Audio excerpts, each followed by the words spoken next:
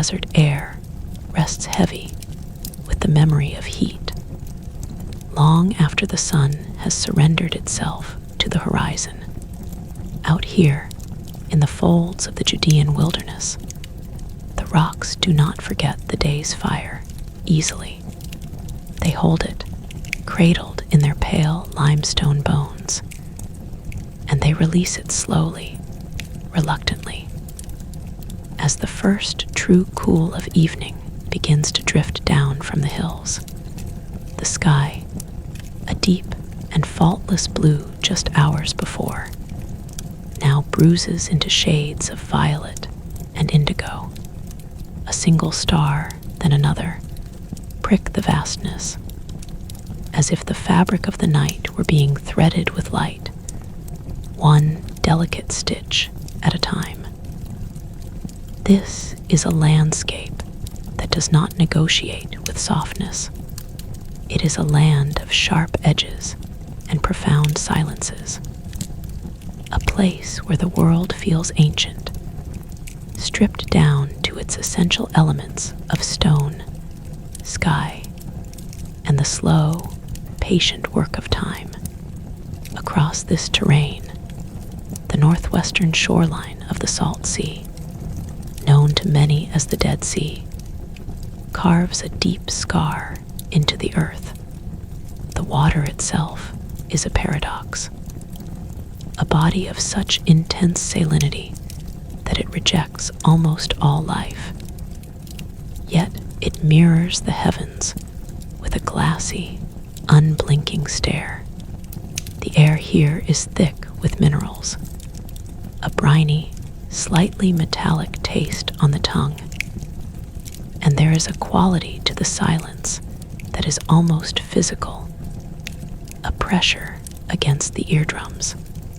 It was into this silence, this ageless, waiting quiet, that a small, seemingly insignificant sound was introduced one day in the early months of the year 1947. It was not the sound of a grand historical event. It was a simple, sharp crack, the sound of a stone thrown by a young Bedouin goat herd, disappearing into a dark opening in the cliff face, followed by the distant, hollow clatter of it striking something made of clay. The goatherd's name, as it has been most commonly passed down through the decades, was Muhammad Ed Dihib, though the precise details of that day, like so many threads of this story, are woven with the soft, frayed yarn of memory and conflicting accounts. He was a youth of the Tamir tribe, a people whose lives were as intimately bound to this harsh environment as the ibex and the acacia tree. He was searching for a stray goat among the steep, crumbling limestone cliffs that rise above the narrow coastal plain, at a place known in Arabic as Khirbet Qumran. The goat, with the sure-footed indifference of its kind, had clambered up the rocky scree, and Muhammad, tasked with bringing it back, found himself peering into a narrow, horizontal fissure in the cliff face. The opening was dark, a mere sliver of shadow in the bone-white rock. The story, in its most poetic telling, says he threw a stone into that darkness, hoping to startle the animal out of its hiding place. What he heard instead was not the bleat of a goat, but a sound that seemed to come from a much deeper, more resonant chamber. It was the sound of something breaking, something pottery, something old. This simple, accidental act is often framed as the starting pistol of one of the most significant archaeological discoveries of the 20th century. But To begin, there would be to ignore the deeper truth, the slower, quieter pulse that had been beating beneath this landscape for 2 millennia. The discovery was not a beginning, but an unveiling. What lay hidden in those caves was a secret that the desert had been keeping since the time when the Roman legions marched across this very land, when the great temple in Jerusalem still stood, and when a small, devout, and deeply mysterious community had chosen this desolate spot to build a life of ritual purity and apocalyptic expectation. To understand the secret of the Dead Sea Scrolls, one must first sink into the landscape itself, to feel the weight of its silence and the rhythm of its seasons. For the land and the scrolls are inseparable. They are a single story, written in rock and ink. Consider the water, or rather, the profound lack of it. A human being standing at the site of Qumran feels the dryness as a constant, gentle suction on the skin. The air pulls moisture from the body with an almost sentient thirst. The community that once lived here, the people most scholars agree are the guardians of the scrolls, had to channel every drop of precious winter rain that sluiced down the western scarp of the Rift Valley.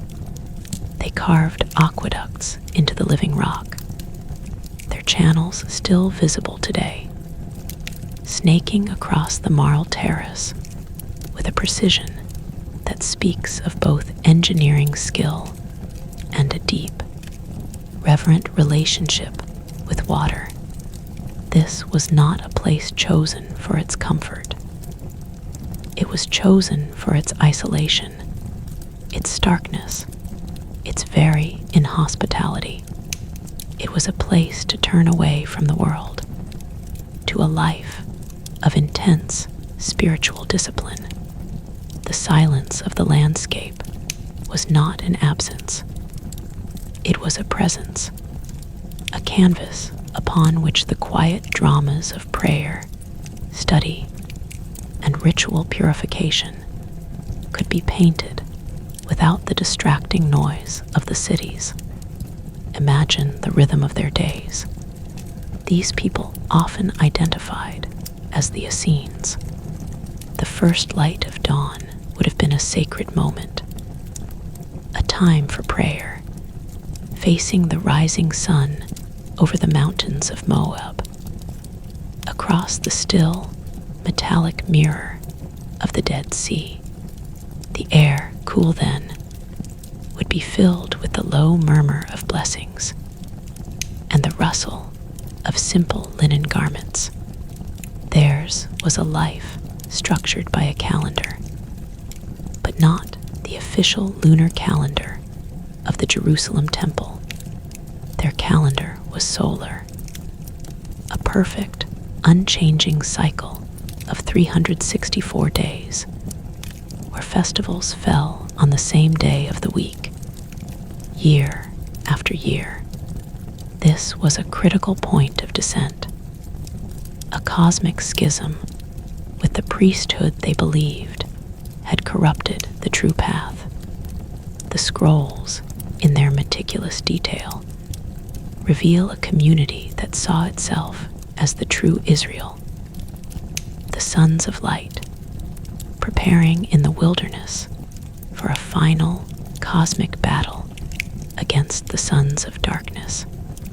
The very air they breathed was charged with eschatological urgency, a belief that the end of days was not a distant theological concept, but an imminent, unfolding reality, and that their prayers, their purity, and their secret knowledge were a vital part of that divine drama.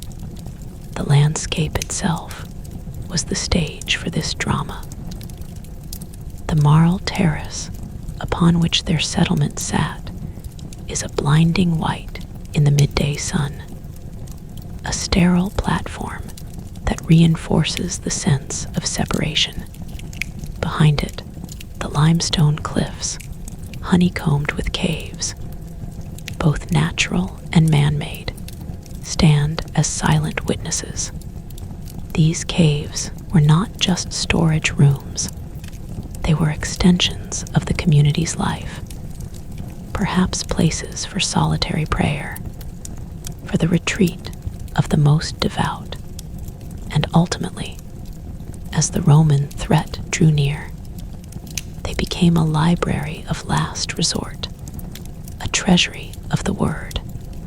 The secret, even before the first stone was thrown in 1947, was embedded in the very geology of the place. The extremely low humidity, the stable, cool temperatures within those deep caves, and the protective embrace of the cylindrical pottery jars created a perfect microclimate for preservation. The scrolls survived not in spite of the desert, but because of it. The desert acted as a diligent, silent archivist, patiently holding the fragile animal skins and papyrus leaves for century after century, waiting for the moment of their return to the world of light. The story of the scrolls is also a story of materials, of the humble, physical things that carry the sacred. The scrolls were mostly made of parchment, the carefully prepared skins of kosher animals, mainly goats, but also sheep and calves. One could almost picture the scribes, their heads bent in the dim, cool light of a scriptorium, dipping a reed pen into an inkwell made of local clay. The ink itself, a carbon-based mixture, a permanent black derived from soot that would bond with the collagen of the skin. The process was a ritual in itself. The preparation of the skins, the ruling of the lines, the mixing of the ink, the careful, rhythmic tracing of each Hebrew character, all were acts of devotion. A scribe did not simply copy a text.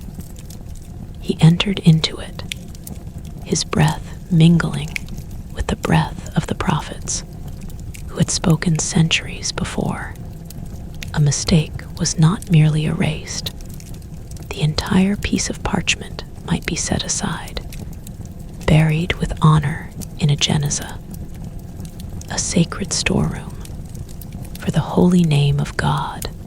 The tetragrammaton, the 4 Hebrew letters Yod He Vav He, could not be erased or defiled.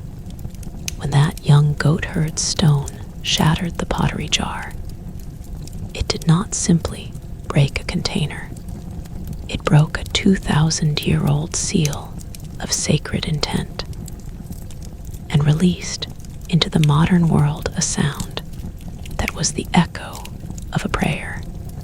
The initial moments after that discovery were not filled with scholarly gravity, but with the more prosaic calculations of a people living on the margins of survival. The fragments of pottery and the darkened, resin-scented bundles inside held no immediate, obvious value. They were not gold. They were not spices. They were old writings, and their first journey was into the hands of a cobbler and antiquities dealer in Bethlehem. The path from the cave to the scholarly world was a slow, winding caravan of negotiations, misunderstandings, and a dawning. slowly spreading awareness that something of incalculable significance was emerging from the desert shadows. A metropolitan of the Syrian Orthodox Church, Athanasius Yeshua Samuel, purchased 4 of the original 7 scrolls from the Bedouin, hoping they might be of value to his community. Another set found its way to Professor Eliezer Sukenik of the Hebrew University, who, with hands that trembled in the pre-dawn darkness of a partitioned Jerusalem, unrolled a scroll of ancient Hebrew hymns and recognized the handwriting of time itself. The secret was no longer the exclusive possession of the silent cliffs. It had entered the fractured, anxious world of post-war humanity, and it would never be quiet again. Now, as you settle deeper into this space of soft contemplation, allow your mind to drift into the heart of the texts themselves, for the secret of the Dead Sea Scrolls is not a single, sensational revelation that can be shouted from a headline. It is a complex, multi-layered symphony of ancient voices, a library that reshapes our understanding of the very foundations of Western religion. Imagine walking into the cool, dimly lit sanctuary of that library. The air is still, and it smells faintly of old leather and dust, a scent that is the perfume of history. All around you, on shelves that stretch back into a gentle obscurity, are scrolls, not just biblical manuscripts, though there are many, but community rules, apocalyptic visions, collections of psalms, commentaries, astronomical treatises, and works of profound and perplexing mystery. This collection is not the product of a single mind. It is the lived, breathed, and argued faith of a community over generations. The sectarian scrolls, the ones unique to this group, are perhaps the most intimate windows into their souls. Consider the document known as the Community Rule, or the Manual of Discipline. Its very words seem to rise from the page with a quiet, unyielding authority. And when these become a community in Israel, they shall separate themselves from the session of the men of injustice to go into the wilderness to prepare there the way of him. The entire theology of the community is laid out in a series of precise, almost contractual phrases. It describes the ceremony for entering the covenant, an annual renewal where the priests walk in perfect order, the Levites follow, and then all the people, every single one, knowing his place in the sacred hierarchy. The script speaks of the spirits of truth and falsehood warring in the heart of every person, a dualism that paints the world in stark, unambiguous shades. The sons of light, under the dominion of the Prince of Light, are to love all the works of light, and the sons of darkness, under the angel of darkness, are to be hated with an eternal hatred. This was not a casual philosophy. It was a totalizing worldview that separated the community, physically and spiritually, from a Jerusalem they saw as hopelessly polluted. Another scroll, the Damascus document, adds further brushstrokes to this portrait. It tells a story of origin, of a remnant that 20 years before the teacher of righteousness arose, were like blind men groping their way. Then God raised up for them the teacher, a figure of immense, mysterious authority, who would interpret the law and the prophets with a divinely granted insight. The wicked priest, a figure who stalked this teacher, pursued him to his house of exile and sought to destroy him on the Day of Atonement. Their own holiest day is a shadowy antagonist. The text is filled with a sense of betrayal and righteous indignation. The secret of these documents is not just a set of beliefs. It is the raw emotional texture of a religious schism. It is the feeling of a group that has been cast out, or has cast itself out from the center of power, and has retreated to the desert to wait for a divine revolution that would correct all things. The sleepiness we cultivate is not one of intellectual dulling, but of a quiet, open receptiveness, allowing these ancient emotions to wash over us like distant, low-frequency waves. And then there is the poetry. The hymn scroll, or the Thanksgiving hymns, contains some of the most sublime and personal devotional language ever discovered from this period. Many scholars believe some of these hymns originate with the teacher of righteousness himself. The voice in these poems is one of profound humility and cosmic awe. I thank thee, O Lord, for thou hast redeemed my soul from the pit, and from the hell of Abaddon thou hast lifted me up to an everlasting height. The poet speaks of being a creature of clay, formed from dust, yet given access to the eternal mysteries. The language flows with a torrent of gratitude and wonder. A soul overflowing with the knowledge of salvation.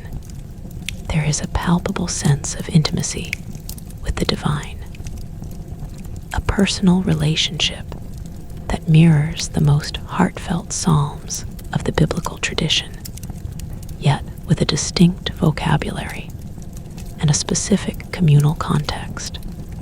In these hymns, one hears the beating heart of the Qumran piety, stripped of ritual prescription and laid bare as a direct, trembling encounter with the majesty and mercy of God. Listening to these words in a state of deep relaxation is akin to letting a calming, ancient balm seep into the tired crevices of the modern mind. The biblical manuscripts themselves are a revelation, not in the sense of new doctrines, but in the sheer, staggering antiquity they provide. Before the discovery of the scrolls, our oldest complete Hebrew Bible, the Masoretic text, dated from around the 10th century of the Common Era. The scrolls from Qumran bridge a gap of over 1,000 years. They let us handle, with our minds, the very scriptures that were being read and interpreted at the very moment that Rabbinic Judaism and early Christianity were emerging from a common but fiercely contested matrix. The book of Isaiah, found in its entirety in Cave 1, is a monument to textual stability. The words that Isaiah spoke to the kings of Judah in the 8th century before Christ were, with astonishing fidelity, the same words being copied by a scribe at Qumran in the 2nd century before Christ. The sacred word was a living, breathing constant, a foundation of reality. Yet, this is not the whole story. The secret deepens when we look at other books. The text of the book of Jeremiah, discovered in the caves, is not always the longer version familiar to us. In some scrolls, it is a shorter, differently arranged version of the prophet's oracles, a version that happens to align closely with the ancient Greek translation of the Hebrew Bible, the Septuagint.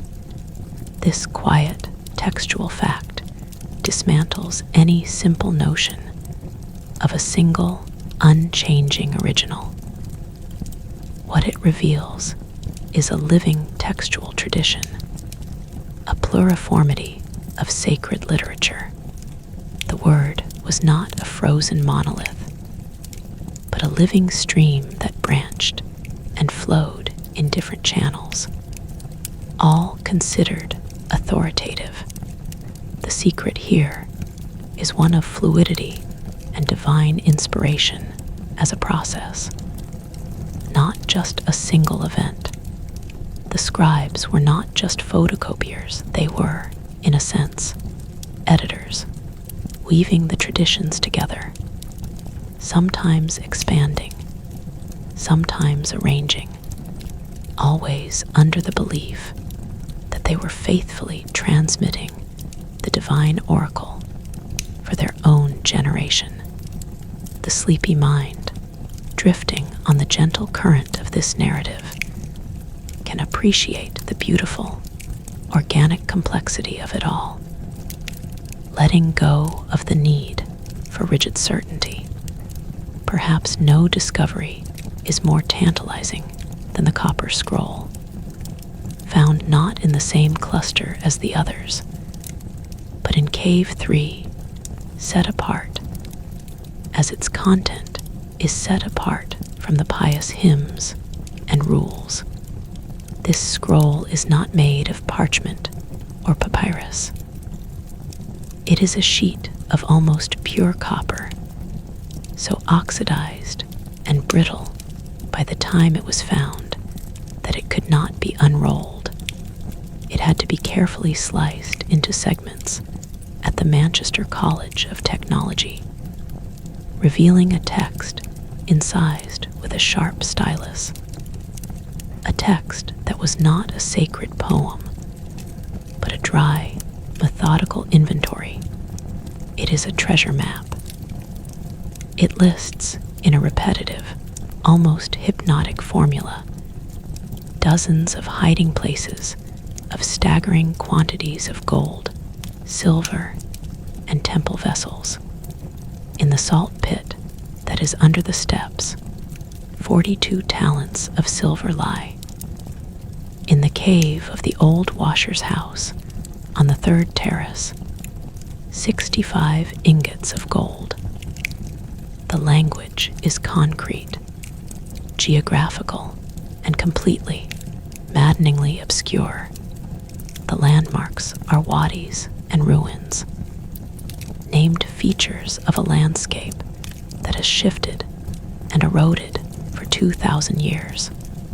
Is it the hidden treasury of the Jerusalem temple, spirited away before the Babylonian destruction, or the final sack by the Romans? Is it the communal wealth of the Essenes, or the fever dream of a coded apocalyptic imagination? No treasure described in its columns has ever been authoritatively found. The copper scroll remains the ultimate unspoken secret, the literal gold that slumbers beneath the very stones, waiting, perhaps, to be understood not as a guide to material riches, but as a parable about the nature of hidden truth itself, a truth that is always buried deep requiring a map written on an indestructible metal to be even remotely conceived. The quiet, insistent question that runs beneath all the study, all the translation, all the careful piecing together of fragments, is the question of identity. Who were the people who wrote these words?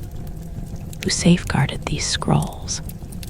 Who saw visions of cosmic chariots and meticulously recorded the phases of the moon? The traditional, and still most widely held, identification is with the Essenes, a Jewish sect described in eerily similar detail by three ancient writers: the Jewish historian Flavius Josephus, the philosopher Philo of Alexandria, and the Roman polymath Pliny the Elder. Pliny, writing in the 1st century of the Common Era, places a celibate community of men below the settlement of Engedi, right where Qumran sits, a people who live without money, without women, renouncing all pleasure, sustained only by the palm trees and their daily influx of new members fleeing the weariness of the world. Josephus gives an even richer account of their initiation processes, their communal property, their strict observance of the Sabbath, and their reverence for a certain sun ritual. The parallels between these classical descriptions and the life prescribed in the community rule are so numerous, so specific, that the connection seems, to many, undeniable. Yet there is a soft, murmuring counterpoint to this dominant melody. As you lie still, you can hear the gentle voice of scholarly dissent, a voice that reminds us of the gap between a prescriptive text and lived reality. The scrolls tell us how a community asterisk should asterisk live, not necessarily how the group at Qumran did live. Some scholars suggest Qumran was not a monastery, but a Hasmonean fortress, later repurposed as a rural villa or a commercial way station for the trade in balsam and bitumen. In this view, the scrolls were not a local library, but a collection from various libraries in Jerusalem, hastily hidden in the desert for safekeeping during the chaos of the Roman war. They represent the library of the temple itself, or a collection of heterodox texts from many groups, a sort of general Jewish literary refuge. The secret in this interpretation is one of diversity, not sectarian isolation. The scrolls would not be a window into a single, eccentric community, but a panoramic window into the entire bustling, theologically varied landscape of Second Temple Judaism in its final centuries. The sleepy mind does not need to adjudicate this dispute. It can simply appreciate the beautiful problem, the way a single physical site can be a hall of mirrors, each perspective reflecting a different, yet plausible reality. The air grows cooler now in our mental journey. The stars over the Dead Sea are fully awake, a thick band of light stretching across the spine of the night. The secret of the scrolls is beginning to take on a different texture now, one that is less about pots and caves and more about the very architecture of our civilization's soul, For it is impossible to study these documents without confronting their uncanny and deeply unsettling relationship with the texts of the New Testament. The scrolls contain no mention of Jesus of Nazareth, not a single unambiguous word, and yet the world they reveal seems to have been preparing the linguistic and conceptual soil in which the seeds of the gospel could germinate. The secret is a silent, invisible bridge, a bridge made of shared phrases, shared hopes, and a shared, burning conviction that the end of the ages was at hand. Consider the phrase, the poor in spirit. In the Gospel of Matthew, Jesus goes up a mountain, and in the quiet of that setting begins to teach his disciples, saying, "Blessed are the poor in spirit, for theirs is the kingdom of heaven." For centuries, this was a unique, beautifully paradoxical turn of phrase. Then in the scrolls, the term appears.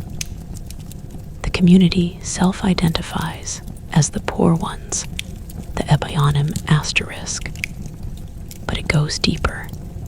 In a very significant scroll from Cave 4, a fragmentary text known as the Messianic Apocalypse, a voice from heaven, or a prophet speaking with divine authority, proclaims the signs of the coming Messianic age.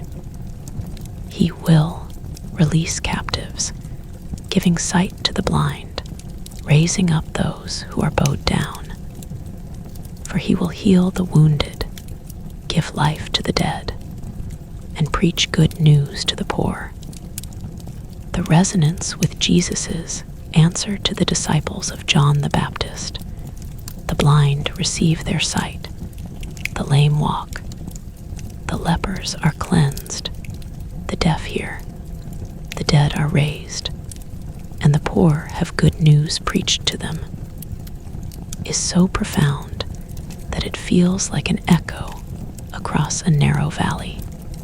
It suggests that this was not just Jesus's unique formulation, but a well-understood scriptural tapestry of messianic expectation, already woven in the broader Jewish culture of the time, a culture the scrolls have opened up for us, the dualism of light and darkness, so central to the Qumran worldview, provides another silent bridge.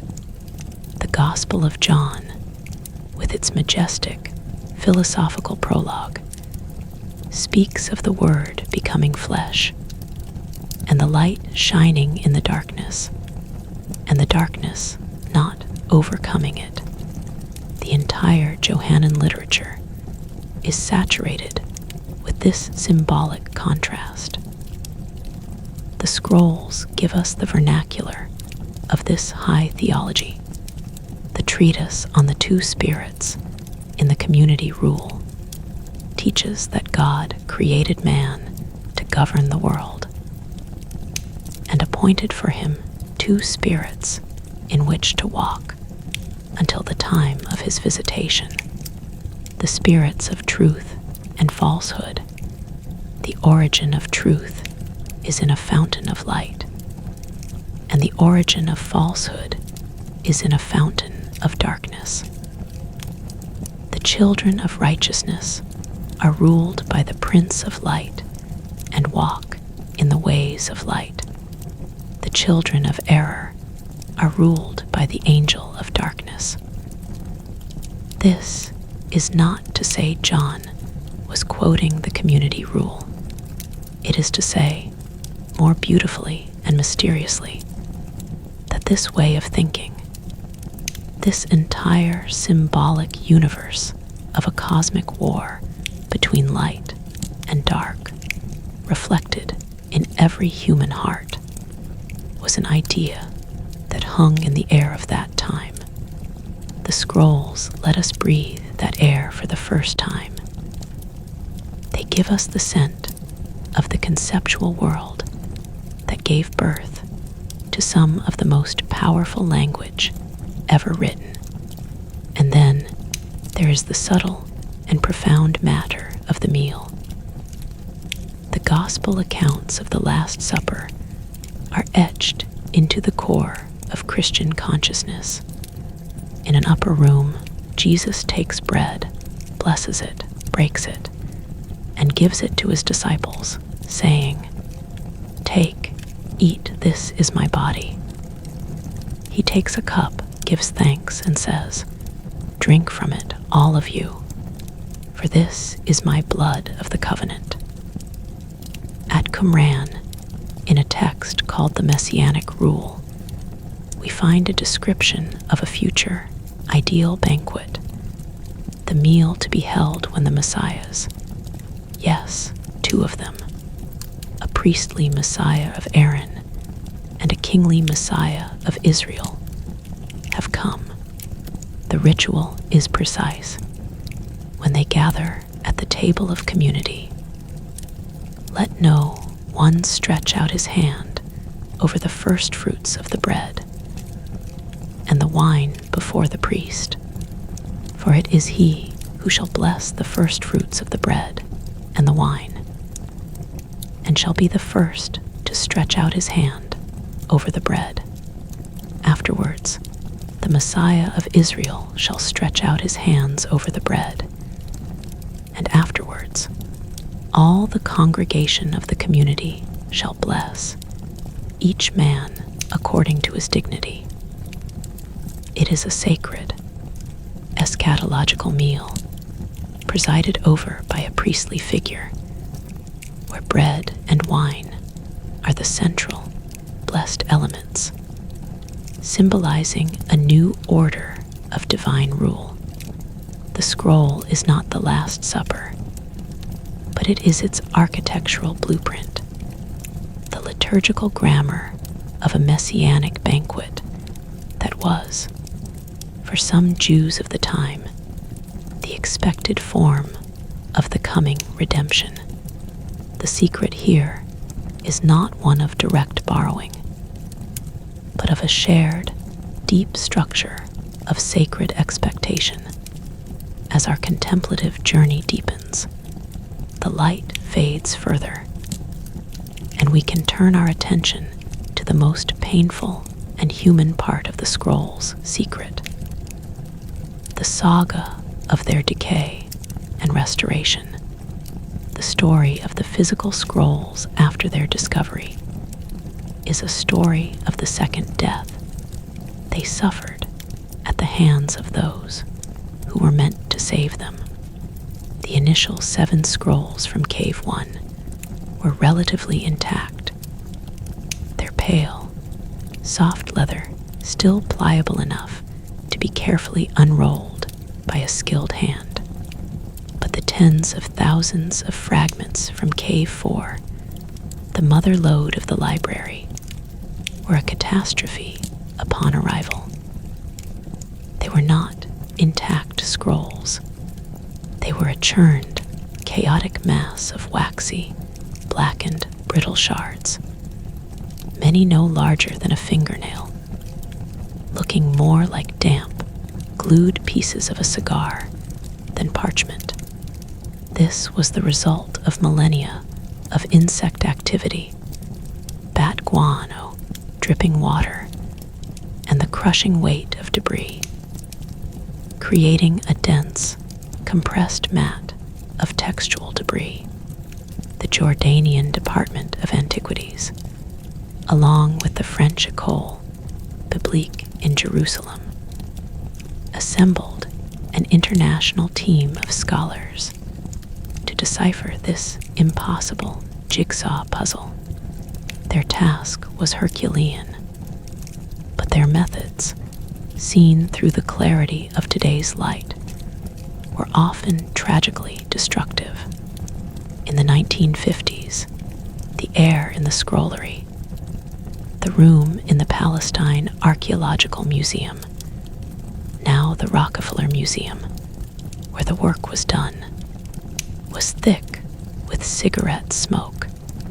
The scholars, working with fragments that were chemically degrading from exposure to the new humidity of Jerusalem after 2,000 years, in a hermetically dry cave, inadvertently accelerated the decay. They used Scotch tape, a seemingly miraculous tool of the modern world, to join fragments together. They pressed the sticky, amber cellophane directly onto the ancient carbon-based ink. With no thought for the chemical future, they sealed the prophecy's words beneath a layer of plastic that, over the decades, would yellow, shrink, leach acid into the parchment, and irreversibly stain and destroy the very letters it was meant to preserve. The tape created a greenhouse effect on a microscopic scale, darkening the skin, making the ink illegible from the back, and bonding so completely with the collagen fibers that removal became a surgical procedure of colossal risk. The secret for a dark period was being actively unmade by its own caretakers. Even the reading process was a slow act of consumption.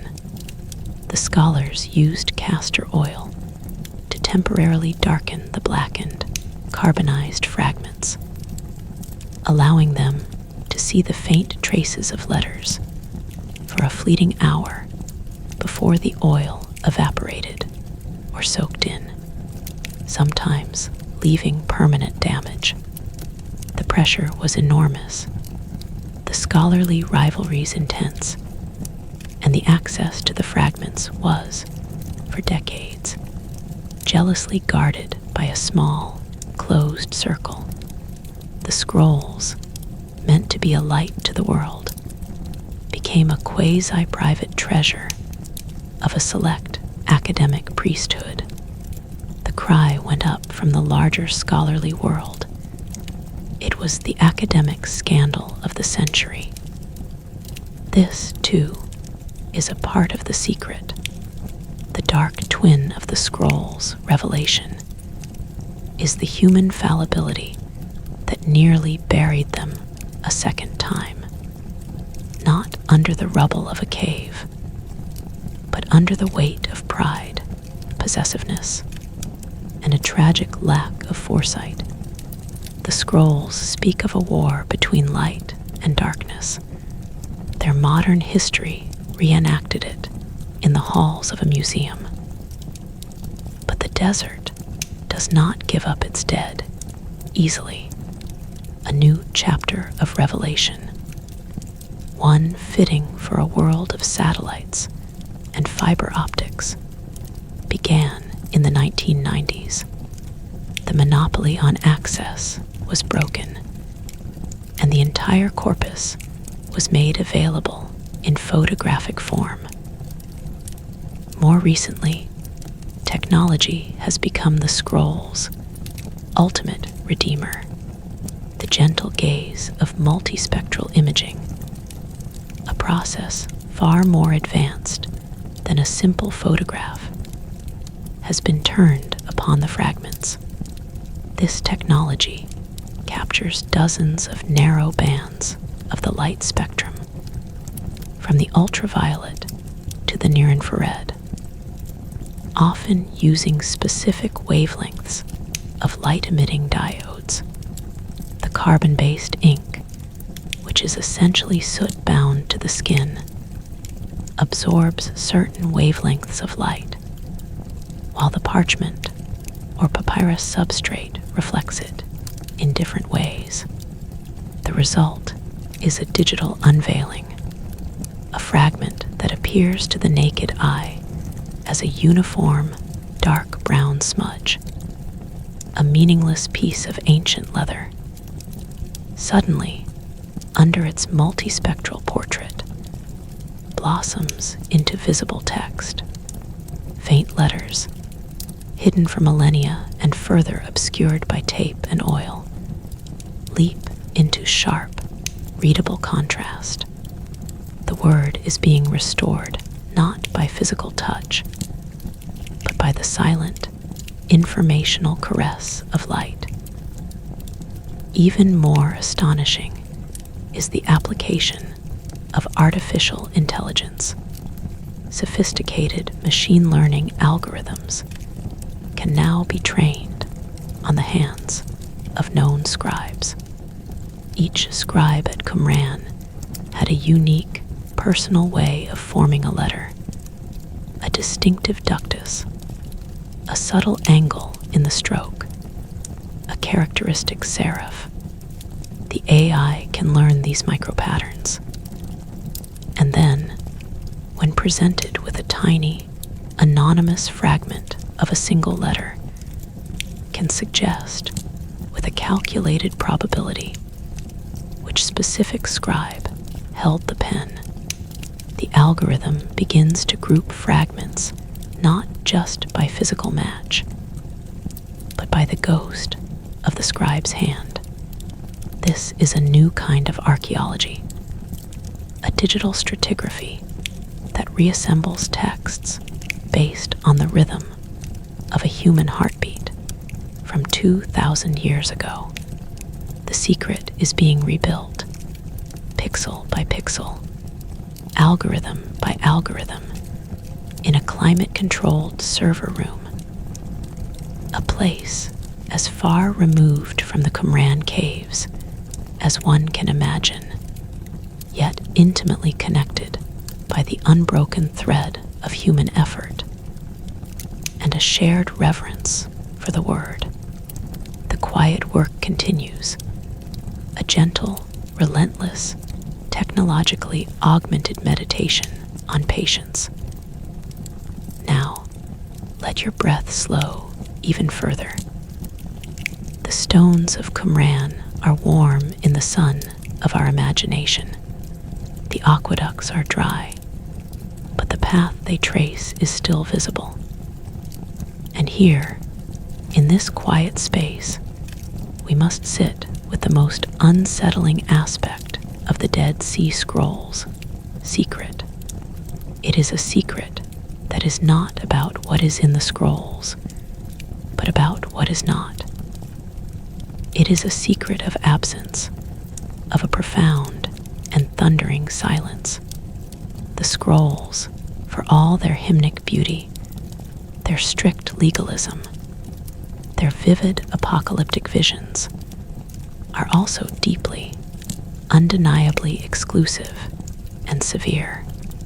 The community rule commands the love of all the sons of light, but it commands an eternal hatred for all the sons of darkness, those who are outside the covenant.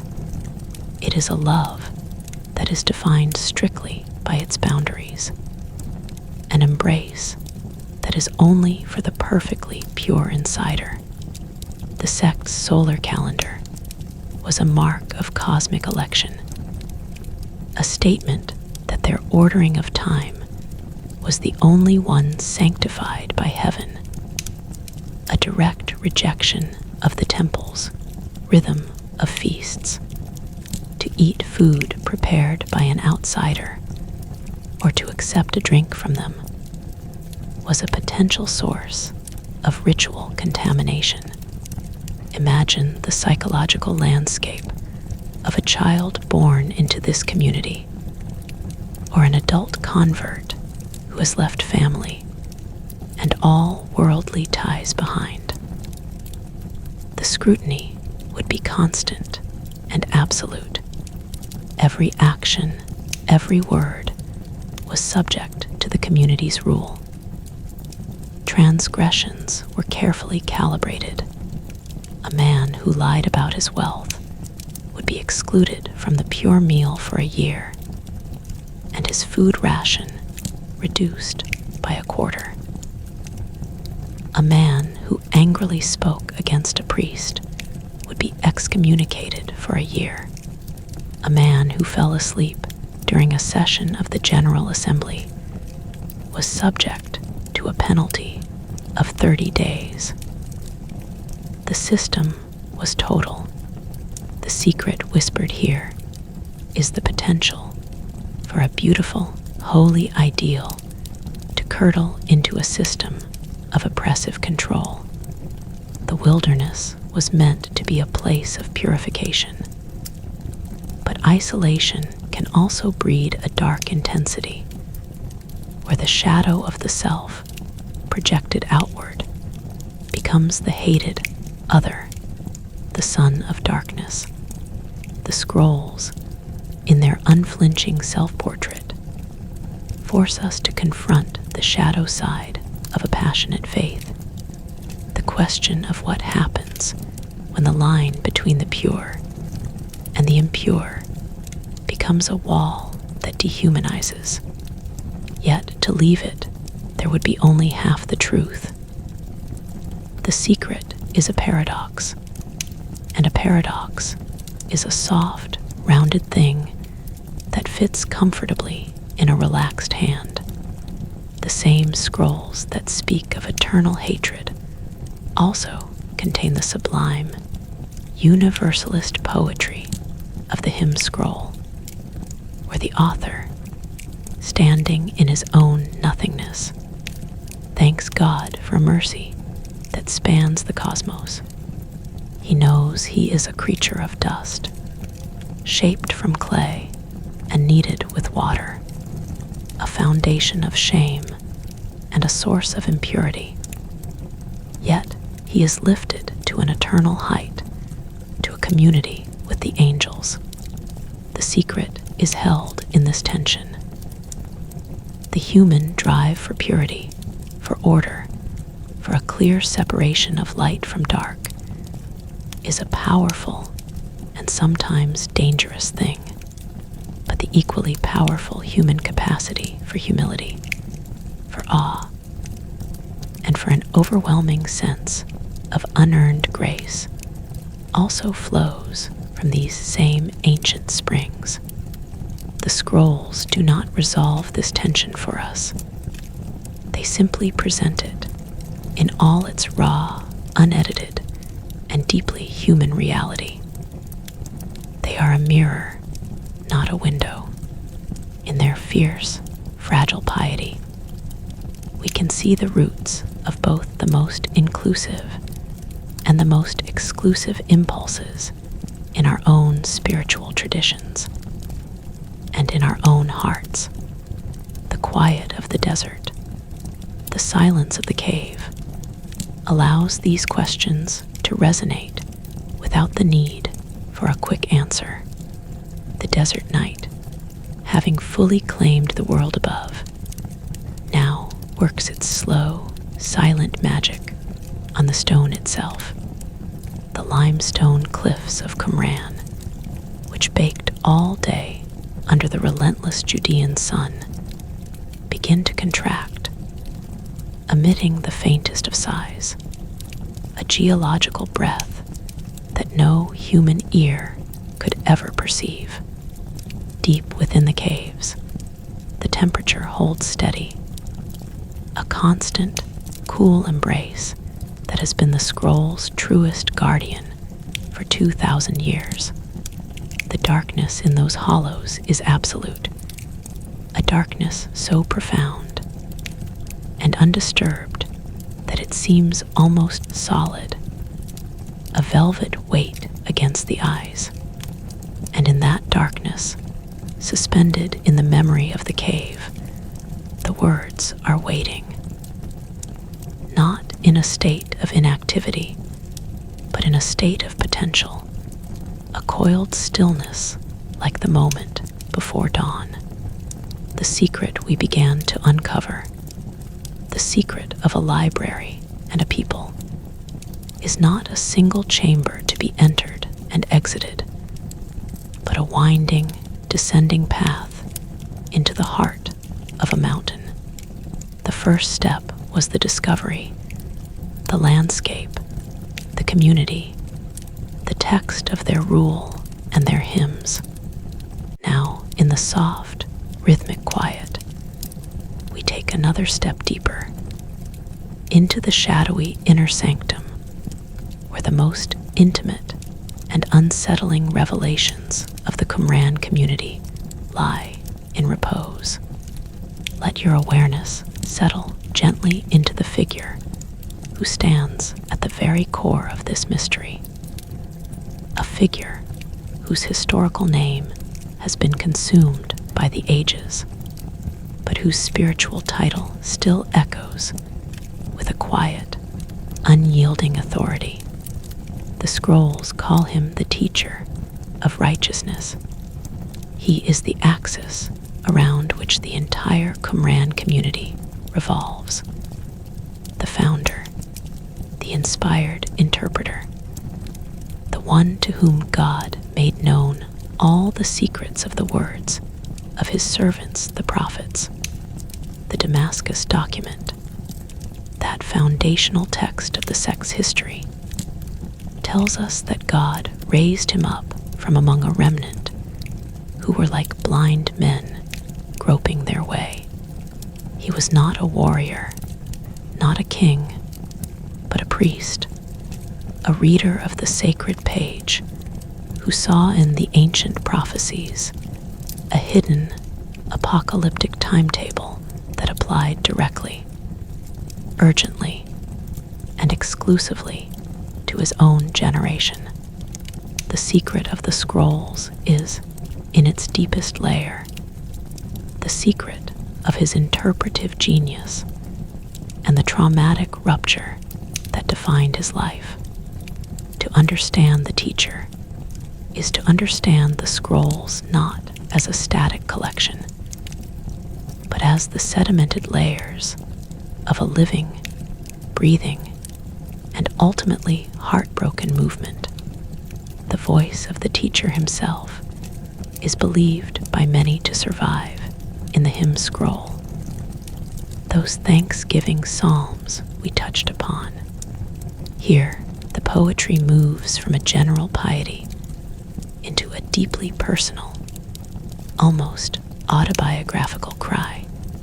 The poet describes himself as a despised and rejected figure, pursued by enemies, cast out from his rightful place. He says, "They have banished me from my land like a bird from its nest. All my friends and acquaintances are driven far from me, and they treat me as a broken pot." There is a palpable, aching loneliness in these lines, a sense of a man who has been betrayed by those he trusted, hunted by those who should have been his brothers. He describes his body as a place of pain, his heart poured out like water, and yet, woven through this lament is an indestructible thread of thanksgiving, a conviction that his suffering is part of the divine plan, that God has made him a tested wall, a precious cornerstone, whose foundations will not be shaken. This combination of profound human vulnerability and absolute prophetic certainty is the essence of the teacher's secret. He is not a myth. He is a shattered but unbroken soul, and his pain is the creative force that shaped the community's entire worldview. The cause of his suffering brings us to the great antagonist of the scroll's drama, a shadowy figure known only as the wicked priest. This is the man who rose to the pinnacle of power in Jerusalem, to the office of the high priesthood itself, but who, in the eyes of the teacher and his followers, polluted the sanctuary and walked in the ways of greed, violence, and impure sacrifice. The Habakkuk commentary a scroll that takes the ancient prophetic book and interprets it line by line as a coded message for the community's own time, is the chief record of this conflict. It tells us that the wicked priest was originally called by the name of Truth, that he started well, but then his heart was lifted up, and he abandoned God and betrayed the statutes for the sake of wealth.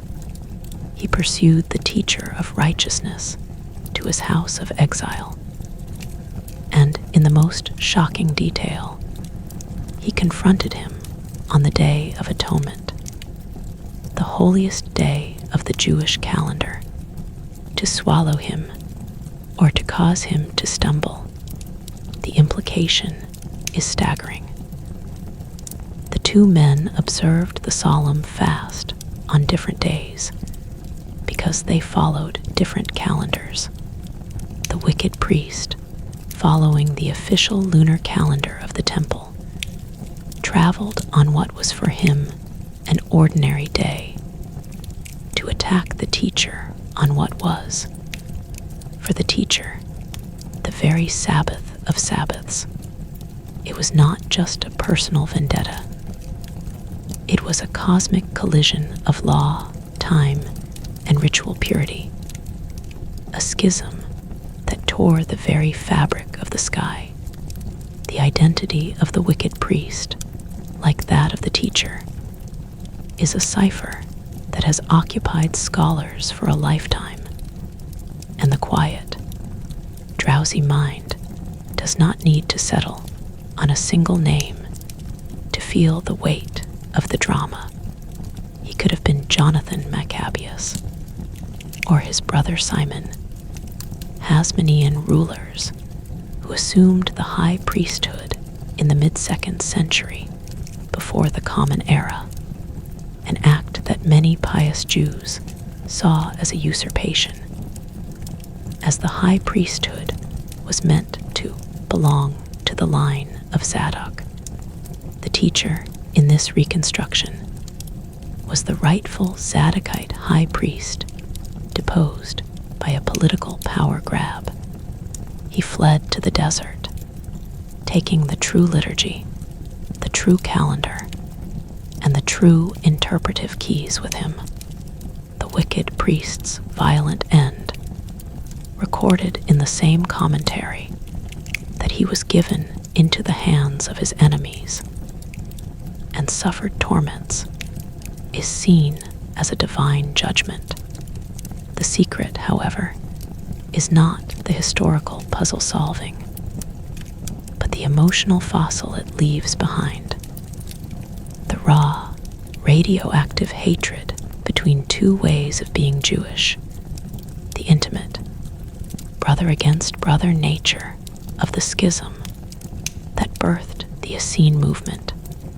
The scrolls are the literature of the losing side, a literature of exile, and their every line is a quiet, persistent polemic against the Jerusalem they left behind. As we drift deeper into this landscape of internal Jewish strife, the air begins to shimmer with an even stranger and more luminous expectation. The community did not merely look back in anger at the wicked priest. They looked forward with an almost unbearable intensity to the advent of not one, but two messiahs.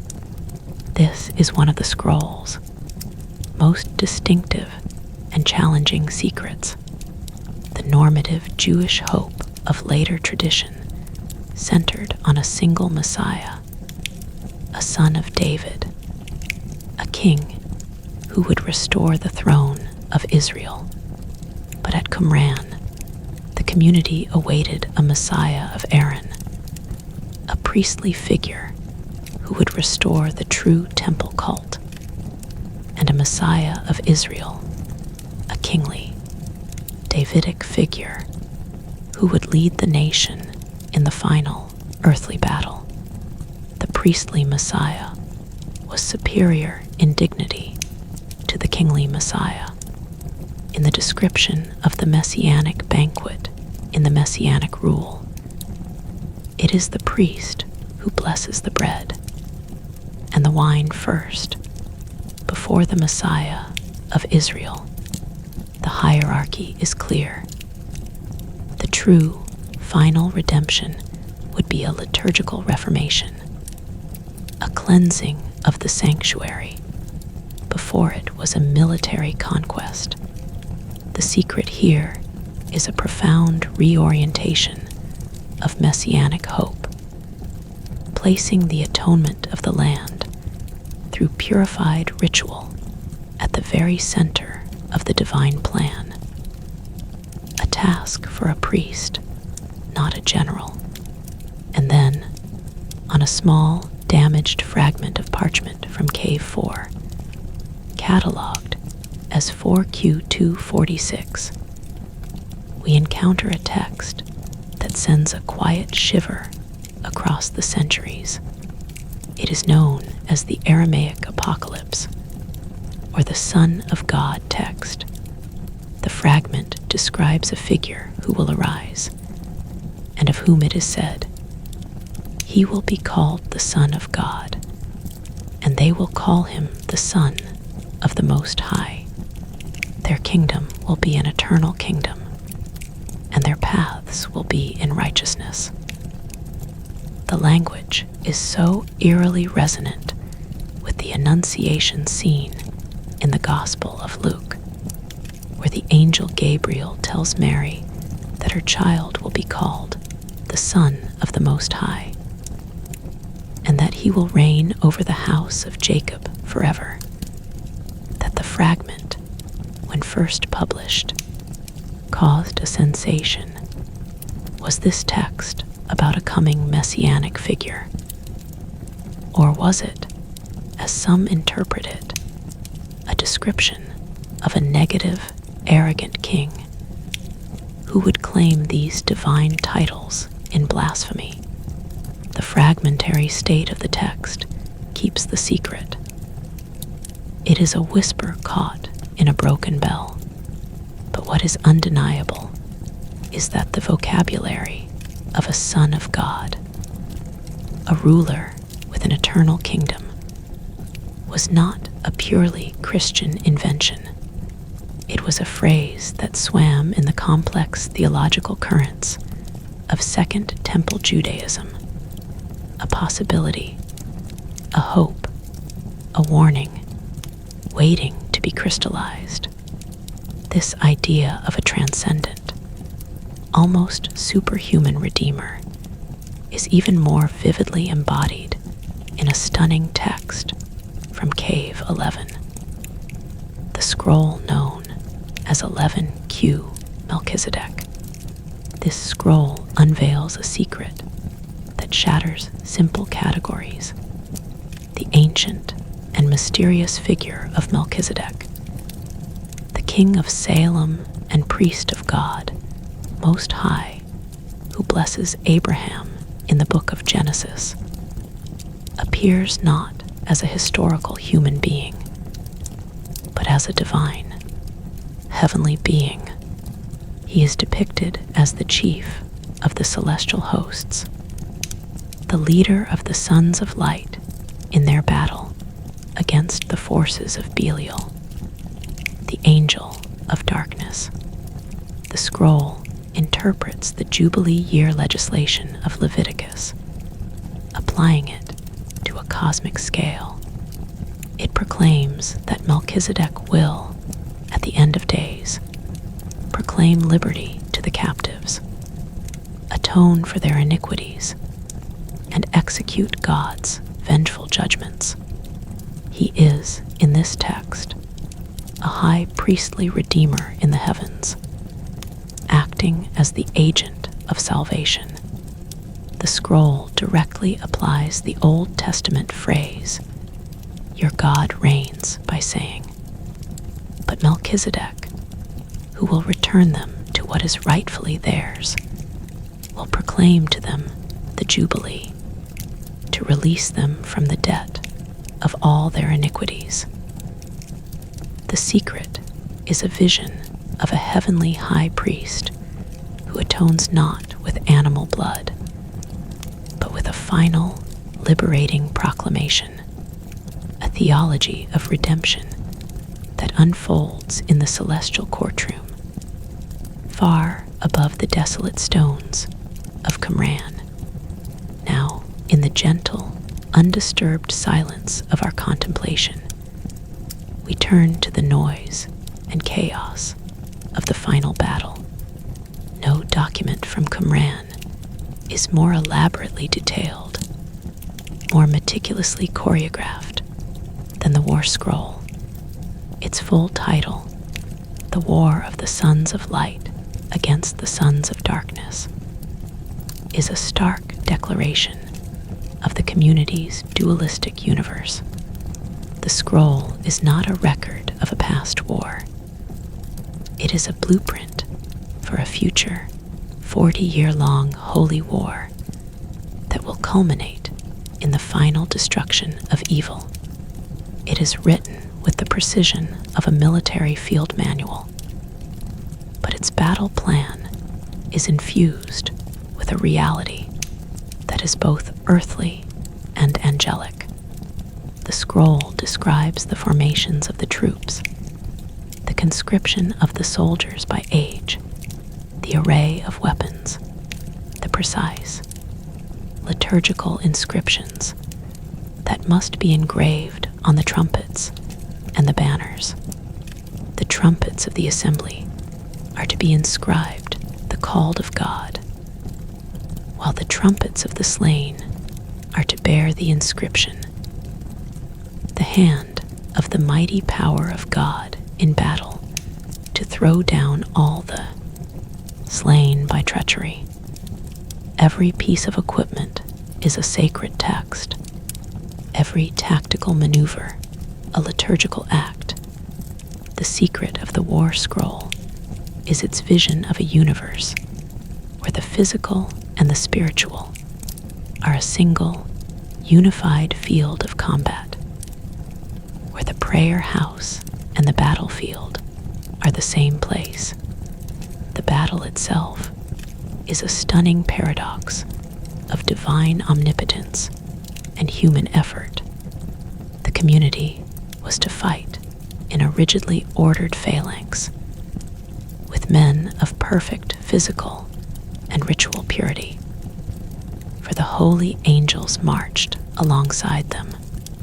Yet the scroll also makes it clear that victory belongs to God alone.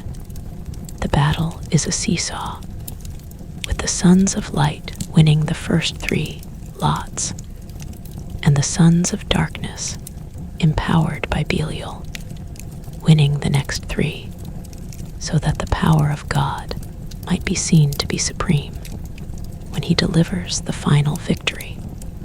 It is a narrative of controlled desperation, a way of making sense of a world where evil often seems to triumph. The scroll describes a gigantic, cosmic figure of the Prince of the Congregation, the Davidic Messiah, who will take part in this final engagement, and a high priest who will recite the prayers for the time of war, including a magnificent hymn of thanksgiving to be sung after the final destruction of the enemy. The mood is one of serene, terrifying confidence, the quiet before a storm that will unmake the world. This martial spirit, however, was not the whole of their inner life. Even deeper in the caves, rolled up in a scroll that had crumbled into a shower of tiny, waxy fragments, lay a different kind of secret, a secret not of war, but of mystical ascent. The Songs of the Sabbath Sacrifice is perhaps the most transcendent text discovered in the Qumran library. It is not a narrative, not a rule, not a law. It is a cycle of 13 songs, one for each Sabbath of the first quarter of the year, designed to invoke and describe the angelic liturgy taking place in the heavenly temple. The language is profoundly numinous, repetitious, and hypnotic. It describes in intricate detail the structure of the celestial holy of holies, the vestibules, the living chariot thrones of God, and the 7 high angelic priesthoods who minister before the throne. The singers sing with a voice of a quiet, thundering silence. The scroll calls them gods, using the Hebrew word Elohim, and it summons the human community to join their praise to this ineffable, heavenly concert. The secret of the songs is that they provide the earliest known root of what would later blossom into the Merkava mysticism of the rabbis, the mystical practice of ascending through the heavenly palaces to gaze upon the divine chariot.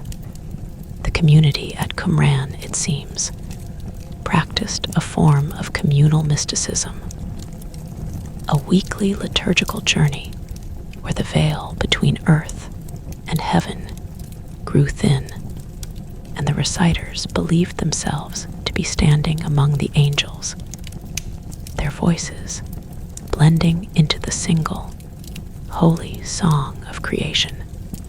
In the quiet, sleepy state, one can almost hear the faint, sustained chords of that heavenly music, a drone beneath the silence of the desert. This mystical world was nourished by a library of texts that the community revered as sacred, but which never entered the official canon of either Judaism or Christianity. The writings associated with the patriarch Enoch are the most prominent of these. The Book of Watchers, part of the composite text known as 1 Enoch, tells the story of the fallen angels, the sons of God who descended to Mount Hermon, took human wives, and fathered a race of violent giants, teaching forbidden knowledge of metalworking, sorcery, and cosmetics. It is a dark, beautiful myth of the corruption of the world, and it provides the key background for the community's obsession with the origin of evil. For them, the flood of Noah was not just a punishment for human misdeeds, but a cleansing of a cosmic, hybrid contagion. Enoch, the 7th from Adam, is the scribe of righteousness who ascends to heaven, sees the celestial tablets, and returns to pronounce judgment. The Qumran library held multiple copies of Enochic books in Aramaic, the original language of their composition, proving their immense importance. The community also had the Astronomical Book of Enoch, a detailed technical treatise on the movement of the sun, moon, and stars, which provided the mathematical basis for their sacred 364-day solar calendar. The secret here is that the Qumran community did not see the Torah of Moses as their only source of divine knowledge.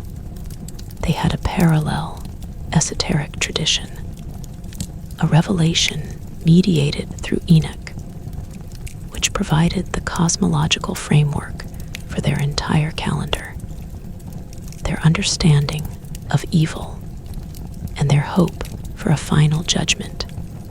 Theirs was an Enochic Judaism, a stream of thought that flowed powerfully before it was submerged by the mainstream.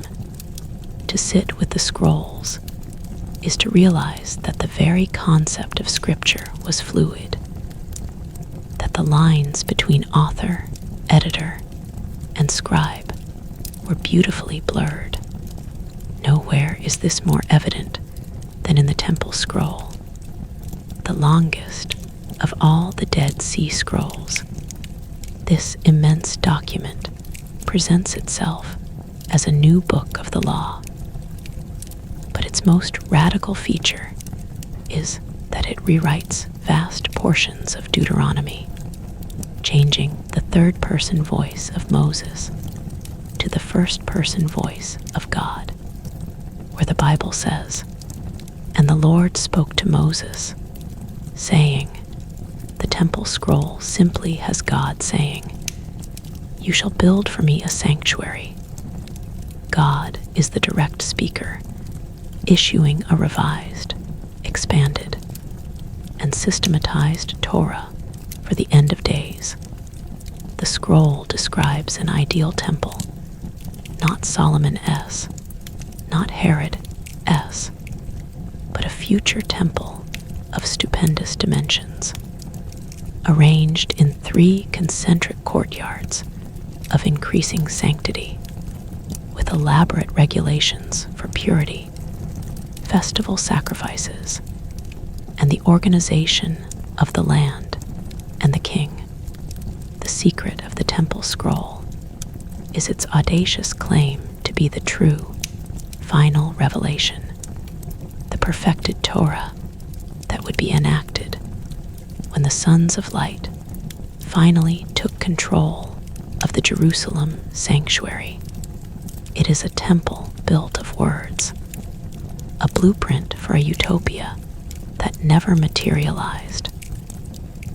It was their secret constitution, waiting for the cosmic regime change that they were so certain was imminent. The world outside the caves, however, did not follow their blueprint. The silence of the scroll's hiding place is broken in the imagination by the distant, metallic rumble of history. The Roman legions were on the move. In the year 66 of the Common Era, the great Jewish revolt against Rome erupted.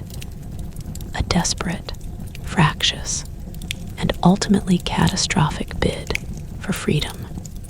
The Roman general Vespasian, and later his son Titus, marched down the coastal plain, systematically crushing resistance.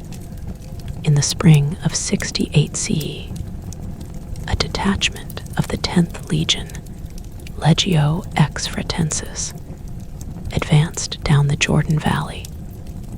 Their red cloaks, a moving stain of blood across the pale marl. Their target was Jericho, but their route took them directly past the shores of the Dead Sea, directly past the small, isolated settlement on the Marl Terrace of Qumran. The archaeological record speaks a silent, terrifying language of that encounter. A layer of dark ash covers the site, the residue of a great fire. The walls were breached and toppled. Iron arrowheads of a distinctive Roman type litter the ground, a testament to a final, desperate skirmish. The community that had waited so long for the cosmic war of the Sons of Light met a very earthly, very final end at the hands of the ironclad army of the Sons of Darkness from across the sea. The secret at this moment moved from the scriptorium to the cave. One can almost see the frantic, sacred haste. The Roman army was not an abstract rumor. It was a dust cloud on the horizon, a tremor in the ground. The library, the very heart and soul of the community, had to be saved, not from fire. Perhaps they knew the end had come for their buildings, but from destruction, from the arrogant, pagan hands of the soldiers who would tear and burn the holy scrolls. Scribes and community members, their hearts hammering with a fear that was both physical and cosmic, wrapped the most precious scrolls in linen cloths, coated them with a protective layer of wax or bitumen, and sealed them into the tall, cylindrical pottery jars. They carried them in the dead of night or in the chaos of the final assault, up the steep, hidden paths to the caves they knew so well. Caves that had served as retreats for prayer, initiation, and solitary study. They placed the jars deep inside, some near the entrances, others pushed far back into the narrow, suffocating darkness. They were laying down a deposit of faith, a time capsule addressed to a generation they would not live to see, a generation that would, they were absolutely certain, witness the final triumph of the Sons of Light. The last act of the Keepers of the Scrolls was not prayer or battle, but an act of librarianship of ultimate consequence. Then the silence returned, deeper and longer than ever before. The secret slept in its stone womb, while centuries washed over the land. The Roman Empire rose and fell. Christianity spread from a persecuted sect to a world religion. Islam was born and swept across the Middle East. The Crusades carved their brief, bloody kingdoms in the Holy Land. The Ottoman Turks established a long, sleepy dominion. Through it all, the caves held their breath. The leather darkened, the ink faded, the thread that bound the seams dissolved into dust. Spiders spun their webs over the lips of the jars. Generations of them, living and dying, in a tiny universe bounded by clay and scroll. The only witnesses were the bats, the hyrax, and the occasional leopard, and they did not read. The secret was perfectly, totally safe because it was perfectly, totally forgotten. It existed in a state of pure potential. A story paused between one sentence and the next. A prayer lingering in the air long after the supplicants had turned to dust. When the secret finally emerged into the fractured light of the 20th century. As we have seen, it did not find a world of peace and scholarly unity.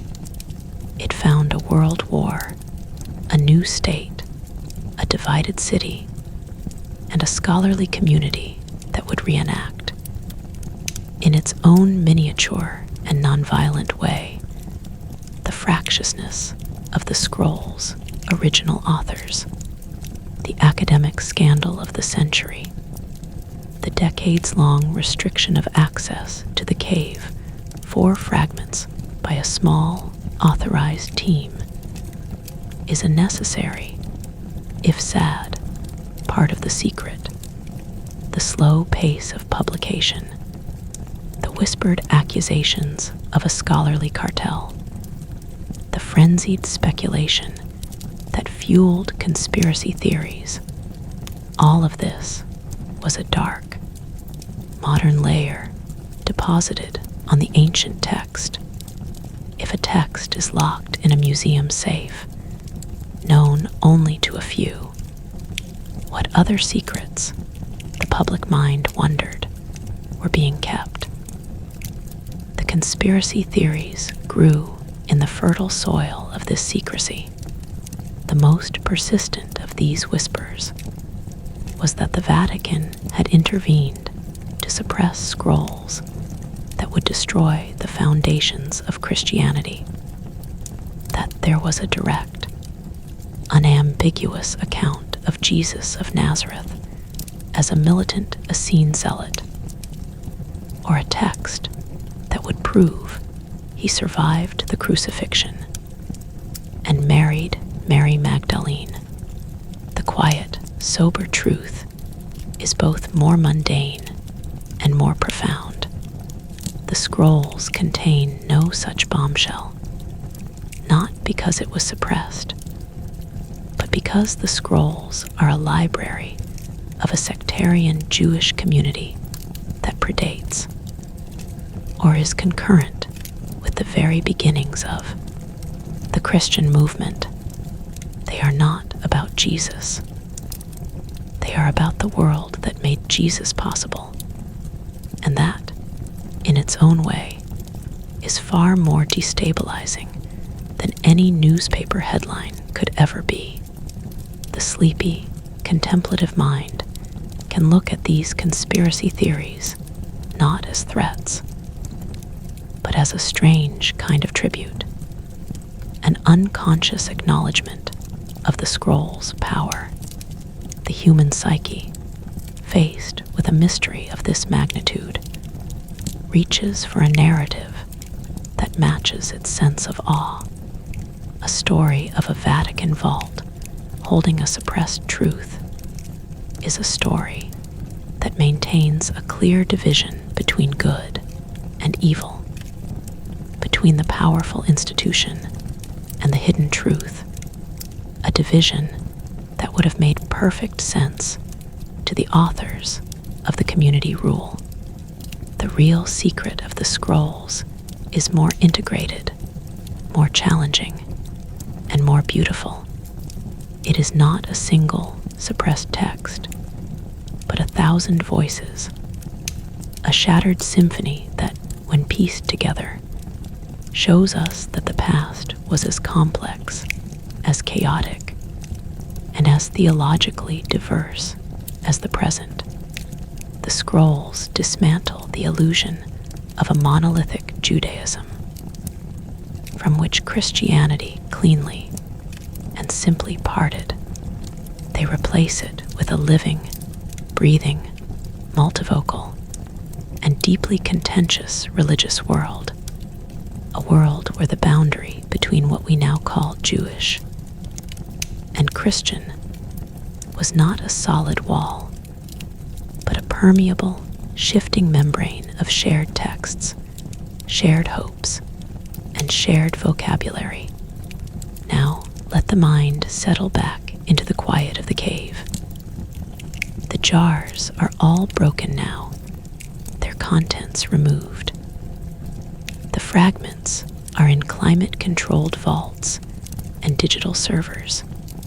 The scholars are still at work, their task one of infinite patience.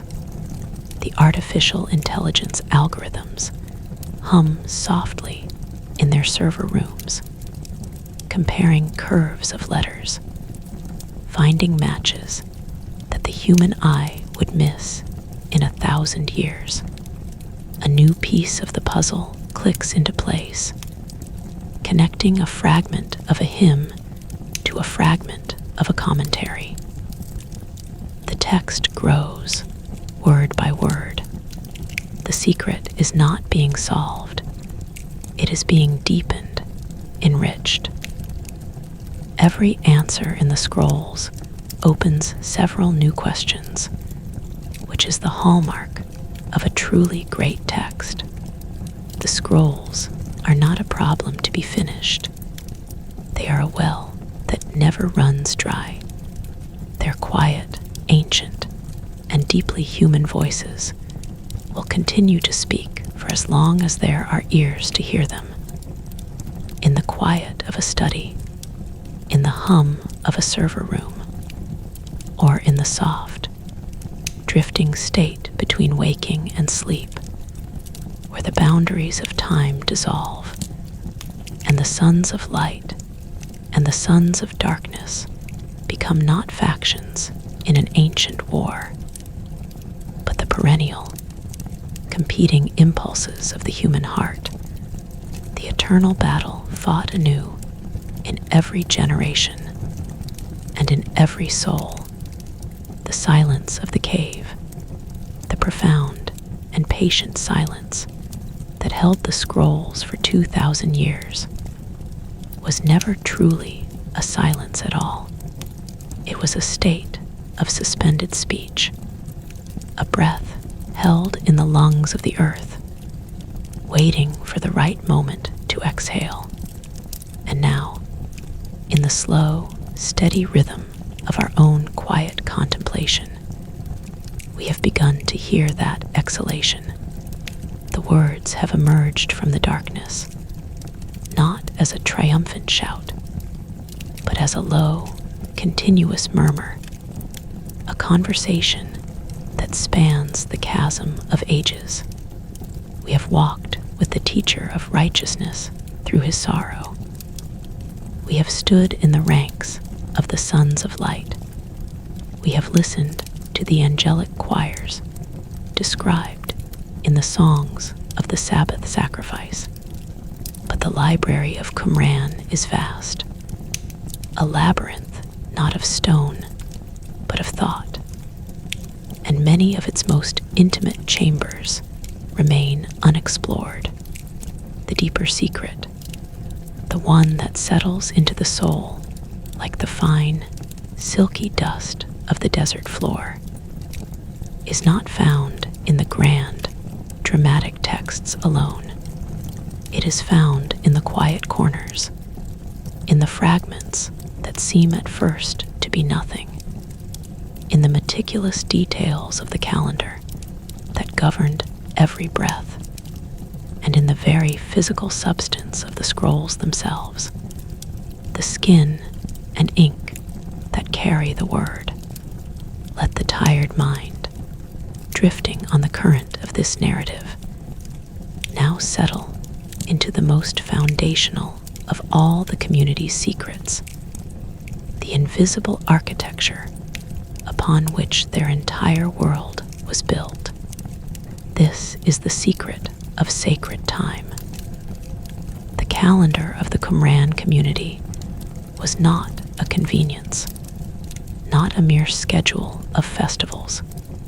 It was a cosmic declaration of independence, a theological manifesto written in the language of the sun, the official calendar of the Jerusalem temple, the one that governed the religious life of most of Judea, was a lunisolar calendar, a complex, negotiated truce between the cycles of the moon and the seasons of the sun. It required human observation of the new moon and the insertion of intercalary months to keep the festivals in their proper agricultural place. For the community at Qumran, this system was a pollution, a bending of the divine order to human whim and political convenience. Their calendar, revealed in the astronomical book of Enoch and the book of Jubilees, and embedded in the liturgical cycles of their own texts, was a solar calendar of 364 days, exactly 52 weeks. The year began on a Wednesday, the day the heavenly lights were created, and every festival fell on the same day of the week, year after year, in a perfect, unchanging, eternal rotation. Passover was always on a Tuesday evening. The waving of the sheaf of first fruits, always on a Sunday. The rhythm was the rhythm of the heavens themselves, a song of mathematical purity that no human hand could alter. The secret woven into this calendar is a secret of rebellion dressed in the garments of cosmic order. By adhering to a different calendar, the community was not just disagreeing on dates. They were asserting that the entire sacrificial system of the Jerusalem temple, conducted on the wrong days, was invalid, a profane mockery of the true heavenly liturgy, when the wicked priest, the high priest in Jerusalem, was offering the incense on the Day of Atonement according to the lunar calendar. The Qumran community was fasting and praying in the desert on a completely different day. The two were not just separated by distance. They were living in two different times, two different realities. The scroll known as the Community Rule declares that the members must not bring their times forward or put off any of their feasts by the calendar. The calendar was the boundary marker, the defining feature of the new covenant in the land of Damascus. To keep the wrong calendar was to walk in the ways of darkness. To keep the solar calendar was to synchronize one's life with the angels, to step into the eternal present of the heavenly temple. In the quiet of the night, one can almost hear the slow, steady, cosmic tick of this sacred year, a celestial clockwork that ordered every prayer, every meal, every vigil, a secret rhythm of obedience that turned the waste and void of the desert into a sanctuary in time. And if time was a sanctuary, then the community itself, in its physical and spiritual organization, was intended to be a replacement temple, a living house of atonement built of human stones. This is another layer of the secret, one that must be approached with the softest of steps. The temple scroll laid out a blueprint for a future physical temple of immense proportions. But the more immediate, pressing reality was that the community itself functioned as a temple in the present. In exile, the community rule is explicit. The council of the community was to be a holy house for Aaron, a house of perfection and truth in Israel, a most holy dwelling for Aaron, with an eternal knowledge of the covenant of justice, to offer up a pleasing aroma. The prayers of the community, offered at the precise, divinely ordained times of the day, were understood to ascend to God as a substitute for the burnt offerings and incense that could not be offered in the corrupted sanctuary of Jerusalem. The communal meal, the breaking of bread, and the blessing of wine under the authority of the priest was a sacred act of worship, an anticipation of the messianic banquet, a form of sacrifice shared in purity, the washing of hands, and the immersion of the body in the ritual baths. The mikvot that are so prominent in the archaeology of Qumran were not for physical hygiene. They were acts of spiritual transformation, a constant, daily return to a state of ritual purity that was necessary to participate in the life of this human sanctuary. This vision of a community as a temple carries a profound and beautiful secret about the nature of Atonement. The scroll known as the Community Rule states that the members of the council shall atone for the guilt of transgression and for sinful rebellion, so that favor is obtained for the land without the flesh of burnt offerings and the fat of sacrifice. The offering of the lips in accordance with the law will be like the pleasant aroma of righteousness, and perfection of way will be like a freewill offering of delight. The secret is a spiritualized, internalized concept of sacrifice, developed within a Jewish framework 2 centuries before the destruction of the Jerusalem temple by the Romans would force rabbinic Judaism to forge a new path of prayer and study. The Qumran community did not need the destruction of the temple to discover that prayer could replace sacrifice. Their entire existence was built on that premise. Their exile was voluntary. Their temple was their community. Their sacrifice was their holiness. The quiet, deliberate life of the Essene, with its constant immersions, its precise prayers, its examination of conscience, was a life that turned the human body and the human heart into an altar.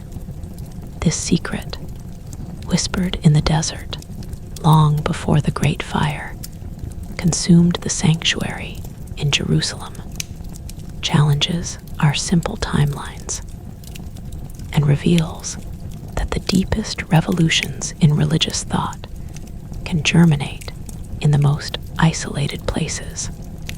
As the mind settles even further into this quiet space, it can begin to approach the scrolls that are not about rules or war, but about story. The narrative texts from Qumran reveal a secret method of reading scripture that is utterly foreign to the modern literalist mind. They practiced what scholars call rewritten Bible, and no text exemplifies this more beautifully than the Genesis Apocryphon, one of the original 7 scrolls found in Cave 1, written in Aramaic, the language spoken by Jesus and the common people of the time.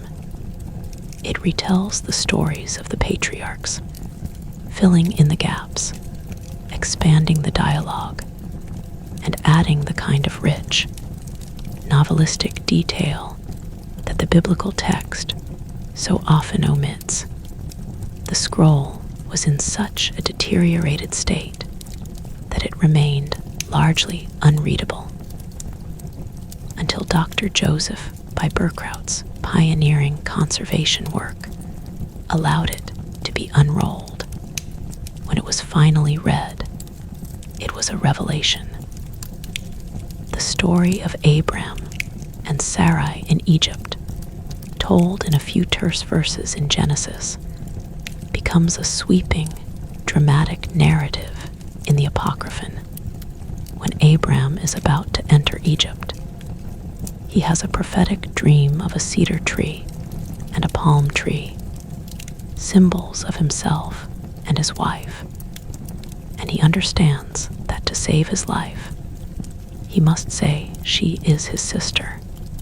The text lingers on the beauty of Sarai, a beauty so luminous that when the Egyptian princes describe her to Pharaoh, their language becomes a poem.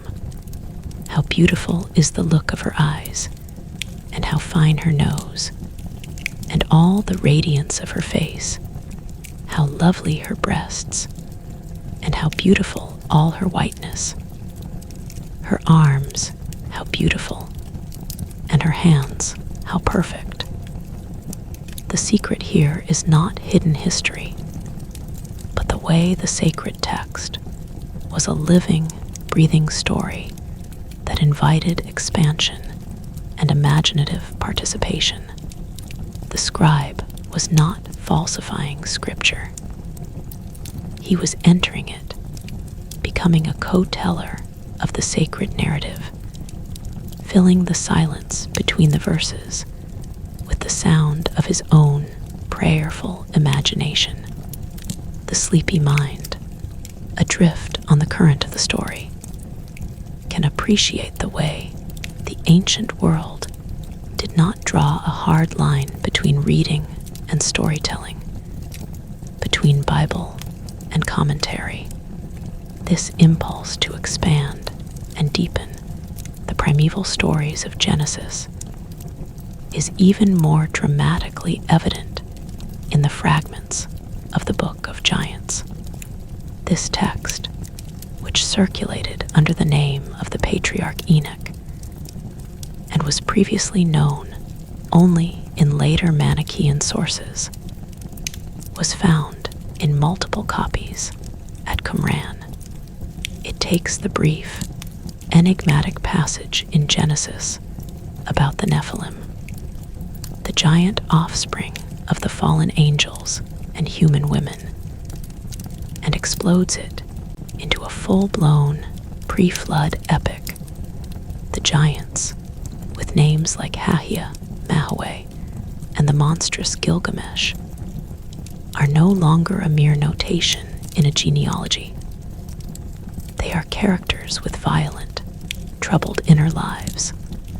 They have disturbing dreams of cosmic destruction, and tablets being submerged in water.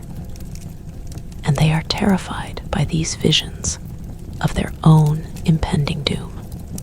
Mahaway travels from the earthly realm to speak with Enoch, the scribe of righteousness, who interprets the dreams as a judgment from God. The secret of the Book of Giants is its profound psychological insight into the nature of evil. The giants are not just monstrous villains. They are tragic figures, living with the consequences of a transgression that was not their own, yet doomed by the very violence that defines their being. The text expands the moral universe of Genesis, offering a deep, dark prehistory of sin and judgment that would have resonated deeply with a community that saw the world as a battlefield between the forces of light and the forces of a pre-cosmic darkness. It is a story to be heard in the quiet, the low rumble of a distant antediluvian doom. And yet, the Qumran library was not only concerned with prehistory and the end of days. It also held a profound secret tradition of wisdom, a philosophy of existence that is at once deeply pious and surprisingly accessible. A cryptic text assembled from fragments in Cave 4 and known simply as the Mysteries, or Raz Nihye, unfolds this teaching. The word Raz asterisk, meaning mystery or secret, is one of the key words of the entire library, the verbal key to their entire worldview. The Mysteries text speaks in a repetitive, hypnotic cadence about the asterisk, Raz Nihye asterisk, the mystery of existence, or the mystery that is to come. It presents a universe governed by divine, preordained laws, a universe where everything has its opposite, its season, its appointed time, light and darkness, summer and winter, wisdom and folly, righteousness and wickedness, are all part of a single divinely woven fabric. The text does not resolve the tension between good and evil. It teaches a contemplative acceptance of this tension as the very structure of reality. Meditate on the mystery of existence, it seems to urge, and understand all the ways of truth, and contemplate all the roots of injustice. Then you will know what is bitter for a man and what is sweet. The secret of the mysteries is not a set of answers, but a way of seeing, a call to a deep, non-dual awareness that recognizes the hand of God in all things, even in the apparent triumph of wickedness, because the final judgment will reveal that all things were unfolding according to a plan that was sealed from eternity. This is a teaching for the quiet hours, a balm for the troubled mind, a whisper from the desert that says, "Do not be distressed by the chaos you see, for it is a part of the mystery that will be made clear only at the end of all things." This wisdom is also embedded in the scrolls that collect the community's rules of conduct, but with a pastoral, almost tender tone. The scroll known as the Damascus document, alongside its harsh polemics against the wicked priest and the men of the pit, contains halakhic regulations, interpretations of the law of Moses that are marked by a profound concern for human dignity and communal harmony. It addresses the case of a man who, through a physical infirmity, cannot testify in court, and it protects his right not to be shamed. It commands that a person who falls into a pit or a body of water on the Sabbath should be rescued, even if it requires the use of a ladder or a rope, a ruling that was more lenient than that of some other Jewish groups of the time. The secret is a glimpse of the human face behind the seemingly rigid sectarian mask. The community that wrote of eternal hatred for the sons of darkness was also a community that had to care for its elderly, educate its children, settle disputes, and extend a hand of compassion. The texts reveal a network of overseers called *Mebacarim*, who acted as shepherds and judges, men of wisdom and empathy who were to love their brothers as a father loves his children. The ancient air of Qumran was not just filled with the smoke of apocalyptic war. It was also filled with the quiet, mundane, and holy work of building a just society, one small, careful ruling at a time. Now, let the imagination drift from the text back to the physical object itself, for the scrolls have a secret that is written not in ink, but in the very molecules of their being.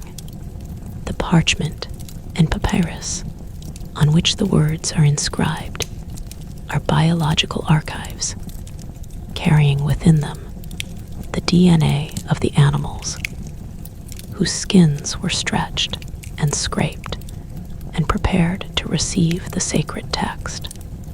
The ink is a chemical fingerprint, a recipe of soot, gum, and water mixed by a scribe with the specific resources of his immediate environment in a quiet laboratory using tiny, painstaking samples. Scientists have been able to extract mitochondrial DNA from the parchment of the scroll fragments. This work This silent dialogue between ancient biology and modern genetics has yielded a secret that no amount of textual scholarship could have discovered on its own. The DNA analysis has revealed that the animal skins used for the scrolls were not a random collection. They cluster into groups of closely related animals, sheep and goats, that were likely raised in the same herds, perhaps by the community itself, near the oasis of Ain Feshka, just south of Qumran. The secret is a map of pastoral care and animal husbandry, a hidden layer of the community's economic and practical life. The scribes did not buy their parchment from a distant market. They made it from their own flocks in a self-contained sacred economy where the lamb that provided the skin for a copy of Isaiah was born, raised, and slaughtered under the same solar calendar that governed the prayers written upon it. The entire process from pasture to scriptorium was a single, unbroken act of worship. Furthermore, the DNA is beginning to help reassemble the shattered library.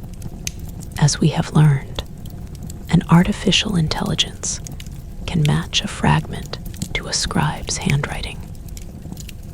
But DNA can match a fragment to the skin of a single animal if two fragments from completely different parts of the caves share an identical or very closely related mitochondrial DNA sequence. It is highly probable they originally came from the same scroll, or from scrolls made from the same flock at the same time. This biological taxonomy is a new and extraordinarily powerful tool, a way of grouping texts that the randomness of decay tore apart.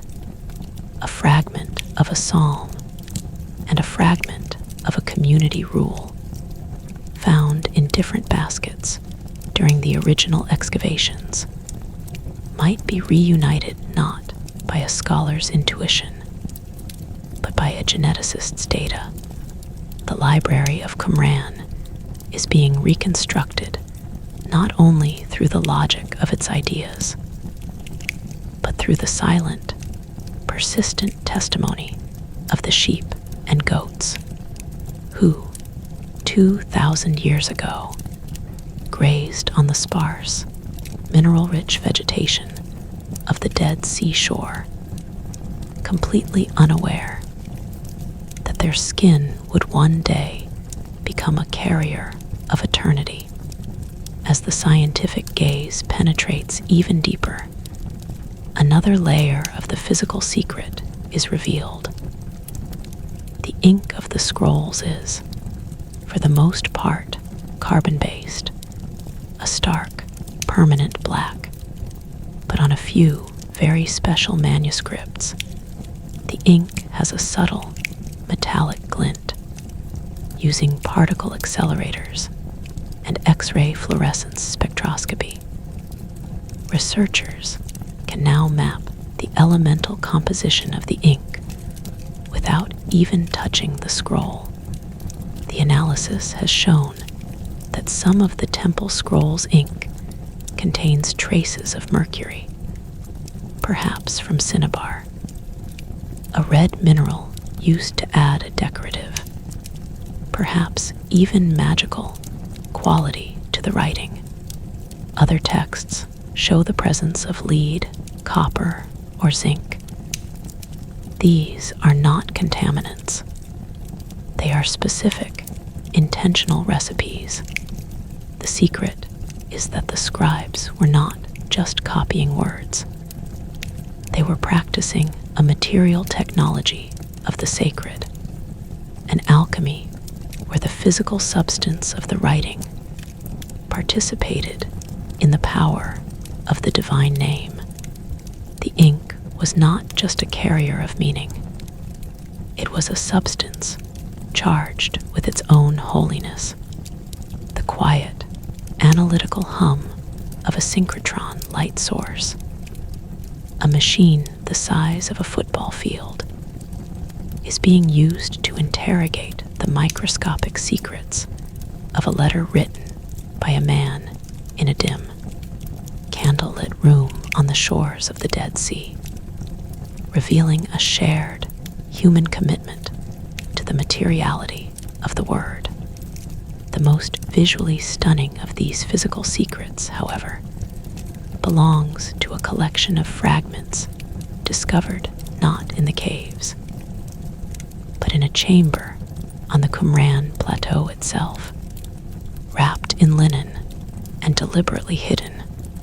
These are the phylacteries, the tefillin, small leather capsules containing miniature scrolls of biblical texts, worn on the forehead, and the arm during prayer in obedience to the command to bind the words of God as a sign. The Qumran tefillin are the oldest ever found, and their secret is their variation. The biblical passages inside them do not always match the later, standardized rabbinic selection. Some contain the Ten Commandments, a text that was later excluded from the rabbinic tefillin. Others have passages that differ from the standard biblical text in small but significant ways. The secret these tiny, fragile scrolls reveal is that the precise physical form of a central Jewish ritual was not yet fixed in the Second Temple period. The way a pious Jew physically bound the divine word to his body was a matter of living diversity. Even the most intimate bodily act of worship was a site of theological negotiation. One can picture a member of the Qumran community at dawn, winding the thin leather straps around his arm, the minute script pressed against his skin, the words a literal shield against the forces of darkness. His practice slightly, sacramentally different from the practice of his brother in Jerusalem. The quiet, scientific unveiling of these physical secrets is a form of prayer in itself, a modern liturgy of patience and precision.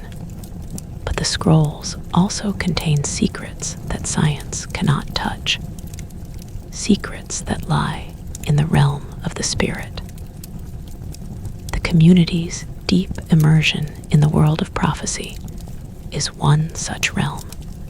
The Qumran library contained commentaries called Asterisk Pesherim on the prophetic books of Habakkuk, Nahum, Isaiah, Hosea, Micah, Zephaniah, and the Psalms. These are not commentaries in the modern sense, trying to understand the original historical context of the prophet. They are applications, sudden, jarring, and absolute, of the prophetic word to the present moment of the community. The Habakkuk Pesher, for example, reading the verse, "For the vision is for its appointed time. It hastens to the end and will not lie. If it seems slow, wait for it. It will surely come. It will not delay," interprets it to mean that the final end will be delayed beyond anything the prophets had foreseen, for the mysteries of God are wonderful. Then it adds, with breathtaking specificity, that this delay is for the sake of the teacher of righteousness, the one to whom God has made known all the mysteries of the words of his servants, the prophets. The secret of the Pesharim is a way of reading scripture that collapses time. The ancient words are not about Assyria or Babylon. They are about the Kittim, the Romans. They are about the teacher and the wicked priest. The entire biblical narrative is a cipher whose true meaning is being enacted in the dusty streets of a desert settlement. This is a reading strategy born of an almost unbearable apocalyptic tension, a conviction that the community was living in the final, thin slice of time before the consummation of all things. This sense of being at the center of the prophetic drama is perhaps most vividly captured in a fragmentary text from Cave 4, a collection of messianic proof texts known as 4Q Testimonia. The scribe has copied out a series of biblical passages that the community understood to refer to the coming figures of the end times. The prophet, like Moses, the star and scepter that would rise from Israel, the blessing of the priestly Messiah of Levi, and a final, chilling passage from the Psalms of Joshua that curses anyone who would rebuild the city of Jericho. A curse that the community likely applied to the Hasmonean rulers in Jerusalem. The act of selecting and juxtaposing these verses was a theological argument, a collage of prophecy that created a single, unified portrait of the community's messianic hope. A single sheet of parchment, about 25 centimeters long, was a political and theological manifesto.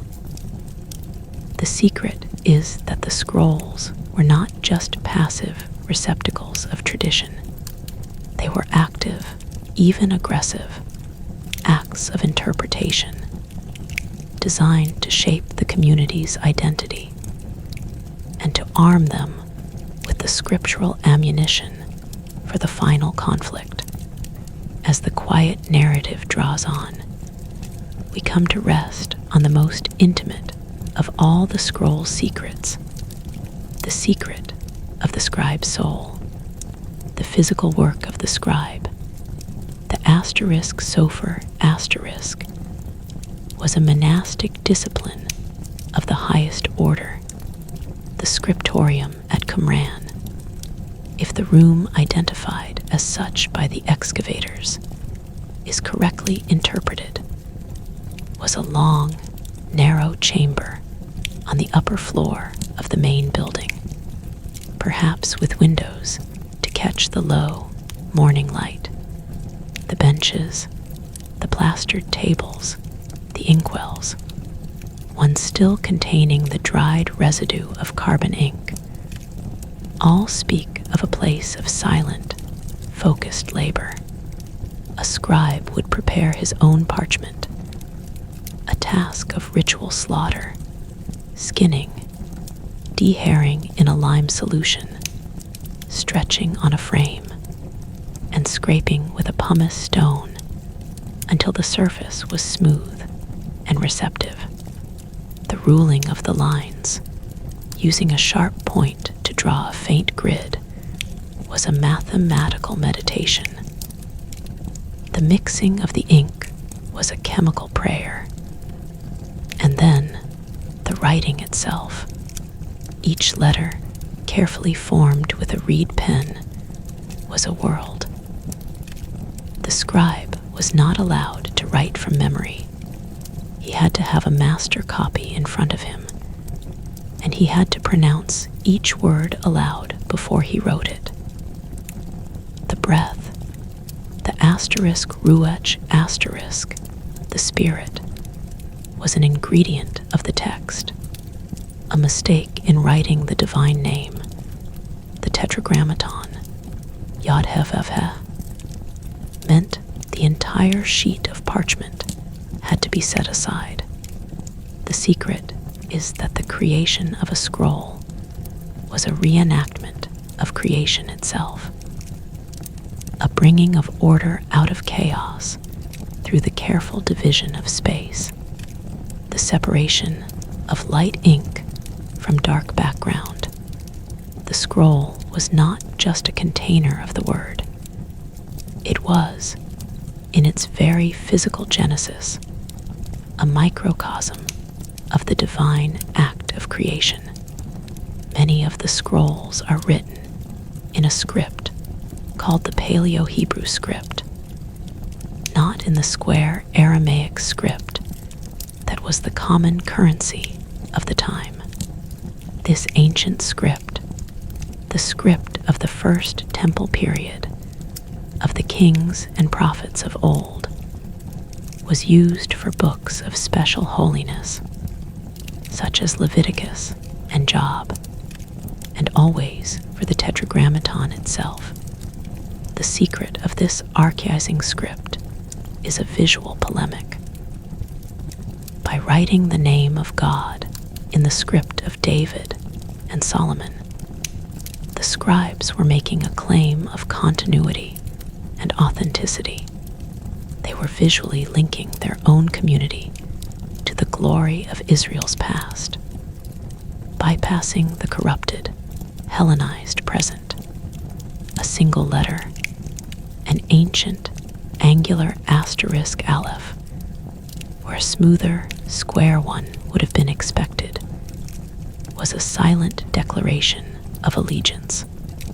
It was a secret handshake between the scribe and the initiated reader, a signal that the text in their hands was not just a copy of the sacred word, but a relic of a purer time, a line of fidelity that had survived the Babylonian exile and the Hellenistic reform. The very shape of the letters was a sermon, a quiet, visual rebuke to the wicked priest and the smooth, modern script of the Jerusalem establishment. And what of the languages? The scrolls are a multilingual library, a secret reservoir of the linguistic diversity of Second Temple Palestine. Hebrew in its classical and its developing Mishnaic forms is the language of most of the sectarian scrolls and the biblical books. Aramaic, the lingua franca of the Near East, is the language of the stories and the visions, the Genesis Apocryphon, the Enoch literature, the Aramaic Apocalypse, and a handful of Greek texts, fragments of the Septuagint, the Greek translation of the Hebrew Bible, were also found in the caves. The presence of Greek, the language of the hated Kittim, the Romans, in a library of a fiercely anti-Hellenistic community, is a beautiful and humbling secret. It reveals that even a group that defined itself by its separation from the world could not, and perhaps did not want to, completely escape the cosmopolitan currents of its time. The Word of God was holy in whatever language it was spoken. The scrolls are a testament to a plurilingual, multicultural reality that resists any simple narrative of a closed, monolithic sect. The silence of the cave preserved Greek philosophy's language alongside the visions of the Enochic seer, a quiet coexistence that speaks of a world more complex than the community's own rhetoric often allowed. Now, the path of our contemplation winds towards its quiet destination for this portion of the journey. The secret of the Dead Sea Scrolls is, ultimately, a secret about endings and about what survives them. The community that wrote, copied, and hid these texts was consumed by history. The Roman iron did not negotiate with their solar calendar. The buildings at Qumran were put to the torch, and a Roman garrison may have been stationed in the ruins for a time. The sect, as a coherent physical presence on the Marl Terrace, was utterly erased. But the scrolls, hidden in the caves, did not die. They entered a kind of dormancy, a state of pure, silent potential, and the secret they carry is the secret of how religious ideas, when planted in the dark, can germinate in ways no one could have foreseen. Did some members of the community escape the destruction, fleeing east across the Jordan River into the lands of Nabatea? Did others flee south into the Arabian desert? The tantalizing possibility, whispered in the margins of scholarship, is that the Essene movement did not simply vanish. Some of its children, its theological DNA, may have resurfaced in later movements. The Ebionites, an early Jewish Christian group that rejected the divinity of Jesus and insisted on the observance of the Mosaic Law, who called themselves the poor, the Ebionim asterisk, using the very self-designation of the Qumran community, have long been suspected of a genealogical link. The Mandeans of southern Iraq, a Gnostic baptizing sect that venerates John the Baptist and speaks an Aramaic dialect, preserve rituals of immersion and a dualistic mythology of light and darkness that seem to echo the world of the scrolls. The secret is that the Library of Qumran is not a closed, dead archive. It is a seed bank. The ideas, the phrases, the ritual structures that were cultivated in the desert by the sons of light did not stay in the desert. They were scattered like the fragments themselves, and they took root in new soils, contributing their genetic material to the great, branching tree of monotheistic faith. The first light of a new day touches the limestone cliffs of Qumran, not as a sudden blaze, but as a slow, silver seepage, a gentle dilution of the darkness. The stars, which had been so brilliant and so close in the desert night, fade one by one, retreating into the pale, pre-dawn blue. The Dead Sea, a sheet of hammered lead in the twilight, begins to catch the first, faint, rosy reflection of the sun that is still hidden below the mountains of Moab. The air is cool, almost cold, and perfectly still, carrying the clean, mineral scent of the wilderness, a scent that is the absence of all human industry, the pure, uncluttered breath of the planet itself. This is the hour the community knew best, the hour of the morning prayer, when the sons of light would turn their faces towards the east, towards the coming sun, and bless the creator of the luminaries, the one who set the celestial clock in motion. And it is in this hour of quiet, expectant renewal that we return, for the fourth time, to the secret of the Dead Sea Scrolls. The secret is not exhausted. It has merely been resting, like the desert itself, and it is ready to reveal new and stranger dimensions, dimensions that lie not in the words alone, but in the metal, in the bone, in the very earth, and in the silent, contested space between the texts and the world that received them. Let the drowsy mind settle once more into a state of deep, receptive calm. The caves are still there, honeycombing the cliffs, their mouths dark against the brightening rock. Somewhere in the talus below, a hyrax, a small, furry creature that looks like a rodent but is kin to the elephant, stirs on its rocky perch and utters a sharp, chittering call that echoes across the wadi. The sound is a punctuation mark in the silence, a reminder that this landscape, for all its seeming barrenness, is a habitat, a living web of relationships. The community that chose this place did not choose a dead zone. They chose a place where the thin, tenacious thread of life could be felt with a peculiar intensity, where every drop of water was a miracle, every plant a defiance, and every animal a fellow traveler in the long wait for the final redemption.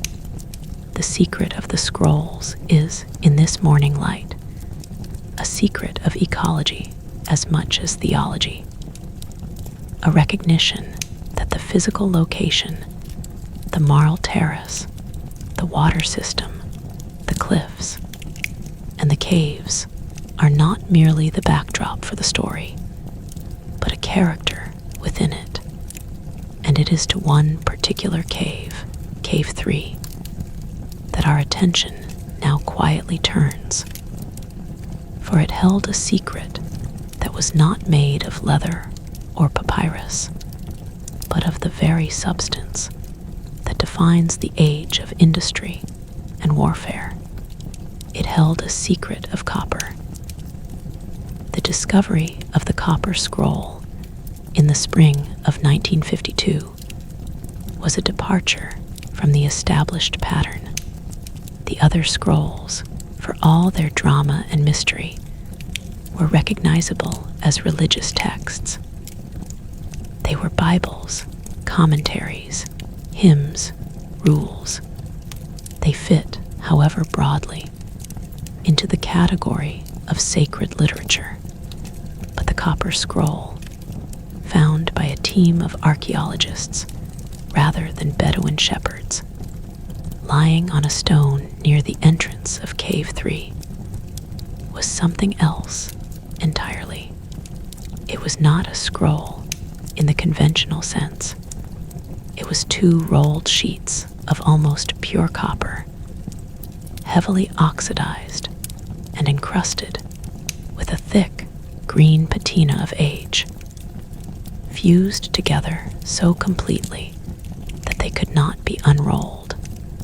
The metal was so brittle that any attempt to force it open would have shattered it into 1,000 meaningless shards. The secret it contained was literally sealed inside a shell of its own decay. For years, it sat in the Palestine Archaeological Museum in East Jerusalem, a mute, metallic enigma, a puzzle box from the ancient world that mocked the very idea of scholarly access. The scrolls of the Word yielded their secrets to the gentle touch of a conservator. The scroll of metal refused. The Word was trapped in the substance, and only a radical, destructive act could release it. That act was finally undertaken in 1955, and in 1956, when the two rolls were sent to the Manchester College of Technology, now the University of Manchester, and placed under the supervision of Dr. H. Wright Baker, a professor of mechanical engineering. He designed a device with a high-speed circular saw, a blade so thin it was measured in thousandths of an inch, and he proceeded to slice the fused copper cylinder into 23 separate segments. The process was surgical, tense, and irreversible, as each segment was separated like the cross-section of a metallic tree trunk. A new surface was revealed, and upon that surface, incised with a sharp metal stylus, were letters.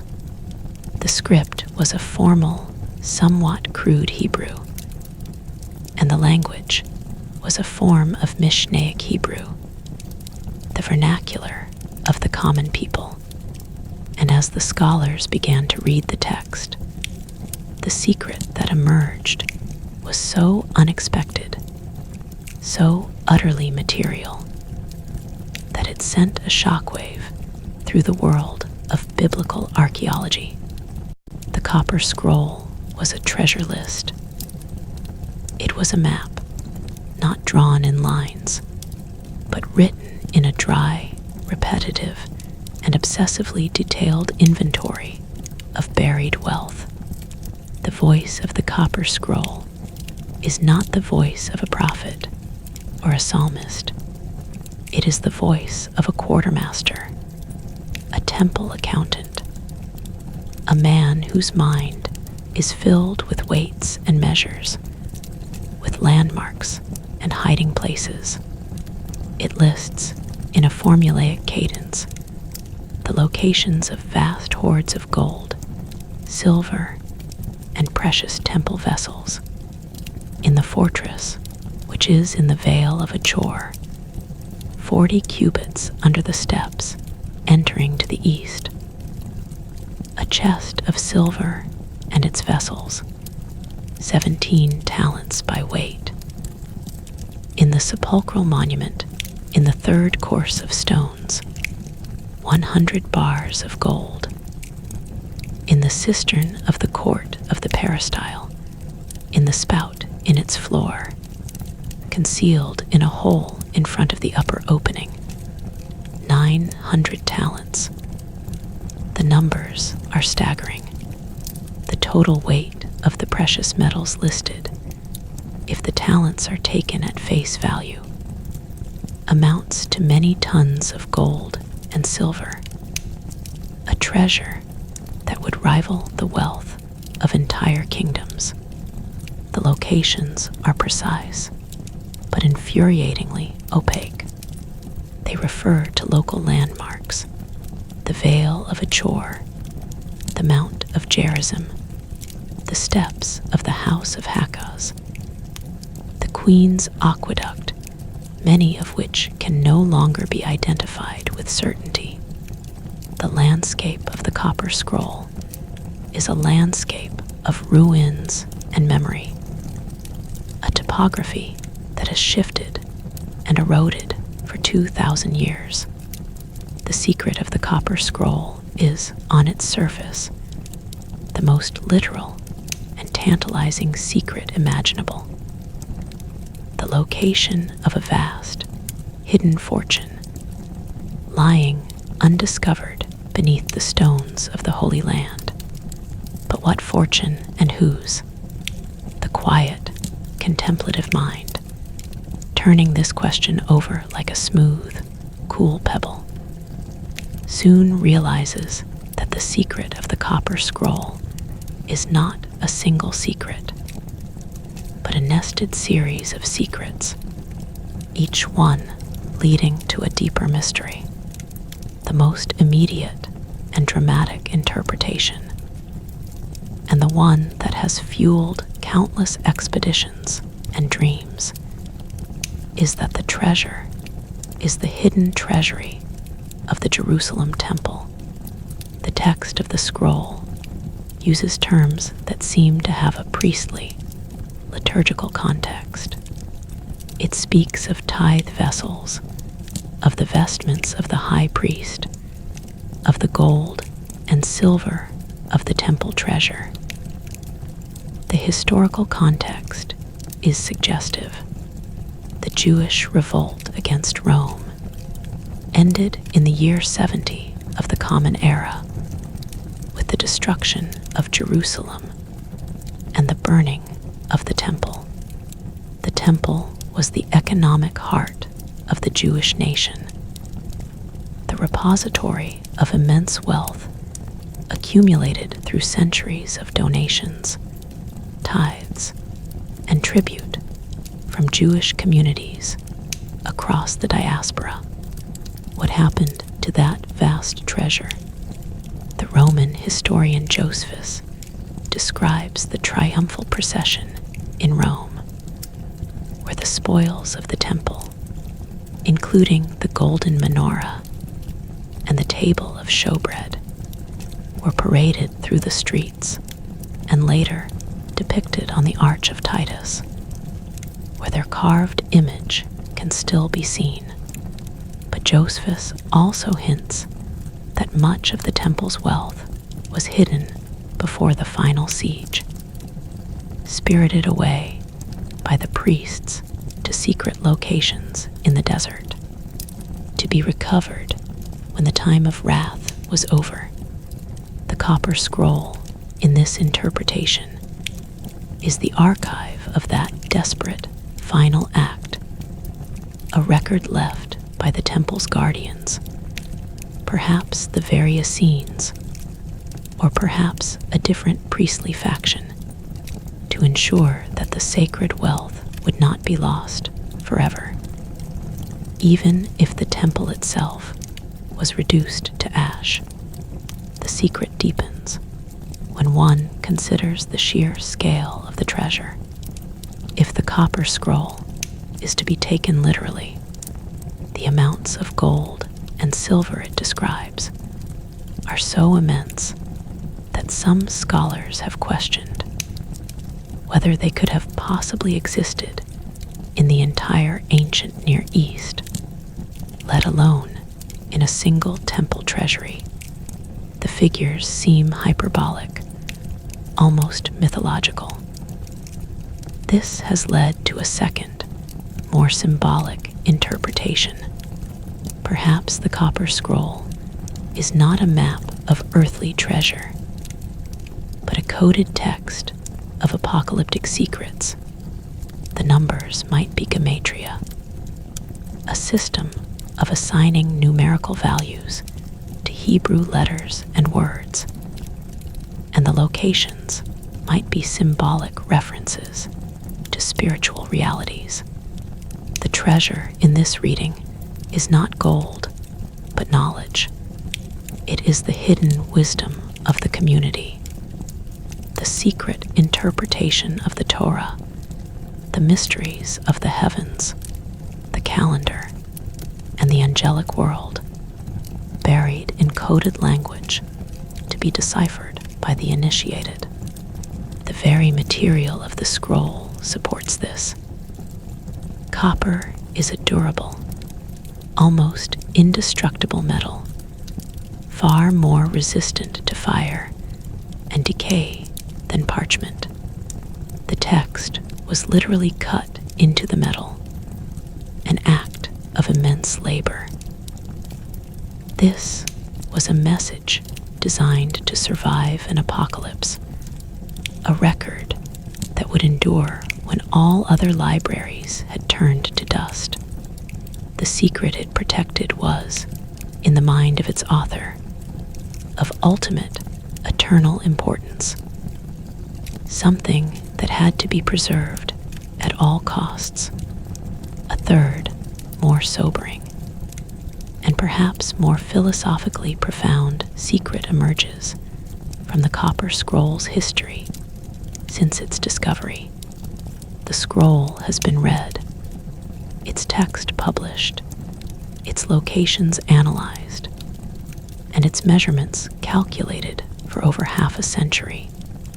Treasure hunters, archaeologists, and amateur enthusiasts have scoured the Judean desert, metal detectors in hand, following its cryptic directions. They have found nothing, not a single talent of silver, not a single bar of gold, not a single vessel that can be definitively linked to the list. The wells have been sounded, the caves explored, the aqueducts traced. The treasure, if it ever existed, has either been found in antiquity and melted down, or it lies in a location so completely lost that the text is no longer a map, but a riddle without an answer. And this is the quiet, unsettling secret that the copper scroll whispers to the sleepy mind. The scroll was never meant to be a map to a physical treasure at all. It was a literary creation, a pious fraud, a text designed to inspire hope and maintain morale in a community that had lost everything. The very act of reading the list, of imagining the vast wealth still hidden in the earth, could have been a form of spiritual resistance, a declaration that the true riches of Israel were not in the hands of the Roman conquerors, but were sleeping safely in the soil of the Holy Land, waiting for the appointed time. The Copper Scroll's secret is, in this view, the secret of faith itself, the belief in a hidden order, a buried promise that lies beneath the surface of a world dominated by injustice and violence. The treasure is hope, and it is hidden in the only place it can never be stolen, the depths of the believing heart. The morning sun has now fully cleared the mountains, and its light, still golden and gentle, floods the Qumran plateau. The shadows of the ruins grow sharp and defined. The square, regular outlines of the community's buildings, the refectory, the scriptorium, the pantry with its hundreds of stacked bowls, the elaborate network of ritual baths, all emerge from the monochrome of dawn into the clarity of day. And in this light, the secret shifts from the mystery of hidden treasure to the mystery of the hidden people, the individuals who lived and died in this place. The scrolls are often discussed as if they were produced by a disembodied theological mind, a corporate entity of pure ideology, but they were written by human hands, and they were read by human eyes, and those humans had bodies, and those bodies ultimately returned to the earth. The cemetery at Qumran, located on the plateau just east of the main settlement, is one of the most significant and most quietly contested parts of the entire site. It contains over 1,000 graves, simple, unmarked trenches dug into the marl, each oriented north to south, with the body laid on its back, head to the south, arms often folded over the pelvis. This orientation, a careful, consistent rejection of the east-west orientation common to Christian burials and the Jewish practice of facing Jerusalem, is a secret of cosmic alignment. The dead were not facing the rising sun, the symbol of the coming Messiah. They were perhaps facing the temple, temple, or perhaps aligned with some other undisclosed sacred geography. The early excavators, led by Roland de Vaux, opened a number of these graves, a decision that would later be a source of ethical controversy and deep regret among some modern scholars due to Jewish religious laws regarding the disturbance of the dead. What they found challenged the simple picture of a celibate male monastery. In several of the graves, they found the skeletons of women and, in a few cases, children. This was a secret that the classical descriptions of the Essenes, with their emphasis on celibate men, did not prepare them for. The presence of women and children in the cemetery suggested that the community was not a simple, uniform monastic order, but something more complex and layered. The texts themselves hint at this complexity. The community rule, with its strict hierarchy and its apparent assumption of a male celibate membership, seems to describe the inner core of the community, the council of the Yahad. But the Damascus document, the rule for those living in the camps scattered across the land, includes regulations for marriage, for the rearing of children, for the relations between husbands and wives. It speaks of those who live in camps according to the order of the land, taking wives and begetting children, and walking according to the law.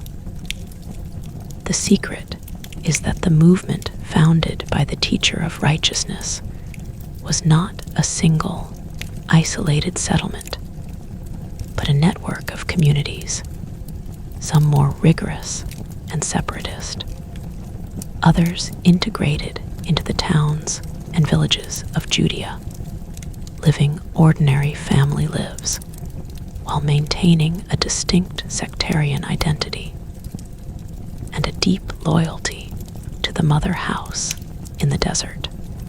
The quiet, drowsy imagination can now people the ruins with these figures. It is the hour of the midday meal. In the refectory at Qumran, the celibate men of the Yahad sit in their assigned ranks, the priest at the head, the Levites in their place, the initiates at the foot. The food is simple: bread, perhaps dates, some vegetables from the irrigated gardens at Ein Feshka. The meal is eaten in ritual silence, broken only by the prayer of blessing. The discipline is total. A man who falls asleep during the assembly, we recall, is to do penance. A man who laughs foolishly is to be demoted. This is a life of iron control, a life that has chosen the desert as a furnace to burn away all impurity. But in a village in the hills of Judea, perhaps in Bethlehem or Hebron, another family of the covenant is sitting down to their own meal. The father, a craftsman or a farmer, has spent the morning in his trade, but he has also spent time in prayer, his phylacteries bound upon his arm and forehead, his mind fixed on the solar calendar. His wife, a daughter of the covenant, has managed the household according to the purity laws of the sect. Their children are being raised in the way of the two spirits. They are part of the same movement, loyal to the same teacher, awaiting the same messiahs. Yet their daily reality is one of engagement with the world. total separation from it. The secret of the scrolls is not a single rule for a single community, but a dynamic, evolving, and internally diverse movement that stretched from the most extreme asceticism to a regulated, sanctified family life. The Sons of Light were not a monolithic army. They were a complex, living body, and the scrolls are the collected records of its different limbs. This internal diversity is mirrored in the external diversity of the Judaism of the time, a diversity the scrolls have forced us to confront. The secret of the scrolls is, in a very real sense, the secret of the Pharisees. For centuries, Christian readers of the New Testament have encountered the Pharisees as the primary opponents of Jesus, the quintessential legalists and hypocrites. The rabbinic tradition, which descends from the Pharisees, has presented them as the bearers of the oral law. The sages who democratized Torah study and laid the foundations for post-temple Judaism. The scrolls offer a third perspective, a contemporary, hostile witness to the Pharisaic movement from a group that considered them hopelessly compromised. The Qumran texts refer to the Pharisees, almost certainly, as the seekers of smooth things, a biting pun in Hebrew. The word for smooth things, halakot, is a play on the word for legal rulings, halakot asterisk. The charge is that the Pharisees, with their oral traditions and their complex legal reasoning, were smoothing over the harsh, uncompromising demands of the Torah, making it easier for people to live in a world of impurity and compromise. The wicked priest, in one interpretation, began his career as a legitimate Zadokite high priest, but was seduced by the seekers of smooth things and adopted their calendar and their lenient rulings. The secret is a window into a three-way, or even a many-way, fight for the soul of Judaism.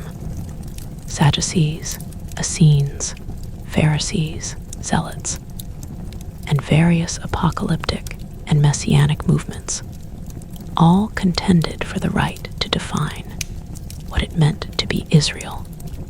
The Qumran scrolls are the library of one contestant in this struggle, and in their fierce, polemical condemnation of the others, they inadvertently preserve the voices of their rivals, allowing us to reconstruct the arguments from the outside.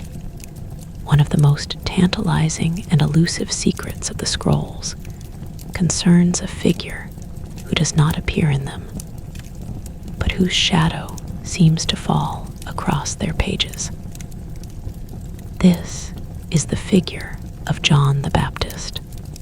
The Gospel of Luke tells us that John was in the desert until the day of his public appearance, that he lived a life of extreme asceticism, wearing camel's hair and eating locusts and wild honey, and that he preached a baptism of repentance for the forgiveness of sins, preparing the way of the Lord. The geographic and thematic resonances with the Qumran community are striking. John was baptizing in the Jordan River, just a few miles north of Qumran. His message of a coming judgment, a fiery wrath that would consume the wicked, echoes the dualistic and apocalyptic fervor of the scrolls. His practice of ritual immersion A baptism that was not a one-time event, but a repeated, transformative act, finds a parallel in the Qumran community's obsessive focus on ritual purity and their complex system of mikvot, the solar calendar, so central to the Qumran sect, may even explain the chronological puzzle of John's ministry. Some scholars have proposed that John was himself a member or even a leader of the Qumran community who broke away to take the message of imminent judgment to the wider population. The scrolls never mention him, but his way of life, his location, and his theology are so deeply congruent with the world of Qumran that the silence is as loud as a shout. The secret, if it exists, is that the desert from which John emerged was not a blank, empty wilderness, but a landscape already charged with intense eschatological expectation, shaped by a community that had been practicing baptism and waiting for the Messiah for over 100 years. John did not invent the desert. He was formed by it. And the scrolls are the library of that formation. This brings us, with the soft, careful steps of a contemplative mind, to the most profound and the most sensitive layer of the scroll's secret, their relationship to the sacred texts themselves. The scrolls have done something to the Bible that no other archaeological discovery has ever done. They have allowed us to see the moment before the book was closed. The Hebrew Bible, the Old Testament, is the product of a long and complex process of composition, editing, and canonization. By the time of the Masoretic text, in the 10th century of the Common Era, the text was stabilized, the consonants fixed, the vowels added, and the book was, for all intents and purposes, a finished product. The scrolls from Qumran, dating from the 3rd century before Christ to the 1st century of the Common Era, are not a single, uniform Bible. They are a snapshot of the textual tradition in its most fluid, pluriform state. We find scrolls of the book of Exodus that have readings matching the Masoretic text, and others that have readings matching the Greek Septuagint, and others that have readings that are unique, previously unknown. The Book of the Psalms is not a fixed collection of 150, but a diverse anthology with scrolls that include additional psalms, some of them attributed to King David, some to Solomon, some unattributed, and they are arranged in different orders. The secret is that the canon was not yet closed. The concept of a fixed, authoritative list of books did not yet exist, or if it did, it was a minority view. The community at Qumran Reed copied and treasured a library of authoritative texts that was broader and more diverse than the Hebrew Bible we know today. For them, the Book of Enoch was scripture, the Book of Jubilees, a retelling of Genesis and Exodus that emphasizes the solar calendar, was scripture. The Temple Scroll was scripture, the boundary between what we call biblical and non-biblical was a line that had not yet been drawn. This insight has a quiet but devastating intellectual consequence. It means that the process of canonization was not a passive reception of a pre-existing closed list. It was a conscious human decision, a process of selection and exclusion. The Judaism that emerged from the chaos of the first and second centuries, the rabbinic Judaism that would define the normative tradition for the next 2 millennia, was not the only Judaism. It was the survivor. It was the one that, in the aftermath of the Roman destruction, made the strategic and theological decisions that allowed it to endure. The Qumran community, with its solar calendar, its dual messiahs, its Enochic library, and its apocalyptic war scroll, was a path not taken.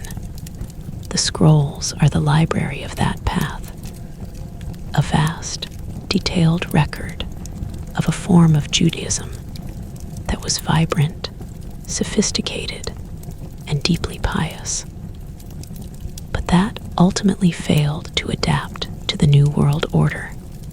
The secret of the scrolls is the secret of the road not traveled. They are a testament to the variety and the vitality of the religious imagination, a reminder that the traditions we inherit are not inevitable, but are the result of a long, fraught, and often painful process of choice and loss. The sleepy mind, drifting on the edge of understanding, can feel a profound sense of quiet melancholy and also a profound sense of wonder at the sheer, beautiful, and fragile contingency of it all.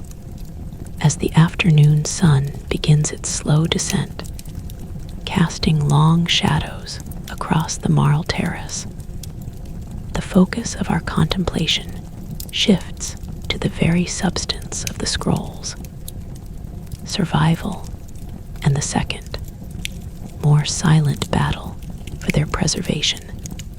We have spoken of the Roman destruction and the hiding in the caves, but the scrolls faced a second enemy, an enemy that was not violent, but was, in its own way, just as destructive. This was the enemy of time, chemistry, and human error.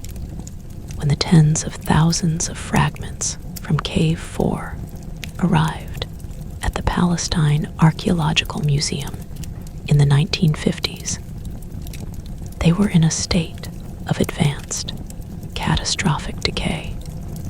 They had been compacted, dampened, and gnawed by rodents and insects. They were placed in the hands of a small, international team of scholars, and they were subjected to a process of conservation that was, by modern standards, a slow-motion disaster. We have mentioned the Scotch tape, the amber, sticky cellophane tape that was pressed directly onto the fragile, ancient parchment to join fragments together. The secret of this act, and its long, tragic legacy, is a secret about the hubris of the modern world, the belief that our tools are always superior to the crafts of the ancients. The tape, over the decades, did not remain stable. It shrank, it oxidized, it leached acid into the collagen fibers of the skin, and it bonded so completely with the ink that it became, for all intents and purposes, a single, irreversibly damaged object. The words of the prophets were encased in a sticky, yellowing, slowly destructive modern plastic. The very act meant to preserve the scrolls was, In fact, a slow form of chemical execution. The effort to reverse this damage is one of the great, unsung scientific detective stories of our time. In the climate-controlled conservation laboratories of the Israel Antiquities Authority, a new generation of conservators, armed with surgical precision and a deep, almost reverent patience, has taken up the task. The removal of the Scotch tape is a procedure that can take hours, days, or even weeks for a single small fragment. The conservator, using a binocular microscope, works with a tiny, solvent-dampened swab, gently, millimeter by millimeter, softening the adhesive and coaxing the plastic film away from the parchment. The solvent itself is a carefully calibrated solution designed to dissolve the adhesive without damaging the collagen of the skin or dissolving the carbon-based ink. It is a delicate, high-stakes negotiation with the chemistry of the past. A quiet, painstaking act of atonement for the mistakes of a previous generation. As each strip of tape is removed, the hidden text, which had been obscured for 60 years, is revealed, clean and legible once more. The secret is that the scrolls are still being physically unveiled, even now, in the sterile, silent laboratories, far from the desert and the caves. The revelation is not finished. It is a continuous, ongoing event. And the tape is not the only challenge. The parchment fragments, after 2,000 years, are often dark, wizened, and curled. The ink is sometimes indistinguishable from the blackened skin. This is where the other modern miracle, the multispectral imaging, performs its silent magic. The fragments are placed on a copy stand and bathed in light of very specific, narrow wavelengths, from the ultraviolet, invisible to the human eye, to the deep infrared. The carbon ink, which is essentially soot, absorbs these wavelengths differently than the protein-based parchment. A camera, sensitive to a much wider range of light than the human eye, captures a series of digital images. Software then combines these images, subtracting the background, enhancing the contrast, and producing a new digital photograph in which the faint, invisible letters suddenly glow with a stark, black clarity. A fragment that was, to the naked eye, a meaningless, dark shred, becomes a legible text.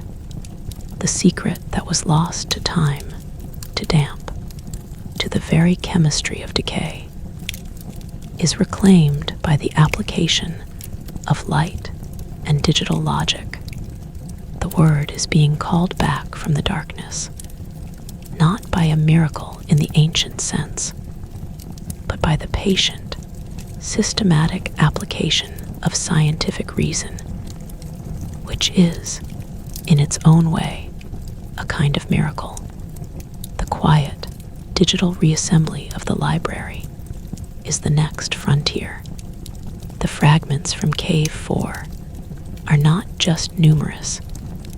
They are a colossal jigsaw puzzle, with most of the pieces missing, and no picture on the box. The human mind is very good at certain kinds of pattern recognition, but it is slow and easily overwhelmed by the sheer scale of the data. artificial intelligence, the machine learning algorithms we have spoken of, are now working alongside the human scholars. An algorithm can be trained on the handwriting of a single known scribe, the scribe of the great Isaiah scroll. For example, it learns the subtle nuances of his stroke, the angle of his letter Aleph, the curve of his lamed.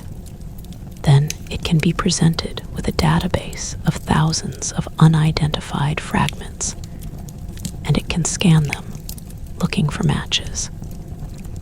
It never gets tired. Its attention never wavers. It can find a connection between a fragment of a psalm and a fragment of a commentary that the human eye would miss in 1,000 years.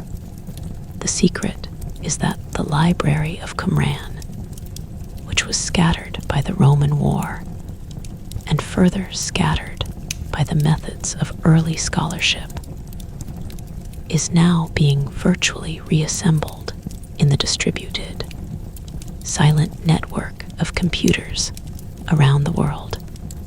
The text is being pieced back together, not by physical touch, but by the ghostly, algorithmic recognition of a scribe's hand.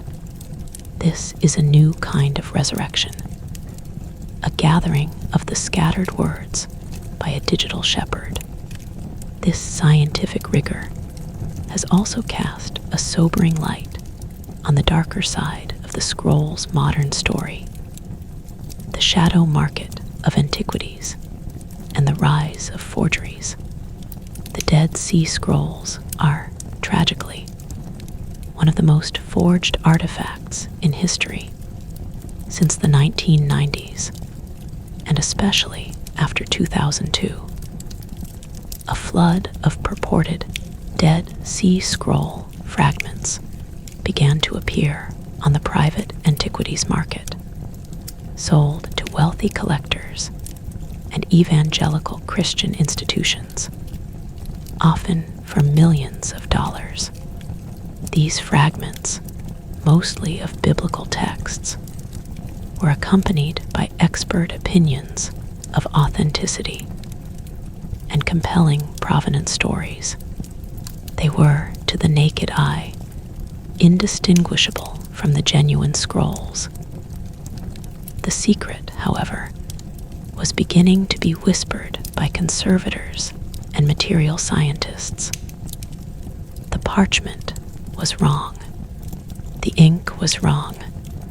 The microscopic analysis of the patina, the layer of mineralized sediment that should have been deposited by the desert cave environment over 2 millennia, was revealed to be a cleverly applied modern concoction of clay and salts. The ink, when analyzed with X-ray fluorescence, contained elements that were not consistent with the known ancient ink recipes. The forgeries were, in some cases, extraordinarily sophisticated, using ancient leather and ancient-style ink. But the modern, forensic gaze of the laboratory was able to find the telltale chemical signature of the modern world.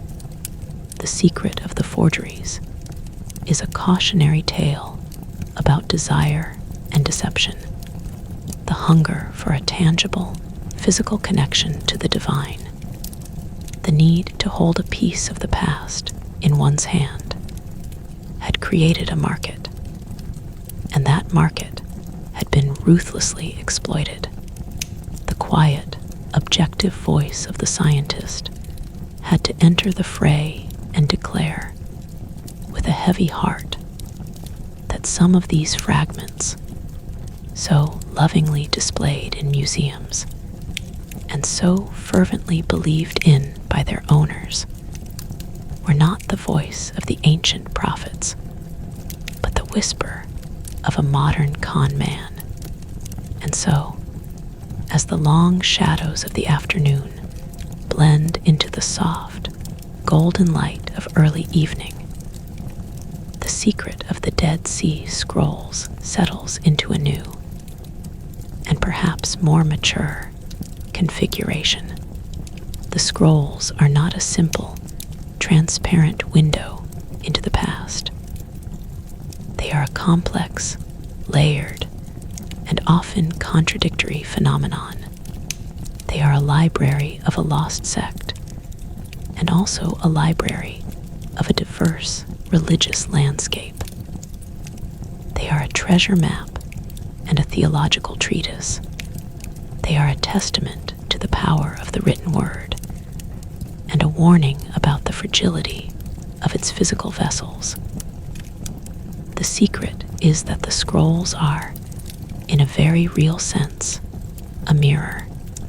The questions we bring to them, the hopes we invest in them, the fears we project upon them, are reflected back at us. The sensationalist seeking a bombshell finds only silence. The dogmatist seeking a stable, unchanging text finds only fluidity. The pious seeking a direct line to the prophets finds a community of strange, difficult, and fiercely dedicated souls who are both familiar and alien. The scientist seeking data finds a rich, inexhaustible trove of information, but also the limits of objective knowledge when faced with the ultimate questions of faith and meaning. The air is cooling now. The sun is a molten disk sinking towards the rim of the mountains. The ruins of Qumran are bathed in a deep amber glow, and the shadows of the aqueduct are long, dark lines across the pale marl. The silence of the desert is returning, the silence that is not an absence, but a presence, the same silence that embraced the scrolls for 2,000 years. The secret of the scrolls in this quiet hour is the secret of their own enduring stillness. They have survived empire, war, decay, and human error. They have been sold, stolen, argued over, and subjected to every possible form of analysis. And yet, they remain. They remain in their climate-controlled vaults, and they remain in the digital cloud, and they remain, most importantly, in the quiet, contemplative space of the human mind, where the ancient words can still resonate, still provoke, still comfort. The teacher of righteousness is dust. The wicked priest is dust. The Roman legionaries who set the torch to the buildings are dust. But the words, the fragile, stubborn, ink-and-skin words, are still speaking. Their secret is not a puzzle to be solved, but a conversation to be joined. And as the first star of the evening appears in the darkening east, the same star that the sons of light once watched from this very spot, we let the conversation rest for now, knowing that the scrolls are not finished with us, and we are not finished with them. The twilight deepens over the Judean wilderness, and the last, lingering flush of amber fades from the western sky. The mountains of Moab, which had been a rampart of gold, become a silhouette of deep indigo, a wall of shadow against the emerging field of stars. The air, which had been warm and still, begins to move with the first tentative breath of the night wind, a wind that carries the faint, dry scent of the desert, the smell of ancient dust and sun-baked stone. It is a scent that has not changed for 10,000 years. The ruins of Qumran, which had been so sharply defined in the afternoon light, now soften, their edges blurring into the gathering darkness. The aqueduct is a faint silver scar. The mikvot, the ritual baths, are dark, empty sockets in the earth, holding only shadows. The caves in the cliffs, the silent repositories of the word, are invisible now, indistinguishable from the night itself. And yet, their presence is palpable, a gravitational pull in the darkness, a silent, ongoing invitation. The secret of the Dead Sea Scrolls has not diminished with the fading of the light. It has, if anything, grown more profound, more resonant, more deeply woven into the fabric of this quiet, contemplative hour. In this state of deepening stillness, the mind, freed from the sharp demands of the day, can begin to explore the secret from a different vantage point. We have walked the Marl Terrace. We have entered the scriptorium. We have listened to the hymns and the war chants. We have studied the copper and the ink. But the scrolls are not only a collection of ancient texts, they are also a mirror of the modern world, a stage upon which the dramas, the politics, and the spiritual longings of our own age have been enacted with an intensity that is often overlooked. The secret of the scrolls in this fifth unfolding is a secret about ourselves, about the century that received them, and about the strange, tangled web of human motives that has surrounded them from the very first moment of their discovery. It is a story not of ancient Essenes, but of modern scholars, Bedouin shepherds, antiquities dealers, generals, politicians, and seekers of every description, all of them drawn, as if by a magnetic force, to the silent, waiting words in the caves. Let the tired, receptive mind drift back to the beginning, not to the year 1947, but to the world into which the scrolls were born. The first of the scrolls came to light in a Palestine that was under the British mandate, a land simmering with political tension on the very eve of the birth of the State of Israel, and the war that would reshape the map of the Middle East. The scrolls, therefore, were never simply a neutral archaeological discovery. They were, from their first appearance, swept into the currents of nationalism, identity, and contested history. The initial purchase of scrolls by Professor Eliezer Sukenik of the Hebrew University was a clandestine, dangerous affair, conducted through intermediaries in the divided, violence-torn Jerusalem of late 1947. Sukenik, the father of the celebrated archaeologist and General Yigal Yadin, traveled to Bethlehem on the 29th of November, the very day the United Nations voted for the partition of Palestine. He examined the scrolls in the office of an Armenian antiquities dealer, and he recognized their antiquity with a scholar's intuition that bordered on prophecy. He described the experience in his diary, the pages of which still carry the tremor of the moment.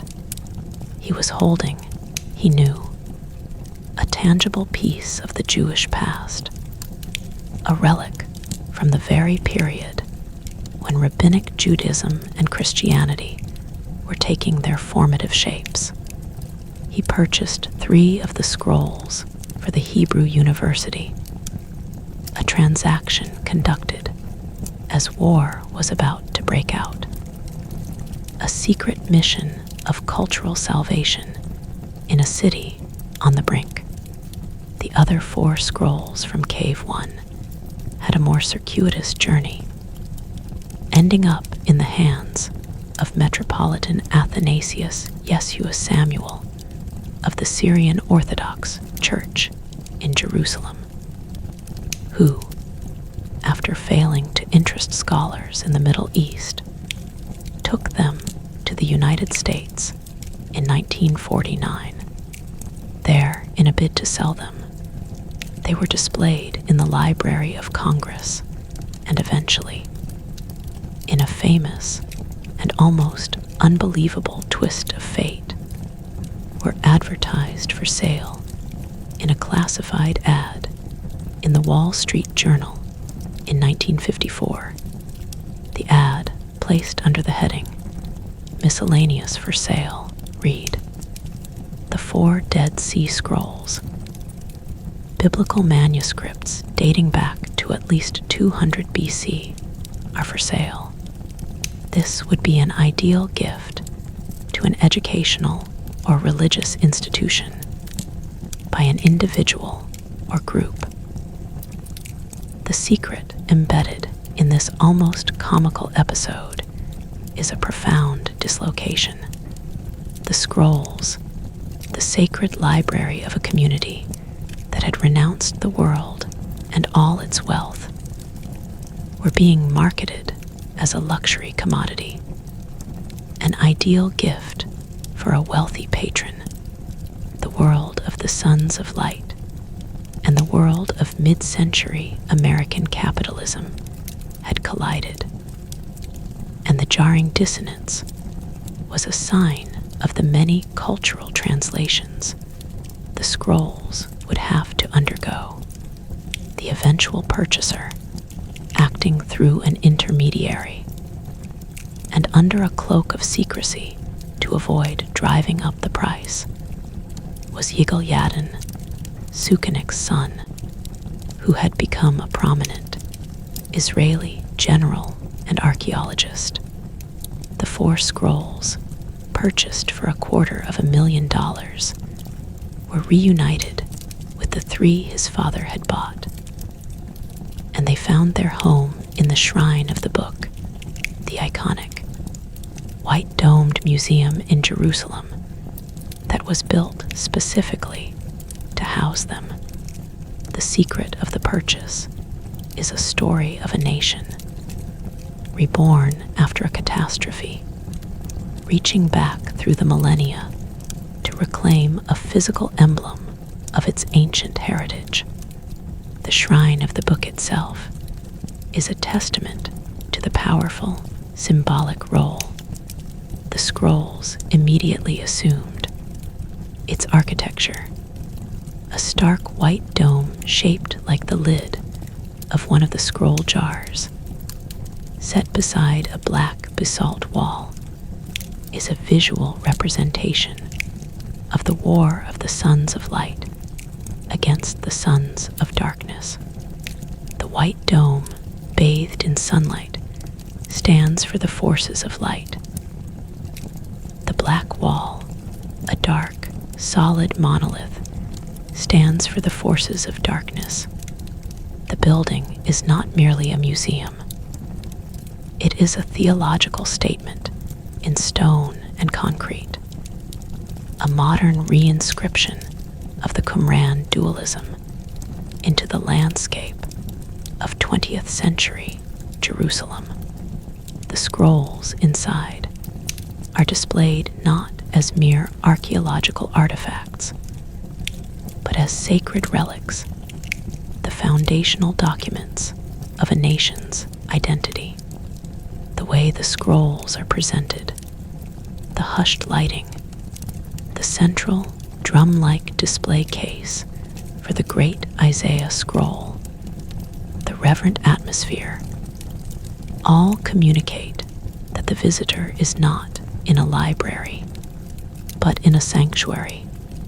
The secret here is the seamless and often unacknowledged way in which an ancient, sectarian library, the product of a group that was profoundly alienated from the mainstream of its own time, has been reimagined as a national treasure of the modern state of Israel.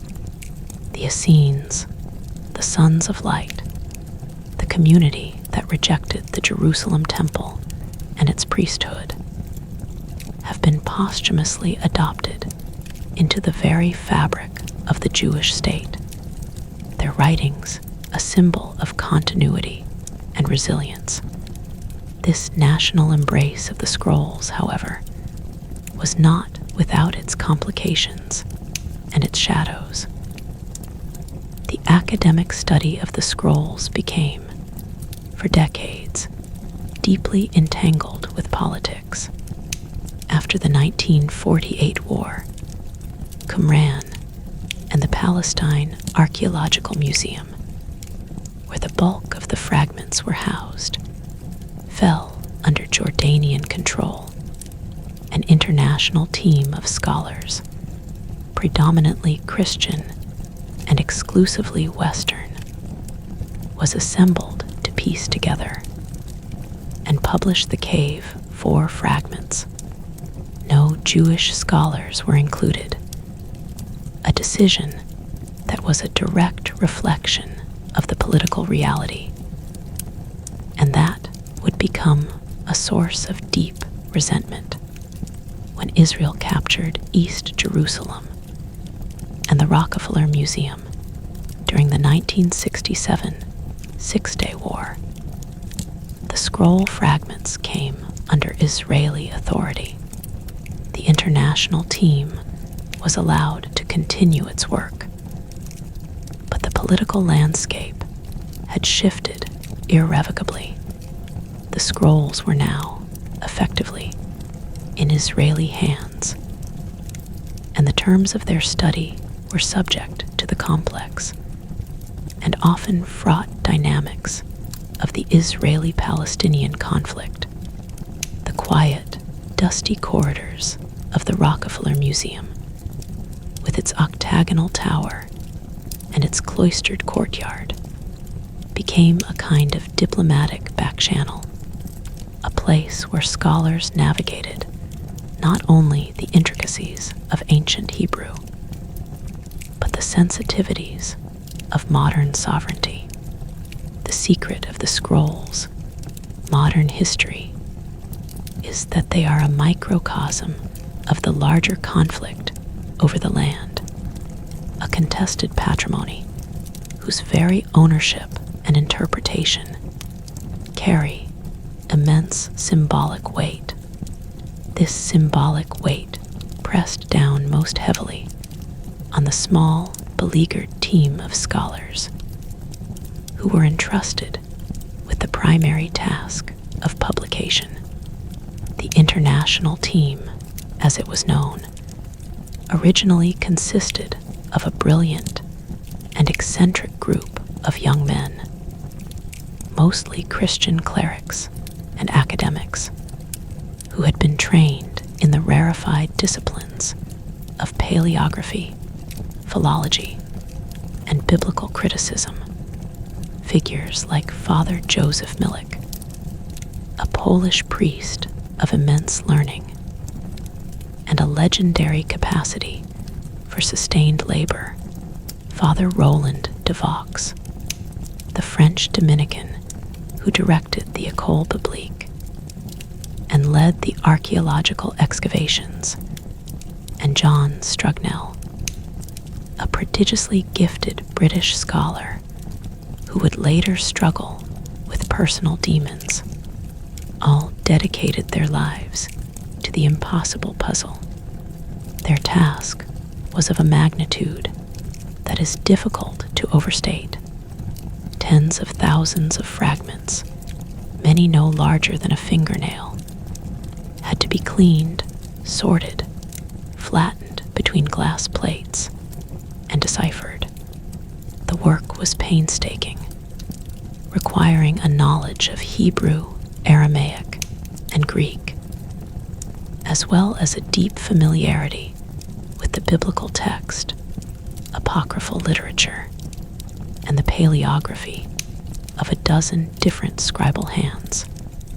They worked in a single room in the Rockefeller Museum, the now famous scrollery, with fragments spread out on long tables, the air thick with the smoke of pipes and cigarettes, the silence broken only by the murmur of consultation, and the soft click of glass plates being shifted.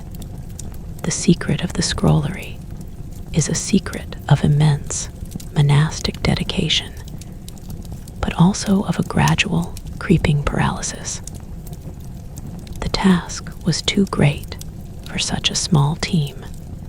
The initial expectation that the entire corpus would be published in a few years proved wildly optimistic. Decades passed, and the scholarly world outside the scrollery grew increasingly impatient, then frustrated, then furious. The fragments were being held under a virtual monopoly. Access to the unpublished material was denied to other scholars, who could only watch and wait as the years turned into decades. This was the period that became known as the academic scandal of the century. Rumors swirled, fed by the secrecy and the tantalizing hints of the scholars who had seen the texts. There were whispers of suppressed scrolls, of texts that would shake the foundations of Christianity or Judaism, of a Vatican conspiracy, of a cover-up. The silence of the scrollery became a fertile ground for every kind of speculation. The secret, in the absence of open knowledge, grew feral. The sleepy, contemplative mind can look back on this period not with judgment, but with a quiet, understanding sadness. The scholars in the scrollery were not villains. They were, by and large, men of deep faith and profound learning, who had given their lives to the scrolls, and who had come to see themselves as the scroll's sole, legitimate guardians. They were, in a strange and almost tragic way, replicating the very pattern of the community whose texts they were studying. The Qumran Essenes had withdrawn to the desert, guarding their secret interpretation of the Torah, believing themselves to be the sole remnant of the true Israel, the only ones who understood the mysteries of God. The scrollery scholars had withdrawn into their room in the museum, guarding the fragments, believing themselves to be the only ones with the skill and the right to interpret them. The possessiveness, the jealousy, the suspicion of outsiders, the conviction of a unique, exclusive calling, all of these were echoes, across 2 millennia, of the sectarian spirit that had created the scrolls in the first place. The scrolls, it seemed, had the power not only to reveal the past, but to subtly, insidiously, shape the present in their own image. The breaking of the monopoly, when it finally came, was not an act of scholarly consensus, but a technological and journalistic intervention. in the late 1980s and early 1990s, a series of events shattered the dam. The Hebrew Union College in Cincinnati announced it would make a complete set of photographs of the fragments available to all scholars. The Huntington Library in California followed suit, releasing its own set of photographs, which had been deposited there for safekeeping, to the public. The logic was simple and irresistible. The scrolls were a part of the cultural heritage of all humanity. The scholars who had been charged with their publication had failed to complete the task in a reasonable time. The photographs were already in existence. The genie was out of the bottle. The final, decisive blow came from a computer reconstruction. Professor Ben Zion Wacholder and his student Martin Abegg, using a copy of the concordance, a word list that had been compiled by the Scrollery team but not published, were able to digitally reconstruct the text of many of the unpublished fragments. They published a preliminary edition, defying the monopoly and demonstrating, once and for all, that the age of secrecy was over. The quiet, scholarly world of Dead Sea Scrolls research was rocked by a digital revolution, a quiet, bloodless coup in which the power of the keyboard and the database overcame the power of the closed door. The opening of the scrolls to the full, worldwide community of scholars was not the end of the story. It was the beginning of a new and infinitely more vibrant chapter. The new generation of scholars, freed from the constraints of the old guard, brought new questions, new methodologies, and a new collaborative spirit to the study of the texts. The scrolls were no longer the exclusive domain of a small group of Christian clerics. Jewish scholars, who had been largely excluded from the initial team, entered the field in force, bringing a deep familiarity with rabbinic literature and the Hebrew language that enriched and complicated the understanding of the scroll's place in Jewish history. Women scholars, who had been almost entirely absent from the first generation of Qumran research, began to make major contributions, asking new questions about gender, the role of women in the community, and the rhetoric of purity and impurity. The old, monolithic image of a celibate male monastery began to give way to a more nuanced picture, as the texts of the Damascus document, with its regulations for family life, were given equal weight alongside the community rule. The secret, as it always does, became richer, more diverse, and more contested as more voices were added to the conversation. The technology that had broken the monopoly also became the primary tool for the new era of study.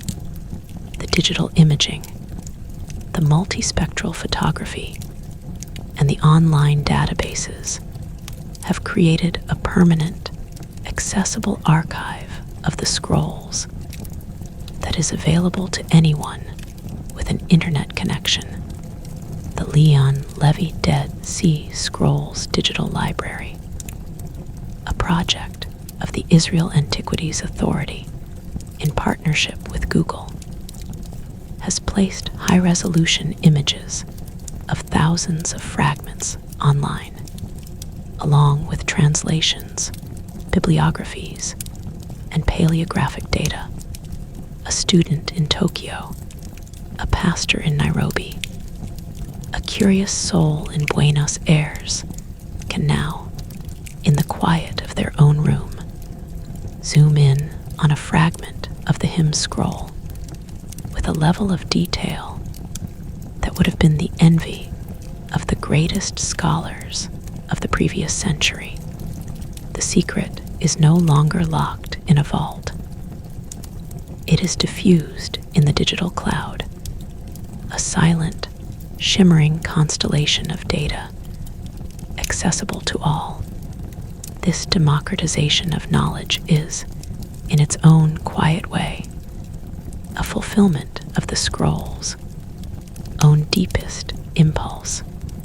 The teacher of righteousness believed that the mysteries of God had been revealed to him, but he guarded them for the elect. The digital age has made the scrolls a mystery for everyone, a secret that is no longer a possession, but an invitation.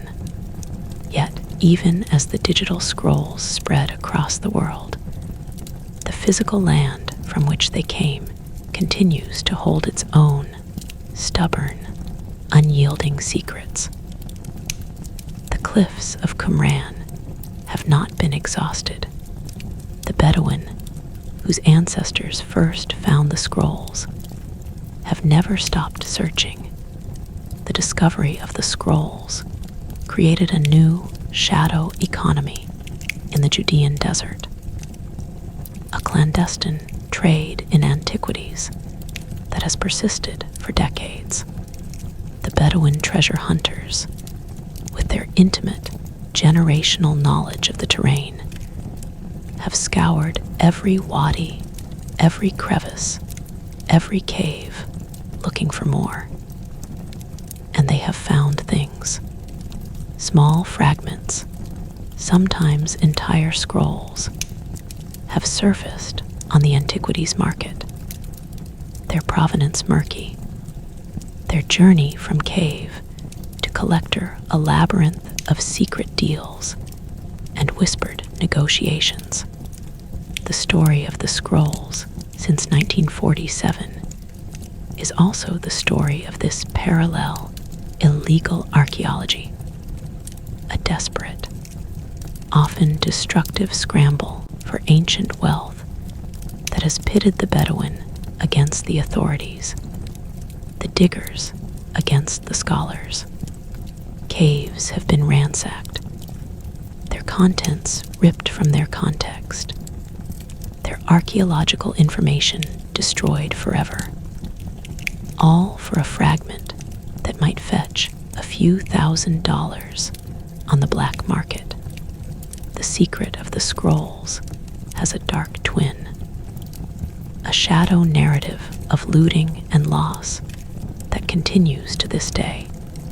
The question that hovers in the quiet of the night is, are there still scrolls in the caves? The answer is almost certainly yes. The Judean desert is vast, and its caves are innumerable. The official excavations, led by de Vaux in the 1950s, were comprehensive but not exhaustive. New technologies, such as drones equipped with thermal cameras and ground-penetrating radar, have been deployed in recent years, scanning the cliffs for hidden cavities. In 2017, a new cave, dubbed Cave 12, was discovered by archaeologists from the Hebrew University and the Israel Antiquities Authority. It did not contain scrolls, but it contained broken storage jars and a scrap of blank parchment, evidence that scrolls had once been there and had been removed, probably by looters, in the mid-20th century. The find was a poignant, tangible confirmation that the Library of Qumran was was once even larger than we know, and that an unknown number of texts have been silently, irreversibly lost. The lost scrolls are a secret within the secret, a ghost library that haunts the known collection, a reminder of the fragility of preservation and the vastness of what we do not and will never know. This humbling recognition of loss is a fitting note for the quiet, pre-midnight hour. The secret of the Dead Sea Scrolls is not, and never will be, fully possessed. It is a secret that lives in the interplay of the known and the unknown, the discovered and the lost, the spoken and the silent. The scrolls, in their very fragmentation, are a symbol of the human condition, our search for meaning in the scattered, broken pieces of our experience. The Essenes, with their absolute certainty, their rigid calendar, their clear division of light and dark, sought to overcome this fragmentation, to build a perfect, holy unity in the desert. But their library, as it has come down to us, is a shattered mirror. We see ourselves in its pieces, but never the whole, complete reflection. And that, perhaps, is the deepest secret of all. The scrolls do not give us the final, unambiguous word. They give us 1,000 voices, 1,000 fragments, 1,000 invitations to contemplate, to question, and to wonder. They are a testament to the beauty of the incomplete, the holiness of the broken. The silence of the desert night is not an empty silence. It is a silence filled with the echo of all the words that have been found and all the words that have been lost forever. The wind has died down now. The stars are at their brightest. A thick, luminous band stretching from horizon to horizon. The same Milky Way that the authors of the astronomical book of Enoch charted with such meticulous, reverent care.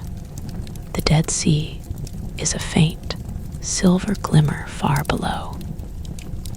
The ruins of Qumran are invisible, returned to the earth from which they came. But the words, the fragile, sacred, fiercely contested words, are awake. They are awake in the quiet of the shrine of the book, where the great Isaiah scroll turns silently on its drum. They are awake in the server rooms, where digital images are served to scholars around the world. They are awake in the minds of all those, in every land and in every language, who have been touched by the mystery. The sons of light are gone. The sons of darkness are gone. The battle they prepared for never came as they imagined. But their words, their dreams, their fierce, beautiful, and terrifying vision of a world divided between truth and falsehood have survived. They have been entrusted to a new generation, to a new century, to a world they could never have imagined. And the secret, the deep, quiet, living secret of the Dead Sea Scrolls is still unfolding, still breathing, still waiting in the cool, dry air of the eternal night. The deep, velvety darkness of the Judean night has now fully settled over the wilderness. A darkness so complete that the desert floor and the star-filled sky seem to merge into a single, boundless void, punctuated only by the faint, silver glitter of the dead sea far below.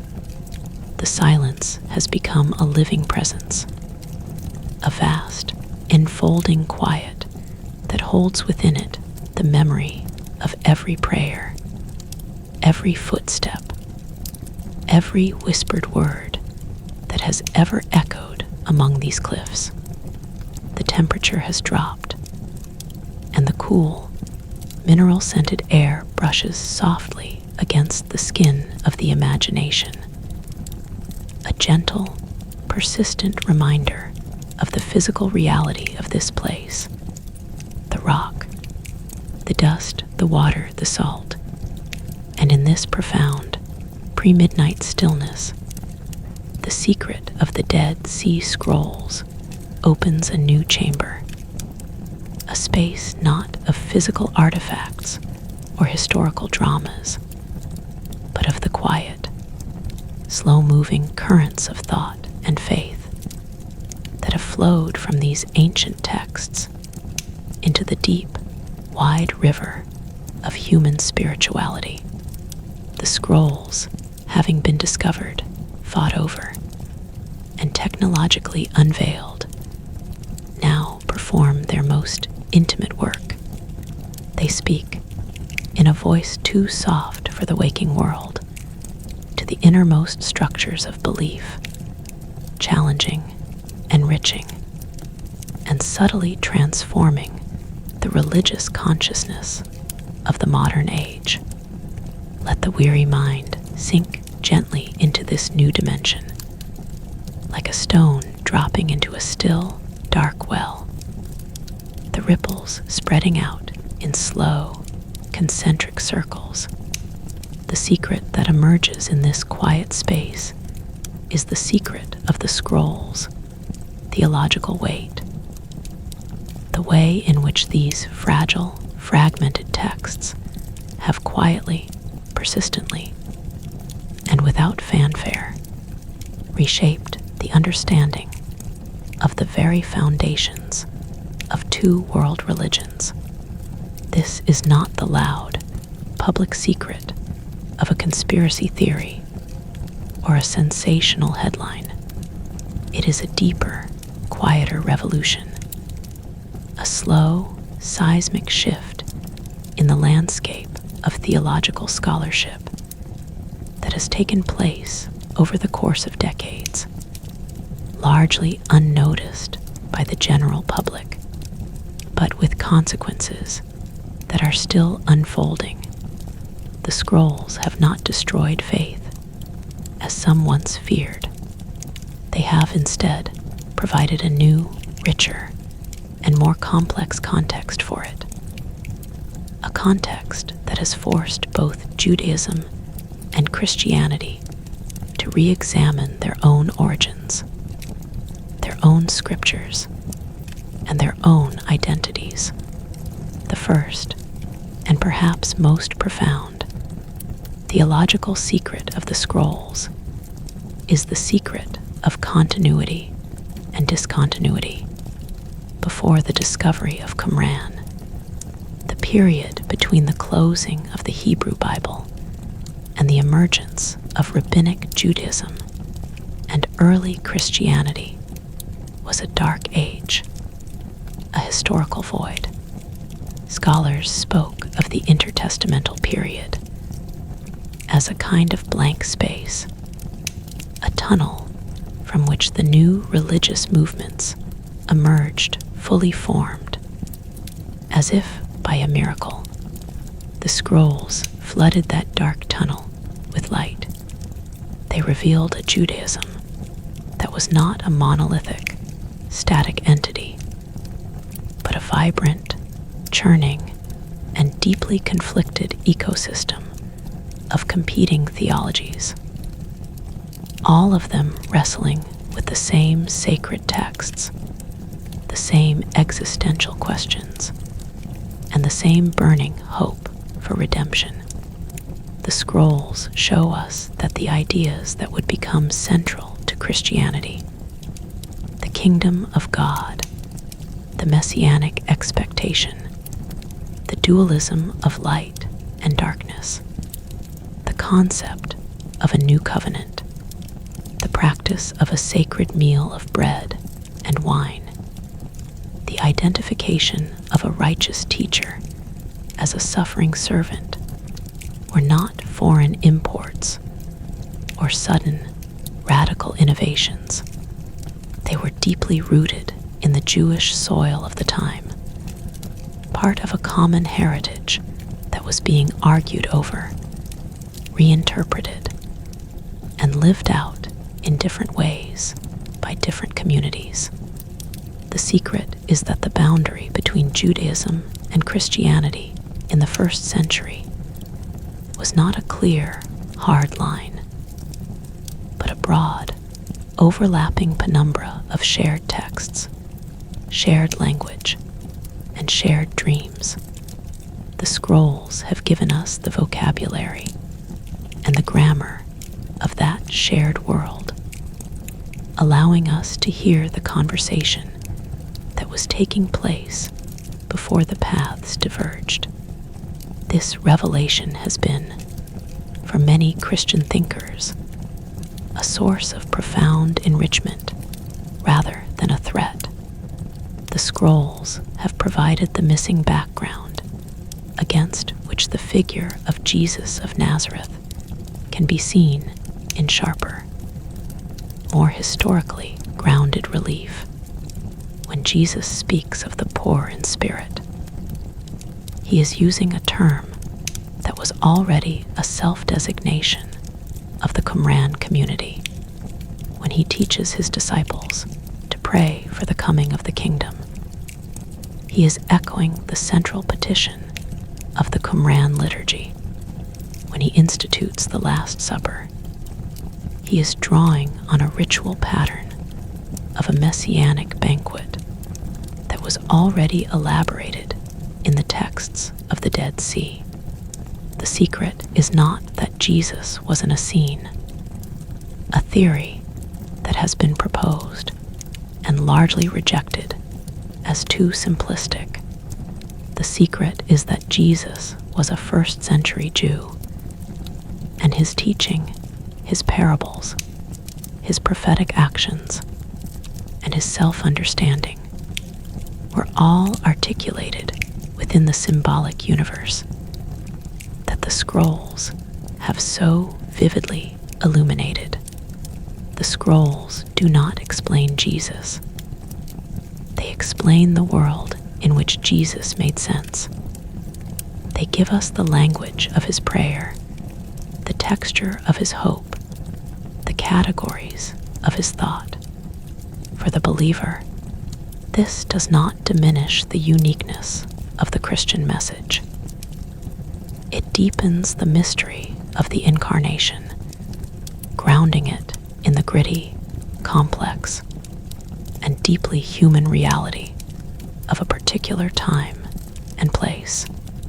The scrolls have also, in their quiet, patient way, transformed the Jewish understanding of this formative period.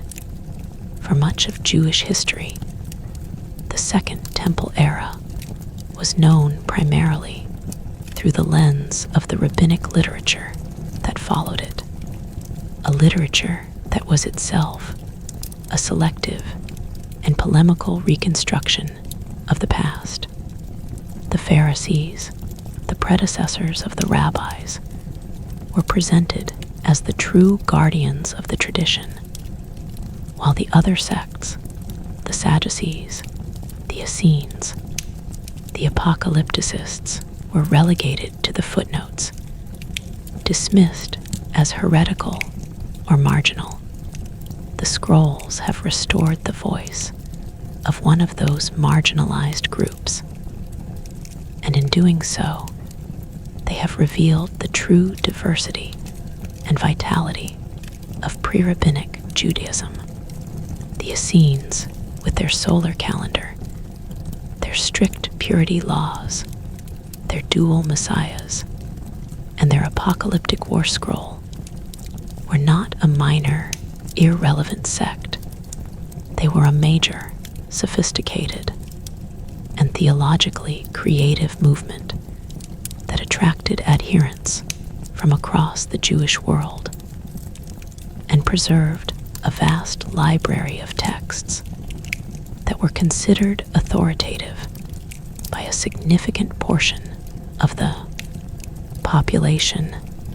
The secret for Judaism is a recovery of a lost heritage, a reminder that the rabbinic path was one choice among many, and that the Jewish tradition has always been, and continues to be, a conversation between multiple, often conflicting voices. The scrolls have allowed modern Jews to reclaim the Essenes as part of their own extended family, eccentric, extreme, and ultimately tragic, but undeniably part of the story.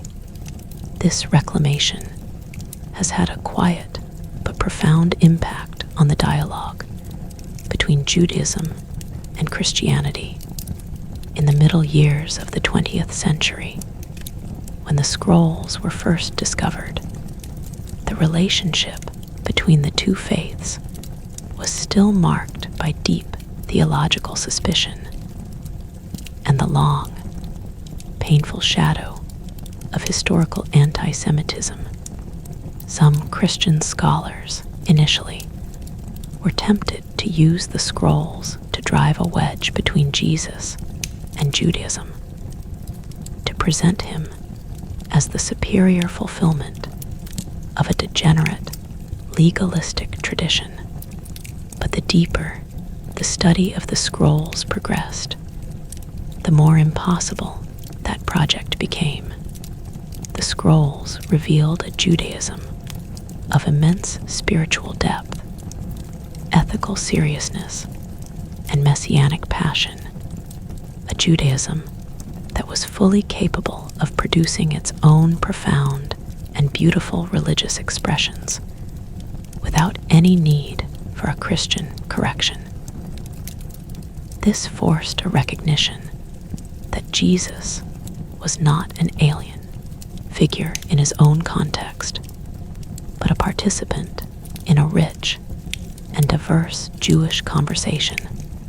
The secret of the scrolls in the realm of interfaith relations has been a quiet, scholarly bridge, a shared archaeological and textual heritage that has brought Jewish and Christian scholars together in a common enterprise, forcing them to confront the complex, intertwined roots of their respective traditions. The scrolls are not owned by any one faith. They are a testament to a period when the streams had not yet fully separated, a monument to a shared ancestry that both traditions can study, argue over, and ultimately recognize as part of their own extended story. The theological secret deepens when we turn from the general landscape to specific, challenging texts. The scroll known as the Messianic Apocalypse, or 4Q521, is a fragment that has sent quiet, persistent ripples through the scholarly world since its publication. It describes the signs of the coming Messianic age, and it includes the line, "For he will heal the wounded, give life to the dead, and preach good news to the poor." The resonance with the gospel accounts of Jesus's reply to the disciples of John the Baptist, as we have noted, is uncanny, but the scroll adds a detail that the Gospels do not.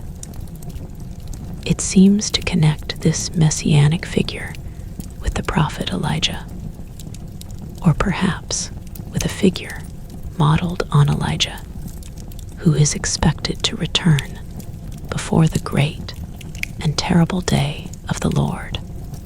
The secret of 4Q521 is that it provides a Jewish context for the Christian claim that the miracles of Jesus were the signs of the Messianic age. But it does so in a way that is distinct from and independent of the Christian tradition. It shows that the idea of a messianic figure who would heal the sick and raise the dead was not a Christian invention, but a pre-existing Jewish expectation. The scroll does not mention Jesus. It does not need to. It simply shows that the categories of thought that the early Christians used to interpret the life of Jesus were already present, already waiting, already charged with eschatological significance. The secret is a profound pre-Christian Jewish theology of messianic miracle, a theology that the followers of Jesus would later apply to their master, but which had its own independent life in the Jewish world. Another text that has challenged and enriched theological understanding is the Self-Glorification Hymn, a fragmentary but astonishing poem that was found in multiple copies at Qumran. In this hymn, a human speaker, a member of the community, makes claims that seem to verge on the blasphemous. The speaker declares, "Who is like me among the angels? Who can cut off my words? Who can measure the flow of my lips? I am the beloved of the King, a companion of the holy ones. I have sat upon a throne in the heavens, and none is exalted above me." The language is so elevated, so seemingly divine, that some scholars have argued that the speaker must be an angel, or a messianic figure, or a personification of the community itself. But the most compelling reading is that the speaker is a human being, perhaps the teacher of righteousness, or a later leader of the community, who, through a profound mystical experience, has been exalted to a station in the heavenly court, sitting on a throne among the angels, participating in the divine council. The secret of the Self-Glorification Hymn is its witness to a Jewish mysticism of heavenly ascent that predates the later Merkava traditions of the rabbis by centuries.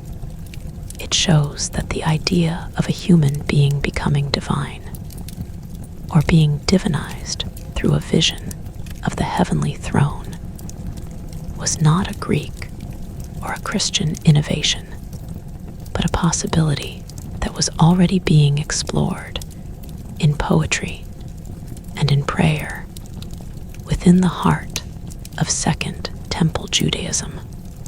For Christian theology, this has profound implications for understanding the development of the concept of the incarnation. The idea of a human being sharing in the divine glory was not a bolt from the blue, but a radical, particular application of a broader, mystical stream of thought. As the quiet night progresses, the theological secret of the scrolls extends its reach into the very nature of Scripture and revelation. The scrolls, as we have seen, contain a pluriform biblical text. There is no single, fixed Bible at Qumran.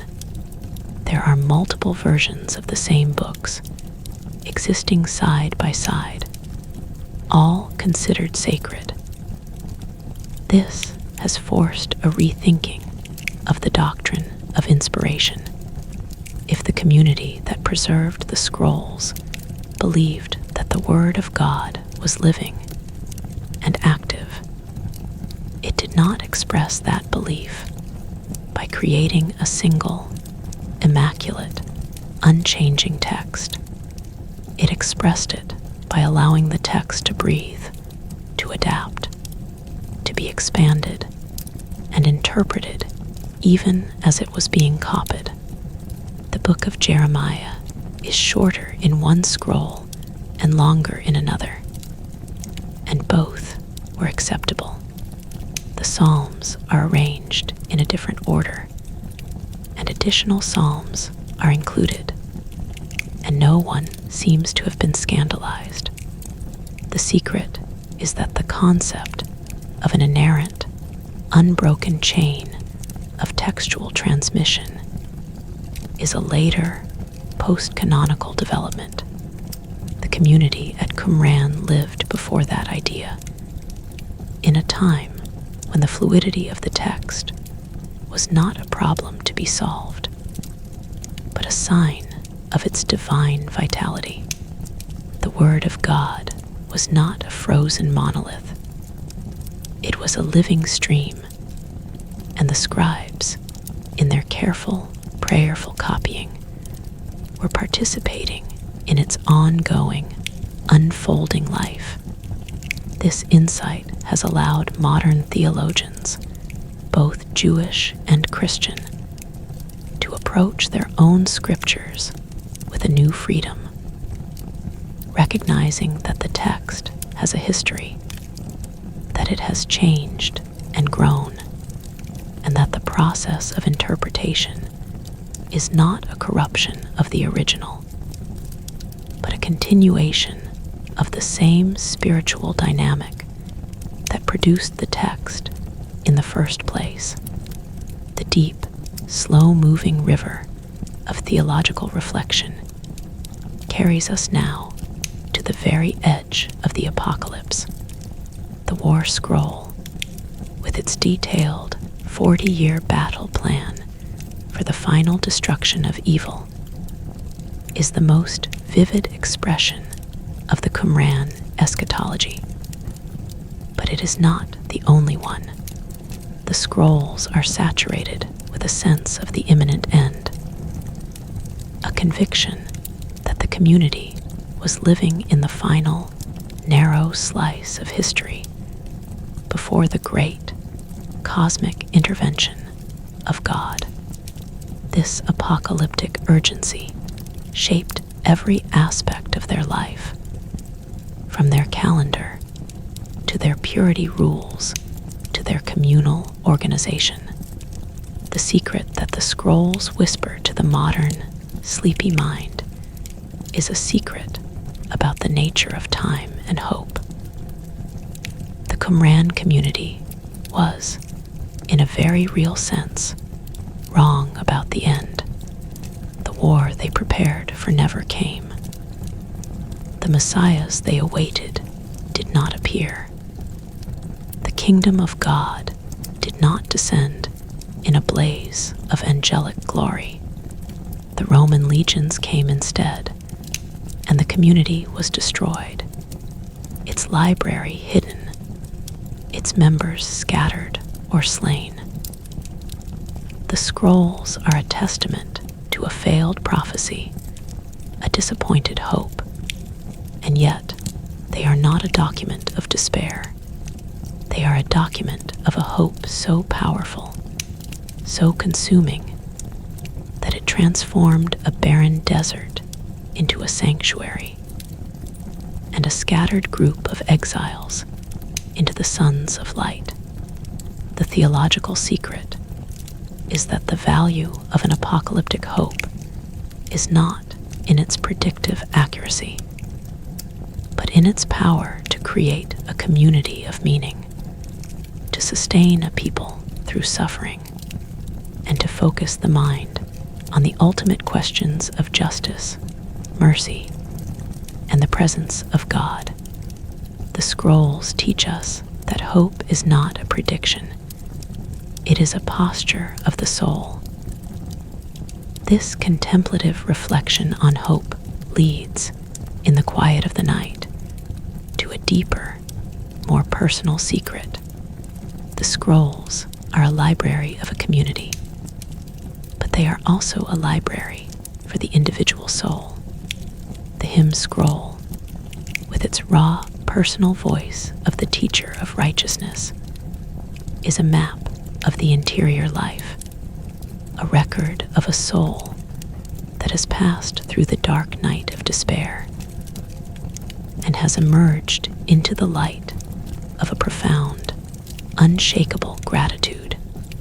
The voice in those hymns is a voice that knows isolation, persecution, and the bitter taste of betrayal. They have banished me from my land like a bird from its nest. All my friends and acquaintances are driven far from me, and they treat me as a broken pot. The pain is specific, personal, and deeply human, but the response to this pain is not a cry for vengeance. It is a hymn of thanks. I thank thee, O Lord, for thou hast redeemed my soul from the pit, and from the hell of Abaddon thou hast lifted me up to an everlasting height. The secret of the hymn scroll is a secret of spiritual transformation. The suffering is not denied. It is not explained away. It is held fully and unflinchingly, and then it is offered up, transmuted into praise. The teacher of righteousness did not escape his enemies. He was pursued, confronted on the Day of Atonement, and if the hints in the texts are any guide, he may have suffered a violent death. But his words, his hymns, survived. They survived the destruction of his community, the decay of centuries, and the chaos of the modern world. And in them, the quiet, contemplative reader can find a model of faith that does not depend on external victory, but on an inner, unassailable certainty of being known, loved, and held by God. The scrolls also hold a secret about the body, a secret that is often overlooked in the focus on their theological and apocalyptic content. The Qumran community had a complex and, in many ways, highly positive view of the physical body, despite their reputation for extreme asceticism. The emphasis on ritual immersion, the repeated full-body washing in the mikvot, was not a denial of the body, but a sanctification of it. The body was the vessel of the spirit, the physical substance that could be made pure and fit for the presence of the angels. The scrolls contain regulations for the care of the body, for the treatment of illnesses, for the physical deformities that would disqualify a priest from service. There is a curious and deeply moving passage in the Damascus document that speaks of the resurrection of the dead, unlike the book of Daniel, which speaks of the righteous shining like stars in an astral, angelic form. The Damascus document seems to suggest a bodily resurrection, a return to the physical life of the community, where the dead will rise and once again walk in the ways of the Torah. The secret is that the Qumran community, for all its dualistic language of light and darkness, did not ultimately despise the material world. They believed in a good creation, a creation that had been corrupted by the forces of darkness, but that would be restored physically, tangibly, in the age to come. The body with its needs, its purifications, its limitations, was not a prison to be escaped, but a temple to be cleansed, a vessel of the Spirit that would ultimately be redeemed. As the midnight hour approaches, the quiet, sleepy mind can draw close to the most intimate and mysterious of all the scroll's secrets. The secret of the Tetragrammaton, the four-letter name of God, Yod-Heh-Vav-Heh. The scrolls treat this name with a level of reverence that is almost terrifying. In the biblical manuscripts, the divine name is often written in a different script, the ancient Paleo-Hebrew script, while the rest of the text is in the standard square Aramaic script. The scribe would physically change pens, switch to the archaic angular letters of the first temple period, just to write the name. The visual effect is striking. A sudden, jarring intrusion of the ancient past into the present text, a visual marker of the absolute otherness of God. In some scrolls, the divine name is not written at all. It is replaced by 4 dots, an ellipsis of awe, a silence on the page. The scribe simply could not bring himself to write the sacred letters in a context that might be profaned.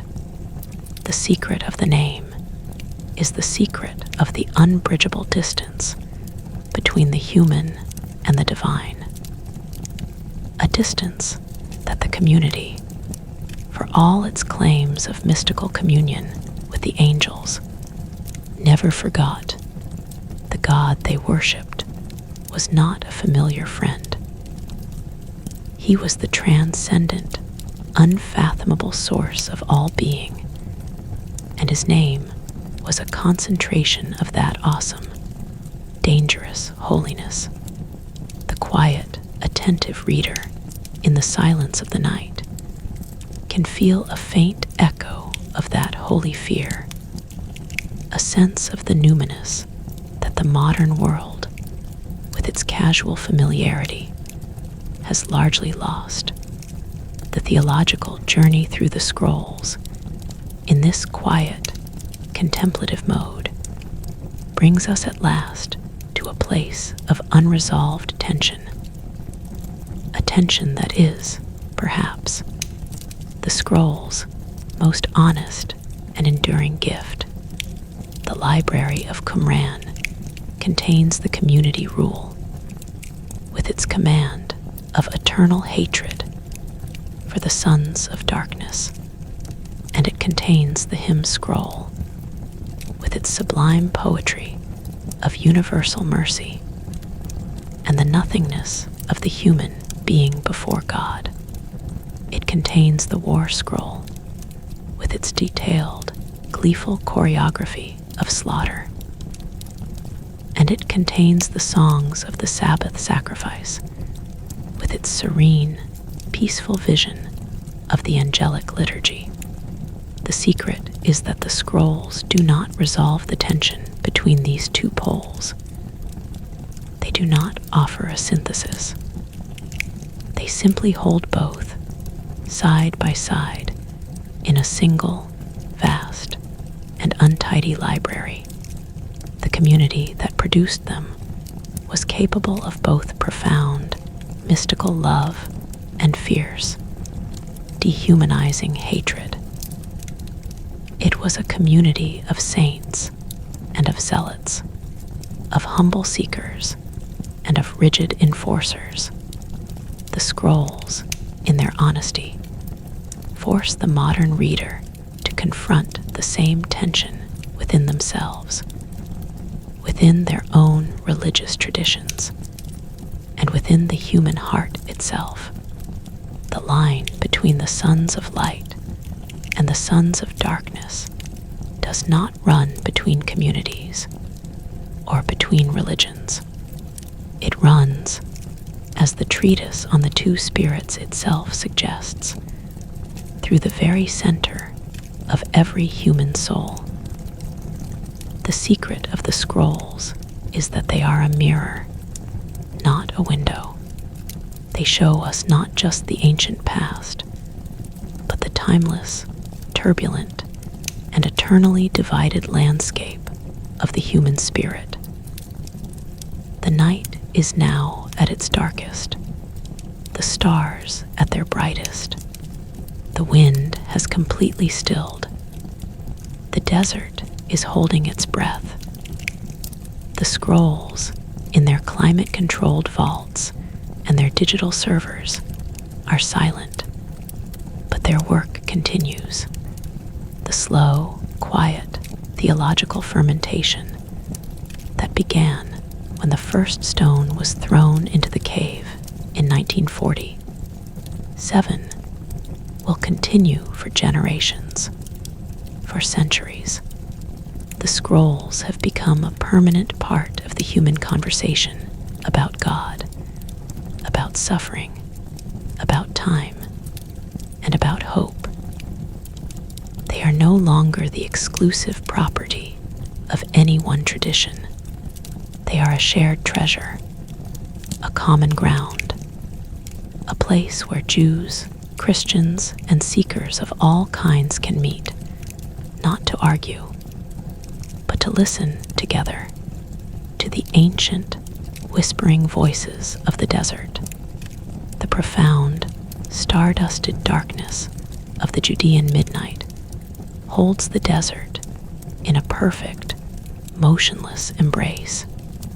The silence is no longer an absence of sound, but a substance in its own right, a cool, velvety weight that rests upon the cliffs, the Marl Terrace, the distant, unseen surface of the Dead Sea, the Milky Way, that great, celestial river of light, has wheeled to its zenith, a luminous spine running the length of the firmament, so bright and so close in the thin, dry air that it seems almost possible to reach up and touch the individual stars. This is the hour of the deepest sleep, the time when the conscious mind, with its ceaseless churning and its anxious grasp, finally lets go and surrenders to the vast, oceanic drift of the unconscious. And it is in this hour, this quiet, liminal space between one day and the next, that the secret of the Dead Sea Scrolls reveals another of its infinite, gentle layers. This layer is not about the ancient community, nor the texts themselves, nor even the broad theological currents they have set in motion. It is a secret about the individual human soul, about the strange, powerful, and sometimes destructive spell that these fragments of leather and papyrus have cast upon the men and women who have dedicated their lives to them. It is the secret of the scholars, the seekers, the dreamers, and the obsessed, for whom the scrolls became not just an object of study, but a consuming passion, a life's purpose, and in some cases, a path into the wilderness of the self. Let the tired, floating mind now drift gently from the cosmic scale to the intimate human scale. The scrolls, for all their antiquity and their sacred weight, did not emerge from the caves and arrange themselves on library shelves. They were carried, handled, pieced together, argued over, and loved by a small, extraordinary cast of characters, each of whom brought their own hopes, their own demons, and their own insatiable hunger for meaning to the text. task. The story of the scrolls is, in this dimension, a story of human longing, a series of quiet, personal dramas played out in the dusty corridors of museums, the dim light of libraries, and the silent, solitary hours of the study. The secret that emerges from these dramas is a secret about the nature of knowledge itself, about the fine, almost invisible line between scholarly devotion and possessive obsession, and about the way in which the past, when it comes to us in such tangible, intimate fragments, can take hold of the human heart with a power that is both life-giving and sometimes quietly devastating. The first of these figures, the patriarch of the scrolls, is a man whose name has already been whispered through the earlier parts of this narrative. Eliezer Lipa Sukenik, the Lithuanian-born scholar who, in the frantic, violence-torn days of late 1947, recognized the scrolls for what they were and risked his own life to acquire them for the Hebrew University, is the founding father of Dead Sea Scrolls research. His story is a quiet, heroic prelude. He was not a young man when the scrolls came to his attention. He was an established archaeologist, the father of a son, Yigal, who would become a military hero and a scholar in his own right. And he was a man of deep, almost mystical Zionist conviction. For Sukenik, the scrolls were not merely ancient artifacts. They were a tangible, physical link to the period of Jewish sovereignty and spiritual creativity that had been lost for 2,000 years. When he examined the scrolls in the Bethlehem Antiquities shop, on the very day the United Nations voted for the partition of Palestine, he felt the hand of history upon him. He could read the ancient Hebrew script, and as his eyes traced the letters of the Thanksgiving hymns, he recognized the voice of a Jewish piety that was ancient and yet intimately familiar. He wrote in his diary that he felt as if he were handling the very relics of the people of Israel from the time of the Second Temple. The secret of Sukenik's passion is the secret of a man who saw the rebirth of a nation and the rediscovery of its ancient literature as a single providential event. The scrolls for him were a sign, a confirmation that the return to the land was not just a political project, but a fulfillment of a divine, historical destiny. Sukenik's untimely death in 1953, just a few years after the discovery, meant that he did not live to see the full unfolding of the story, the task of carrying forward his legacy, and of building the institutional and scholarly framework for the study of the scrolls, fell to his son, Yigal Yadin.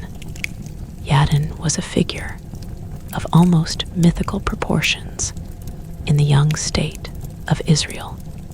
He had been the chief of staff of the Israel Defense Forces, the architect of the nation's military strategy during the War of Independence. He had then, in a dramatic personal transformation, retired from the military to pursue his father's passion for archaeology. His acquisition of the the four scrolls from the Syrian Metropolitan through the famous Wall Street Journal advertisement was a covert operation worthy of his military background. But Yadin was not just a collector. He was a brilliant, charismatic, and immensely influential interpreter. His popular books and his commanding presence brought the scrolls to the attention of the world. He excavated the fortress of Masada, another iconic site of Jewish resistance against Rome, and he found there fragments of texts identical to those at Qumran, forging a dramatic, physical link between the Essene library and the world of the Zealots. The secret of Yadin's relationship with the scrolls is the secret of national identity.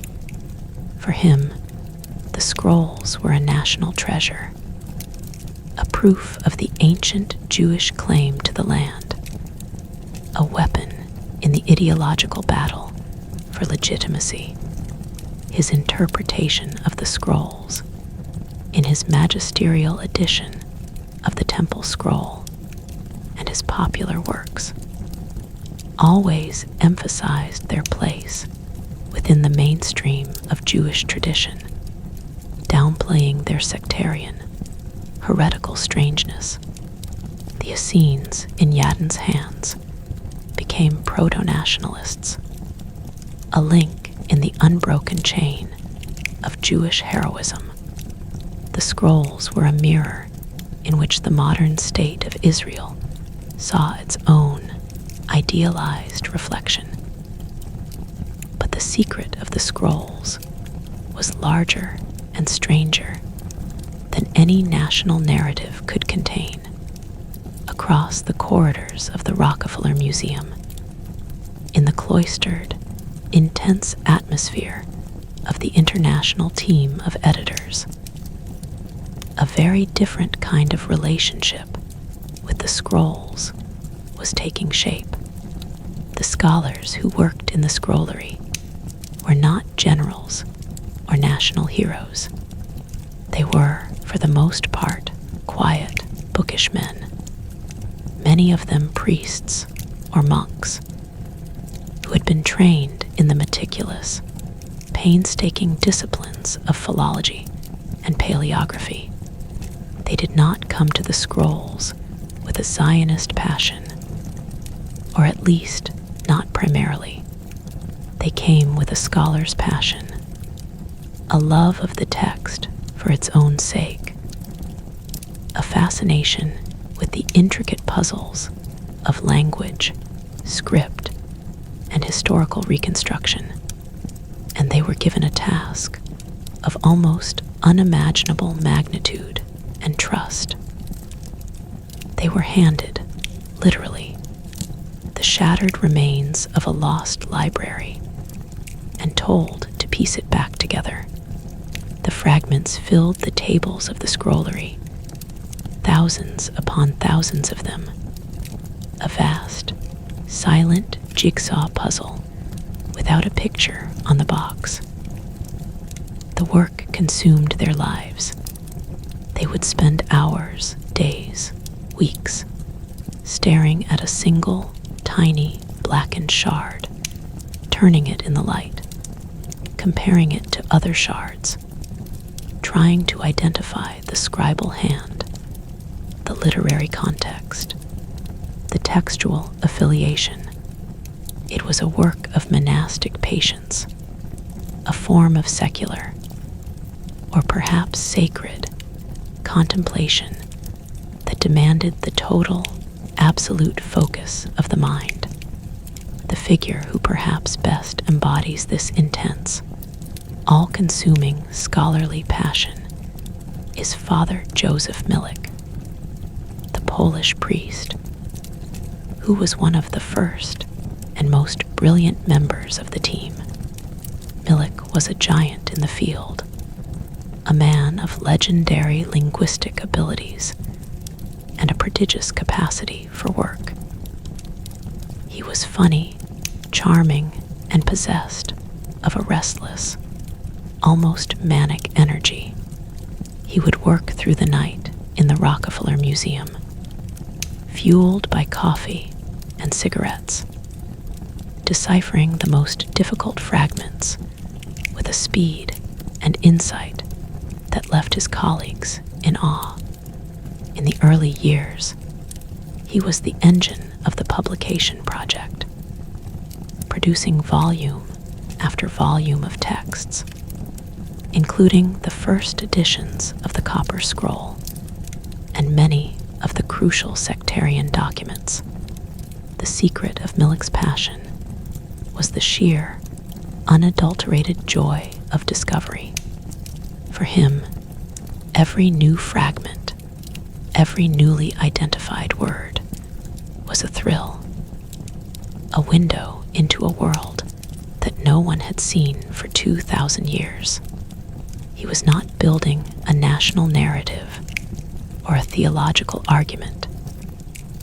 He was exploring a new continent of the mind, and he was the first to set foot on its shores.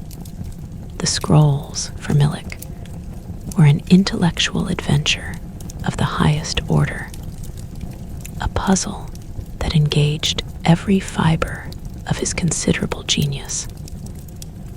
But the years in the scrollery took their toll. The initial, exhilarating pace of publication slowed. The sheer volume of the material, the complexity of the fragmentary texts, and the internal dynamics of the team created a situation that gradually, inexorably, turned from a scholarly mission into a scholarly quagmire. The secret of the scrollery, as we have touched upon, is the dark side of the scholarly passion, the slow, creeping descent from dedication into possessiveness. The scrolls were not just texts to be studied. They were, for the small group of men who held the keys to the museum and the exclusive right to publish, a source of immense, unrivaled academic power. They controlled access to a body of material that the entire world was waiting to see. This position, which began as a necessary, practical arrangement, gradually became a psychological trap. The scholars grew protective, then secretive, then suspicious.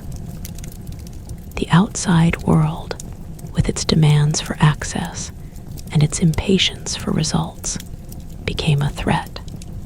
The scrolls, which were meant to be a light to the nations, became the private treasure of a small, beleaguered, and increasingly insular group. The most tragic and complex figure in this drama is perhaps John Strugnell, a brilliant young British scholar who joined the team at Harvard and eventually became the editor-in-chief of the project. Strugnell was a man of extraordinary intellectual gifts, a polyglot who could read the most obscure ancient languages with ease, and a mind that could hold vast, complex bodies of data in a single, coherent synthesis. He was also a man who struggled with personal demons, with alcoholism, and with a deep, corrosive bitterness that grew more pronounced over the decades. The secret of Strugnell's relationship with the scrolls is a secret of a love that curdled into something else. He had given his entire life to the texts. He had sacrificed his health, his career prospects outside the project, and many of his personal relationships to the slow, grinding work of the edition. And yet, the task was never finished. The criticism from outside grew louder. The pressure mounted. In a now infamous interview with an Israeli journalist in 1990, Strugnell, in a state of apparent intoxication, made deeply offensive, anti-Semitic remarks. The scandal led to his removal from the project, a devastating end to a career that had been, in its early years, one of the most promising in the field. The quiet, tragic secret of John Strugnell is the secret of the scholar who became so identified with his subject that he could not bear to share it, who built his entire identity upon a foundation of exclusive access, and who, when that access was threatened and his personal weaknesses were exposed, crumbled under the weight. The scrolls, which had given his life meaning, became the instrument of his undoing, the breaking of the monopoly, the digital revolution, and the opening of the scrolls to the world in the early 1990s did not end the human drama. It simply shifted its stage. The new generation of scholars, freed from the constraints of the old guard, brought a new energy, a new collaborative spirit, and a new set of questions. The secret of the scrolls in the 21st century is a secret of democratization and diversification. The old, monolithic picture, largely shaped by the first generation of Christian clerics, has been replaced by a vibrant, multivocal, and often contentious conversation. Jewish scholars, women scholars, scholars from the global south, and scholars from a wide range of disciplinary backgrounds have entered the field, bringing with them perspectives that the first generation could never have imagined. The scrolls are now studied not only as texts of religious history, but as archaeological artifacts, as products of a specific material culture, as documents of the economic and social life of the ancient world, the DNA of the animal skins, the chemical composition of the ink, the geological sourcing of the clay jars. All of these lines of evidence are being woven together with the traditional philological analysis to create a much richer, more nuanced, and more complex understanding of the Qumran community and its library. This new era has also brought with it a new kind of scholar, the scholar as detective, investigating the shadowy world of forgeries and the antiquities market, the scandal of the post-2002 forgeries, the fragments that appeared on the market with suspicious frequency and were sold to wealthy collectors and museums for millions of dollars, has been one of the most disturbing and fascinating chapters in the scrolls, modern history. The scholars who led the investigation into these forgeries, figures like Dr. Kip Davis and others associated with the Museum of the Bible's investigation, became forensic experts, deploying the same technologies that had been used to authenticate the genuine scrolls to expose the fakes. They examined the parchment under high magnification, revealing that the leather had been artificially aged. They They analyzed the ink with X-ray fluorescence, finding chemical signatures that were inconsistent with ancient recipes. They studied the patina, the layer of mineralized sediment, and found that it was a modern paste applied over fresh ink. The secret of the forgeries and the scholars who exposed them is a cautionary tale about the desire for authenticity. The forgeries succeeded because people desperately wanted them to be real. The collectors, the museums, and even some scholars were so eager for a tangible connection to the biblical past that they suspended their critical judgment, seeing what they wanted to see. The quiet, methodical work of the forensic scholars was a triumph of scientific skepticism over wishful thinking, a demonstration that the true reverence for the past requires not credulity, but the most rigorous, unflinching honesty. The human secret of the scrolls extends beyond the academic world into the lives of the Bedouin who have been the discoverers, the guides, and sometimes the looters of the caves. The Tamir tribe, whose young shepherd Muhammad ed-Dihib first entered the legend, have had their own complex relationship with the scrolls. For them, the caves were part of their traditional territory, a landscape they had known for generations. The scrolls, when they first appeared, were not holy texts. They were a commodity, a potential source of income in a harsh and marginalized existence. The Bedouin became expert at finding caves, at recognizing the telltale signs of a hidden deposit, and at navigating the opaque, secretive world of the antiquities trade. Their knowledge of the terrain was, and remains, unsurpassed. The secret of the Bedouin relationship with the scrolls is a secret of survival and agency. They were not passive bystanders in a Western scholarly drama. They were active, skilled participants, using their own knowledge and their own networks to extract value from the desert.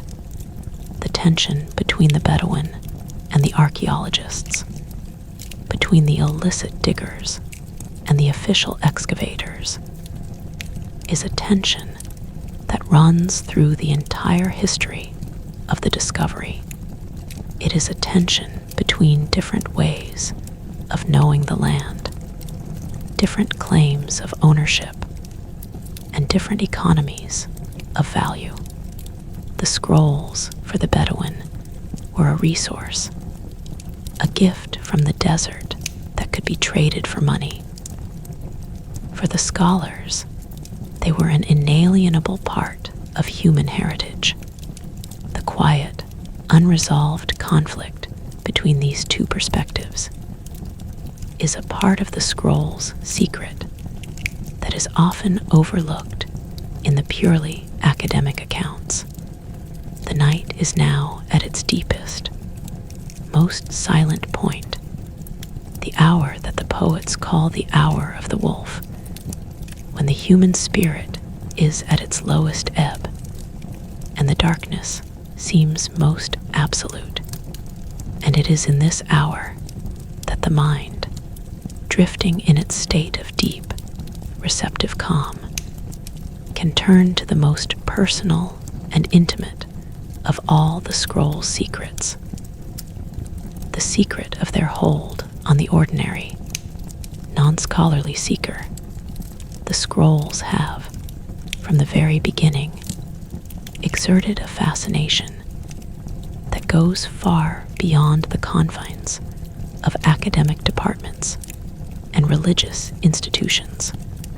They have inspired novels, films, conspiracy theories, and spiritual movements. They have become, in the popular imagination, a symbol of hidden knowledge, of ancient wisdom that has been suppressed by powerful institutions, of a truth that, if only it could be fully revealed, would change everything.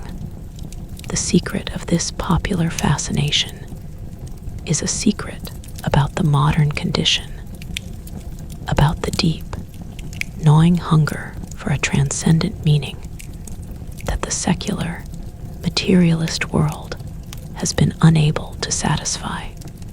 The scrolls, because they are old, because they are mysterious, and because they come from the very time and place that gave birth to the Western religious tradition, have become a screen upon which this hunger can be projected. The most famous and most persistent of these popular projections is the conspiracy theory that the Vatican is suppressing the contents of the scrolls because they contain information that would destroy the foundations of Christianity.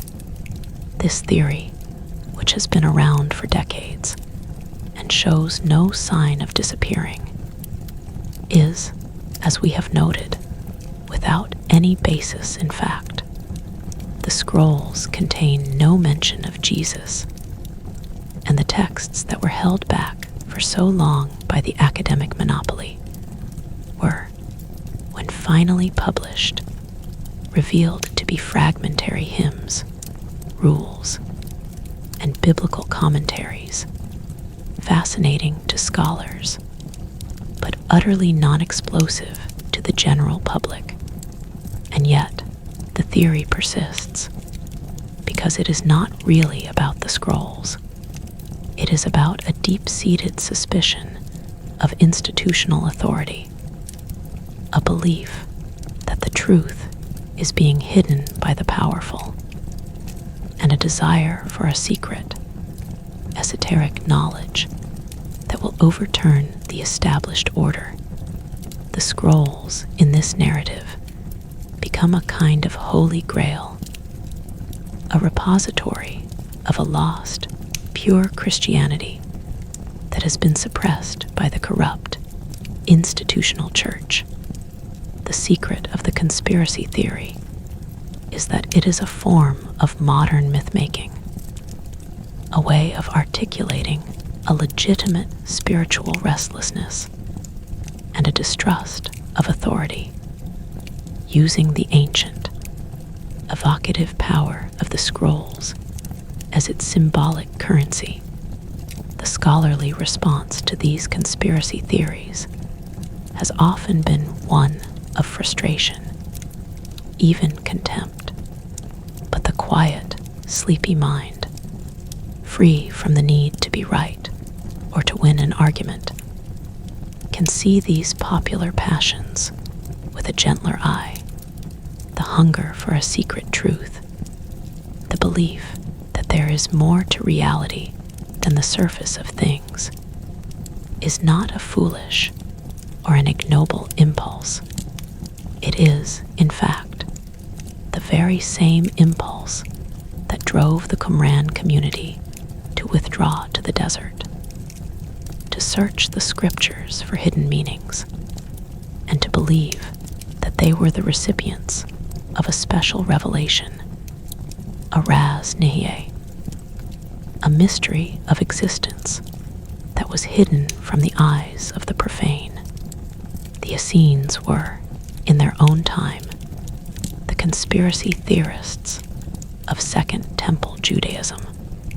They believed that the official priesthood was corrupt, that the calendar was wrong, that the true interpretation of the Torah had been suppressed, and that they, the elect remnant, had been given the secret knowledge of the end times The scrolls are not a refutation of the conspiratorial mindset. They are a product of it. The secret is that the modern conspiracy theorist, poring over books and websites, looking for the hidden code, is a distant, unwitting echo of the Essene scribe, hunched over his parchment in the dim light of the Qumran's scriptorium, decoding the prophecies of Habakkuk and finding in them the hidden story of his own time. This recognition opens the way to a deeper, more compassionate understanding of the scrolls, human secret, the men and women who have been drawn to the scrolls, whether they are world-renowned scholars, evangelical collectors, Bedouin guides, or amateur conspiracy theorists, are all, in their own ways, seekers. They are looking for something. They are looking for a connection to the past, a confirmation of their faith, a key to a mystery, a treasure, a truth that will make sense of their lives. The scrolls, in their silent, patient, fragmentary state, have been the object of this immense, collective projection of human longing for over 7 decades. And the most remarkable thing about them is that they have survived it. They have survived the manhandling of the Bedouin, the Scotch tape of the conservators, the possessiveness of the scholars, the hype of the media, and the projections of the public. They have survived, and they continue to speak, not in the loud, clear voice of a final revelation, but in the quiet, complex, multivocal whisper of a library that has been shattered and partially restored. The personal secret of the scrolls, for each individual who engages with them deeply, is that they become a mirror. The scholar who seeks to reconstruct the ancient community inevitably confronts their own assumptions about religion, authority, and the nature of truth.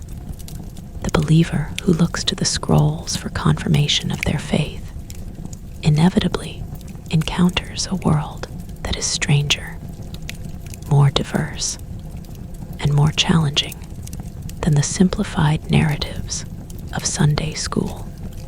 The skeptic who approaches the scrolls to debunk religious claims inevitably finds a piety that is profound, intellectually rigorous, and deeply moving. The scrolls do not give easy answers. They do not take sides. They simply present, in their beautiful, broken, stubborn physicality, the irreducible complexity of the human search for meaning. The secret, the deep, personal, intimate secret, is that the scrolls are a spiritual discipline. They teach patience because their fragments are a puzzle that will never be fully solved. They teach humility because they reveal how much we do not know about the past. And they teach wonder because they allow us to hold in our minds and in our digital archives the very words that were written by hands that reached out in prayer and in hope towards a God who remained, for them as for us, a mystery hidden in the silence of the desert. The hour of the wolf is passing.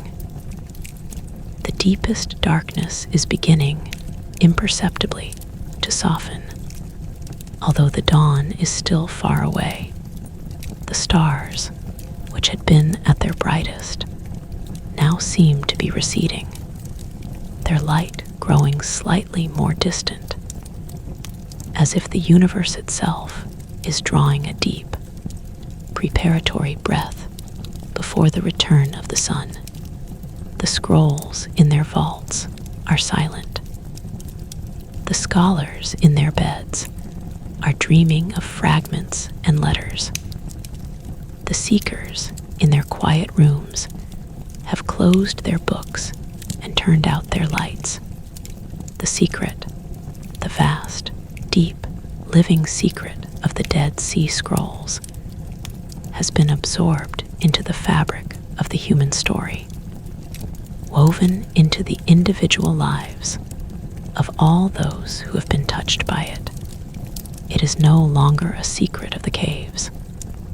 It is a secret of the heart, and the heart, in the quiet, receptive stillness of the pre-dawn, holds the scrolls as they have always been held, in a vessel of darkness and silence, waiting for the light to return, waiting for the next word, the next discovery, the next quiet, gentle unfolding of the eternal mystery.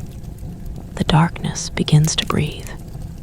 It is an almost imperceptible change at first, a subtle thinning of the blackness in the eastern sky, a faint, silver-gray attenuation of the absolute night that has held the desert in its embrace for so many hours.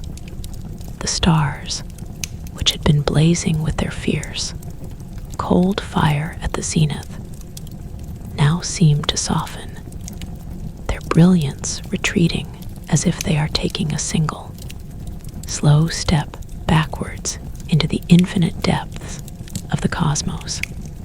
The Dead Sea, that vast, silent mirror of salt and mineral, catches the first phantom hint of the coming dawn long before the sun itself is visible, its surface transforming from a sheet of black obsidian into a pale, ghostly expanse of pewter. The air, which had been so cool and so still, stirs with a single, gentle breath, a whisper of wind that carries the faint, clean scent of the approaching day. This is the hour of transition, the liminal space between night and morning, the moment when the world holds its breath, suspended between what has been and what is to come. And it is in this quiet, expectant hush that we come, at last, to the final unfolding of the secret of the Dead Sea Scrolls. A secret that does not end with a revelation, but with a deep, abiding, and peaceful integration into the great, ongoing story of the human spirit. The journey we have taken together through these long, quiet hours of the night has been a journey through many landscapes. We have walked the marl terrace of Qumran, feeling the ancient dust beneath our feet.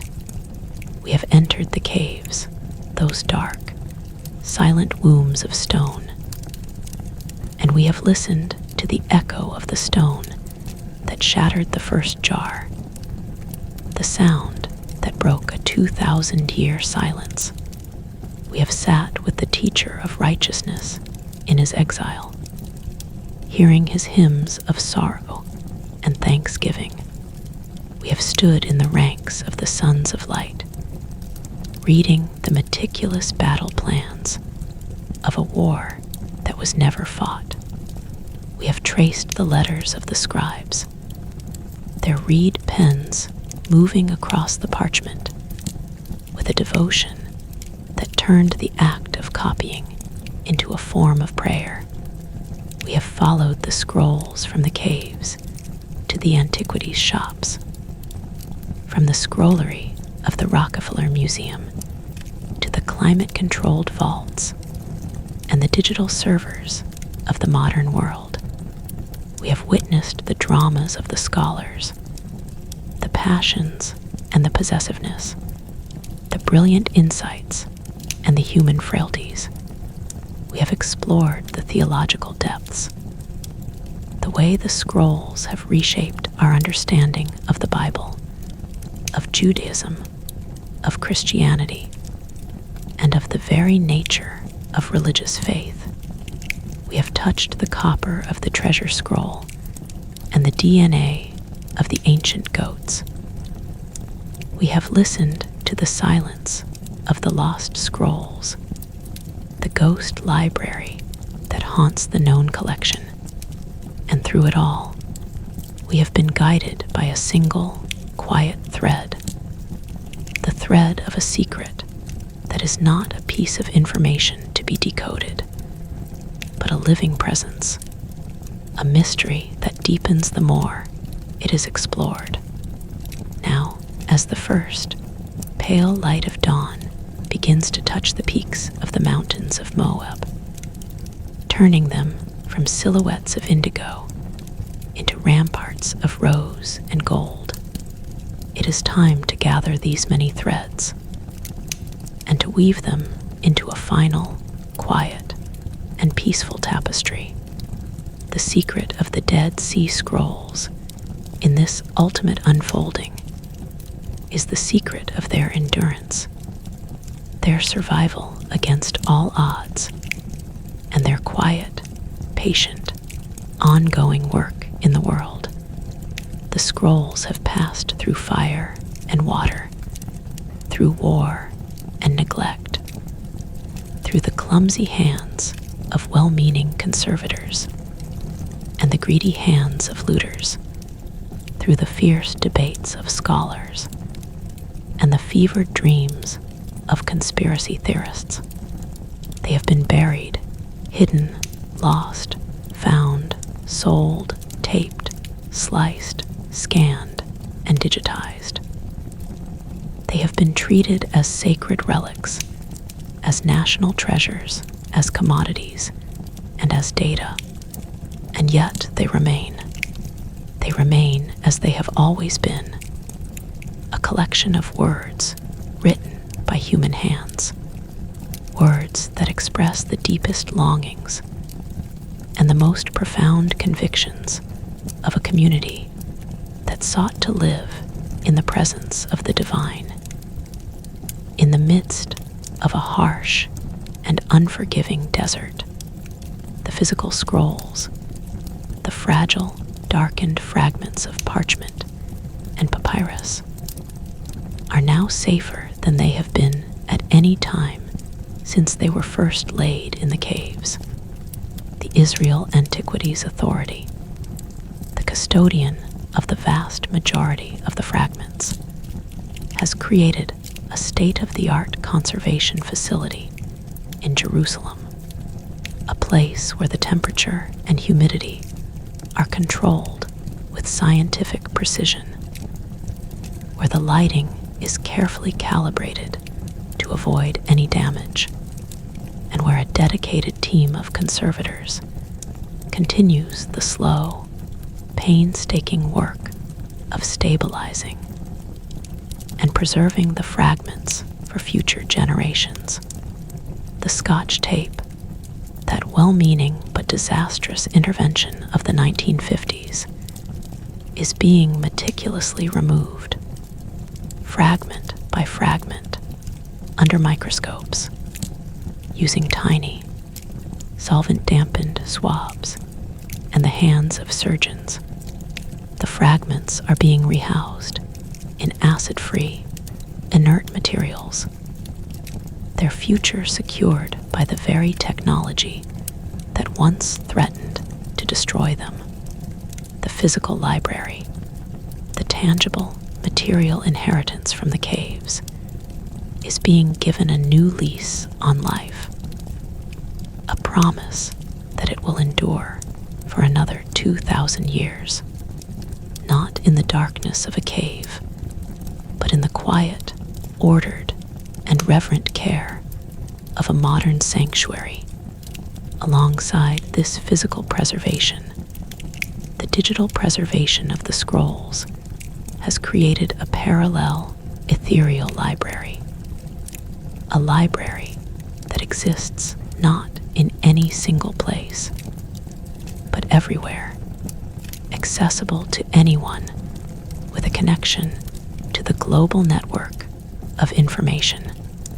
The Leon Levy Dead Sea Scrolls Digital Library, with its high-resolution, multispectral images, has transformed the study of the scrolls.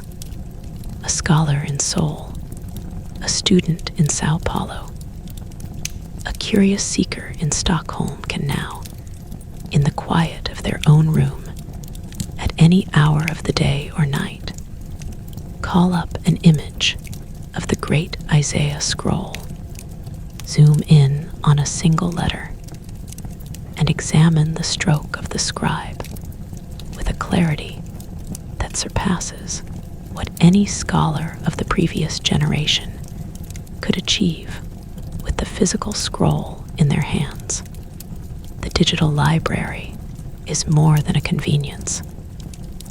It is a democratization of knowledge, a fulfillment of the scroll's own deepest destiny, the words that were once the exclusive possession of a small, secretive community in the desert, and then the guarded treasure of a small, secretive team of scholars in a museum, are now truly the property of all humanity. The secret is no longer a secret. It is an open invitation. This digital accessibility has also enabled a new kind of collaborative scholarship, a global conversation that is taking place in real time across borders and disciplines. The old era, with its personal rivalries and its guarded monopolies, has given way to a new era of open access and collective inquiry. The questions that the scrolls raise are being debated in online forums, in digital publications, and in virtual conferences that bring together scholars from a dozen different countries.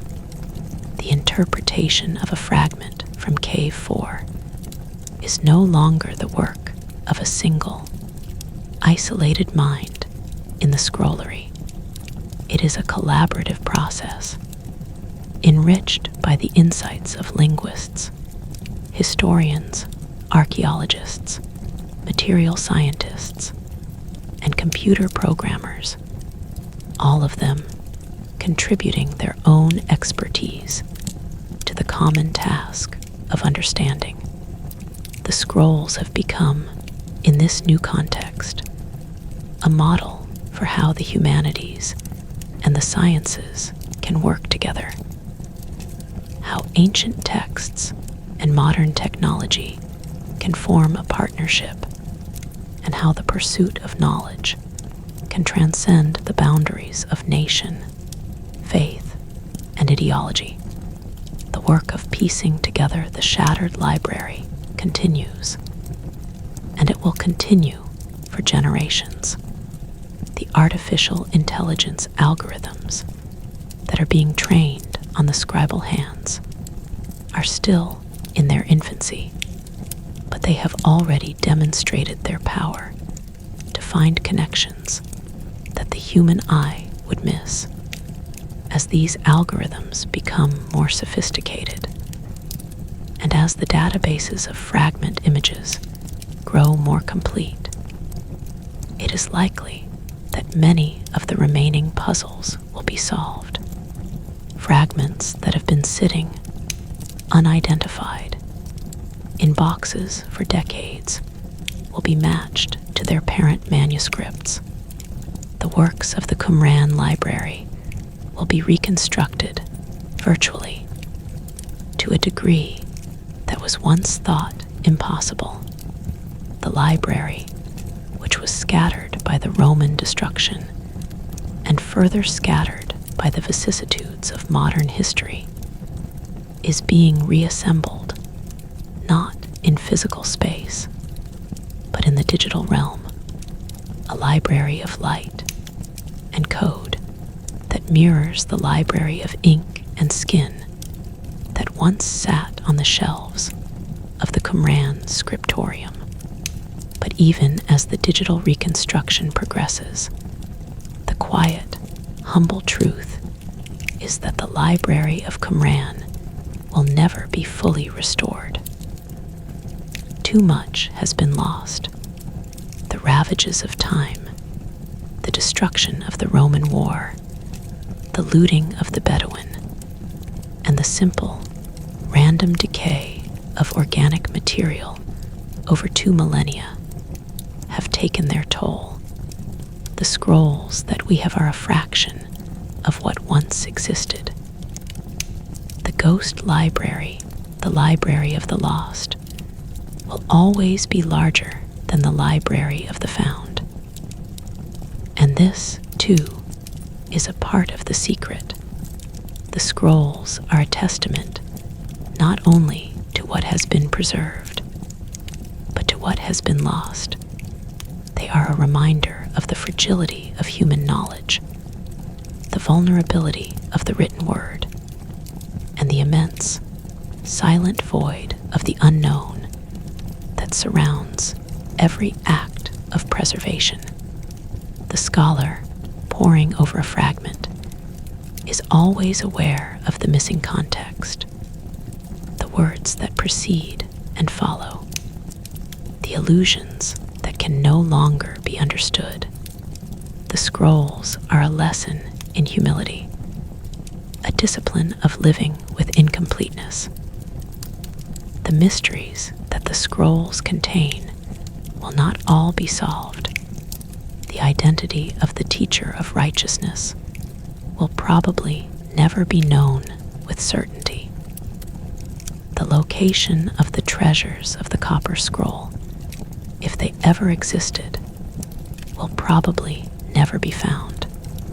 The precise relationship between the Qumran community and the wider Jewish world, the exact nature of their connection to the early Christian movement, the full scope of their apocalyptic expectations, all of these questions will continue to be debated, argued over, and explored without any final, definitive answer. The secret of the scrolls, in this sense, is that they are an inexhaustible source of questions. They are not a code to be cracked, but a well that never runs dry. Every answer they yield opens up several new questions. And this, far from being a failure, is the very mark of their greatness. A text that can be fully understood, that can be reduced to a single, simple message, is a text that has exhausted its purpose. The scrolls, by their very nature, resist this kind of reduction. They are multivocal, pluriform, and endlessly generative of new meanings. And so, as the dawn light strengthens, spreading its golden wash across the desert floor, the secret of the Dead Sea Scrolls takes on its final, most peaceful aspect. The scrolls are not a problem to be solved. They are a presence to be lived with. They are a reminder that the human quest for meaning is an ancient and ongoing endeavor, that the questions we ask today were being asked in different but related forms by the seekers who gathered in the desert 2,000 years ago. The teacher of righteousness and his followers looked at the world and saw a cosmic struggle between light and darkness. They saw a corrupted religious establishment, a calendar that had fallen out of alignment with the heavens, and a society that had lost its way. They responded by withdrawing from the world, by creating a community of purity and prayer, by studying the scriptures with an intensity that bordered on obsession, and by waiting with a hope that was both fierce and fragile for the final intervention of God. Their world ended as they knew it would in fire and blood. The Roman legions came, and the settlement at Qumran was destroyed, and the library was hidden in the caves, and the sons of light were scattered to the winds or to the grave. But the story did not end there. The scrolls, buried in their jars, entered a state of dormancy, a long, silent sleep, and when they awoke into a world that was, in many ways, profoundly different from the one they had left. The Roman Empire had fallen. The temple had been destroyed, rebuilt as a pagan shrine, and then replaced by an Islamic sanctuary. The Jewish people had been scattered across the globe and had returned, in part, to the land of their ancestors. Christianity had grown from a small, persecuted sect into a global religion. The modern world, with its science, its technology, its instant communication, and its relentless pace, had emerged. And yet, the scrolls spoke to this new world with a power that no one could have anticipated. They spoke of a hope that transcends circumstance, a devotion that is not deterred by suffering, and a hunger for the divine that is as urgent and as real in the 21st century as it was in the first. The quiet, contemplative mind, resting in the peace of the dawn, can now see the secret of the Dead Sea Scrolls in its full, luminous entirety. It is a secret that has been unfolding for over 70 years, and it will continue to unfold for centuries to come. It is the secret of a library that became a mirror, reflecting the longings of all who gazed into it.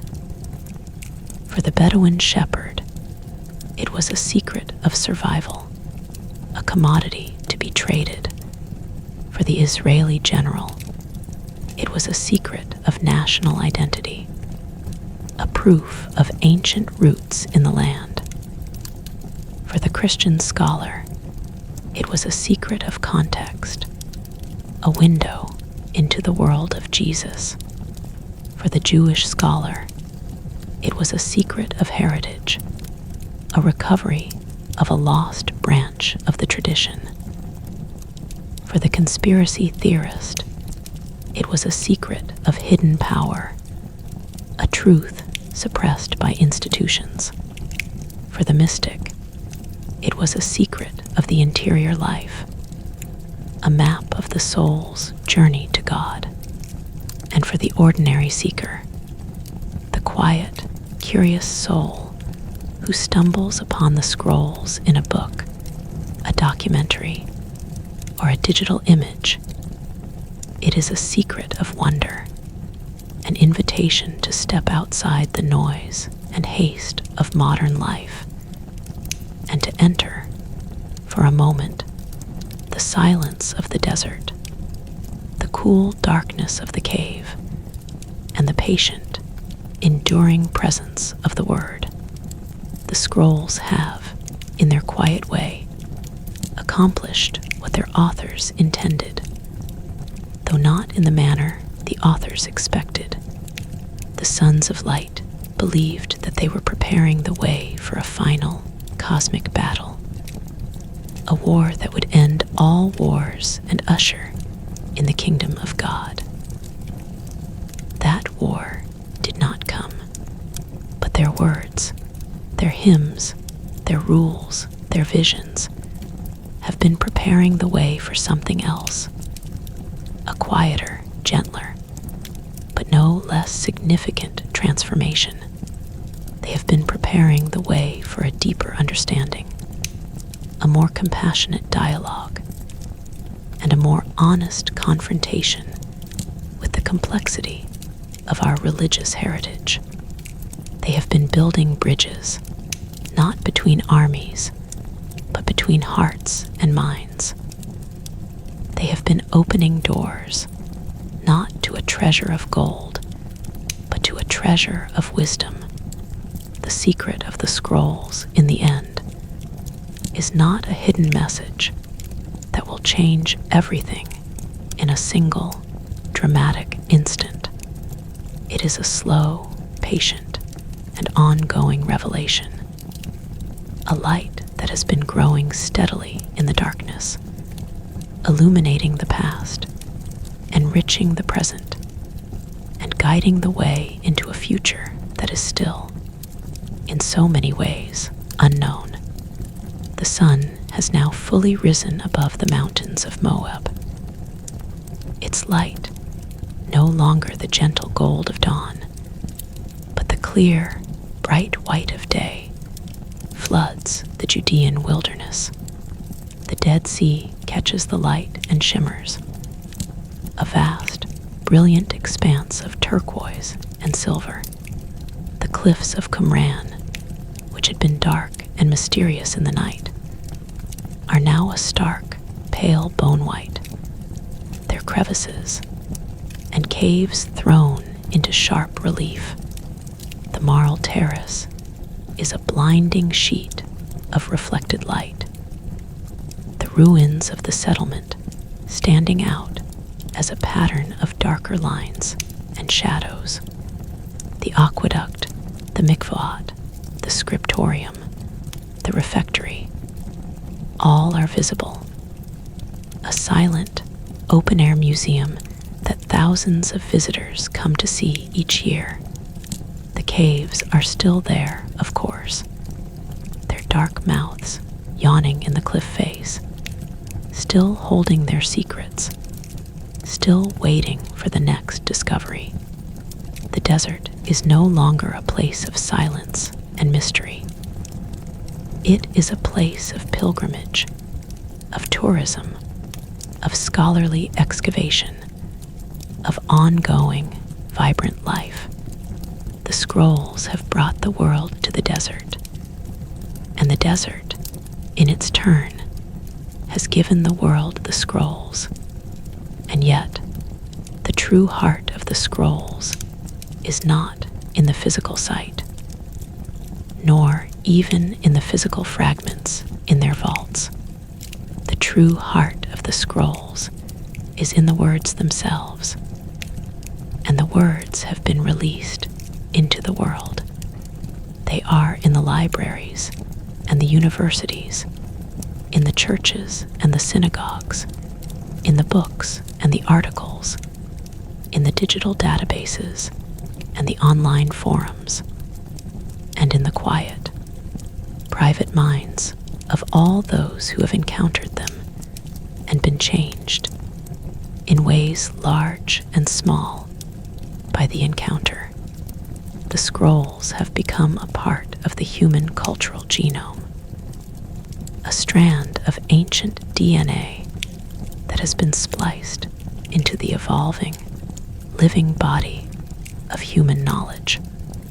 Their secret is now woven into the fabric of our collective consciousness, a quiet, persistent presence that will continue to shape our understanding of ourselves, our history, and our ultimate concerns, for as long as there are human beings to read, to question, and to wonder. The final, gentle word on this long, quiet journey belongs not to the scholars, not to the generals, not to the priests, but to the desert itself. The desert, which has been the silent, patient guardian of the scrolls for 2,000 years, remains the ultimate symbol of their secret. The desert is a place of extremes, of intense heat and profound cold, of blinding light and absolute darkness. It is a place of stark, unforgiving beauty, where the essential structures of existence are laid bare. It is a place of silence, a silence that is not empty, but full, a silence that speaks. The scrolls emerged from this silence, and they carry that silence within them. A quiet, still center that persists beneath all the noise of interpretation and debate.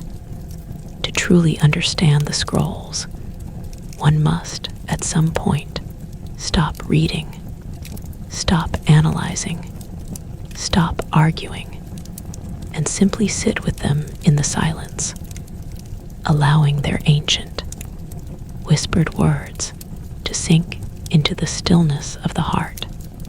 The secret of the Dead Sea Scrolls, in its deepest, most intimate dimension, is a secret that can only be heard in silence. And so, as the day comes fully into its own, and the world awakens to its busy, noisy, urgent routines, the scrolls rest. They rest in their vaults, in their servers, in their books, and in the hearts of all those who have been touched by their mystery. The teacher of righteousness has long since returned to the dust. The wicked priest is forgotten, his name erased by the very history he sought to control.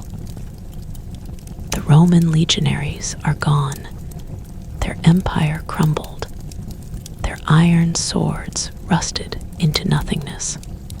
But the words, the fragile, stubborn, ink-and-skin words, remain.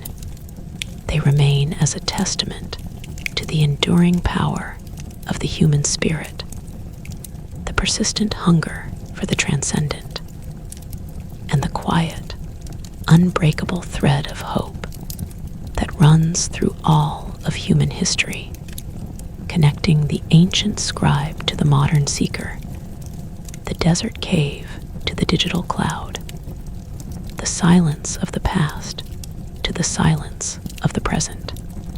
The scrolls are not a relic of a dead past. They are a living voice, a voice that speaks of a God who is hidden and yet present, of a future that is uncertain and yet promised, and of a human community that, despite all its divisions and failures, continues to reach out in prayer and in hope towards the light. The story of the Dead Sea Scrolls is, in the end, a story without an end. It is a story that each generation will retell, each scholar will re-examine, each seeker will reinterpret. The caves may yield more discoveries. The technology may reveal more hidden letters. The debates may shift and evolve. But the secret, the deep, abiding secret, will remain. It will remain as a quiet, gentle presence, a whisper in the silence, a light in the darkness, a word that was spoken 2,000 years ago and is still, in this very moment, being heard. The scrolls are not a puzzle to be solved. They are a gift to be received. And as the sun climbs higher in the Judean sky, and the heat of the day begins to build, and the desert reclaims its ancient, harsh, and beautiful dominion, the scrolls rest, and the secret rests with them, a timeless, tranquil, and inexhaustible treasure, hidden not in a cave of stone, but in the cave of the human heart. The journey, for now, is complete. the words are sleeping. The silence is full.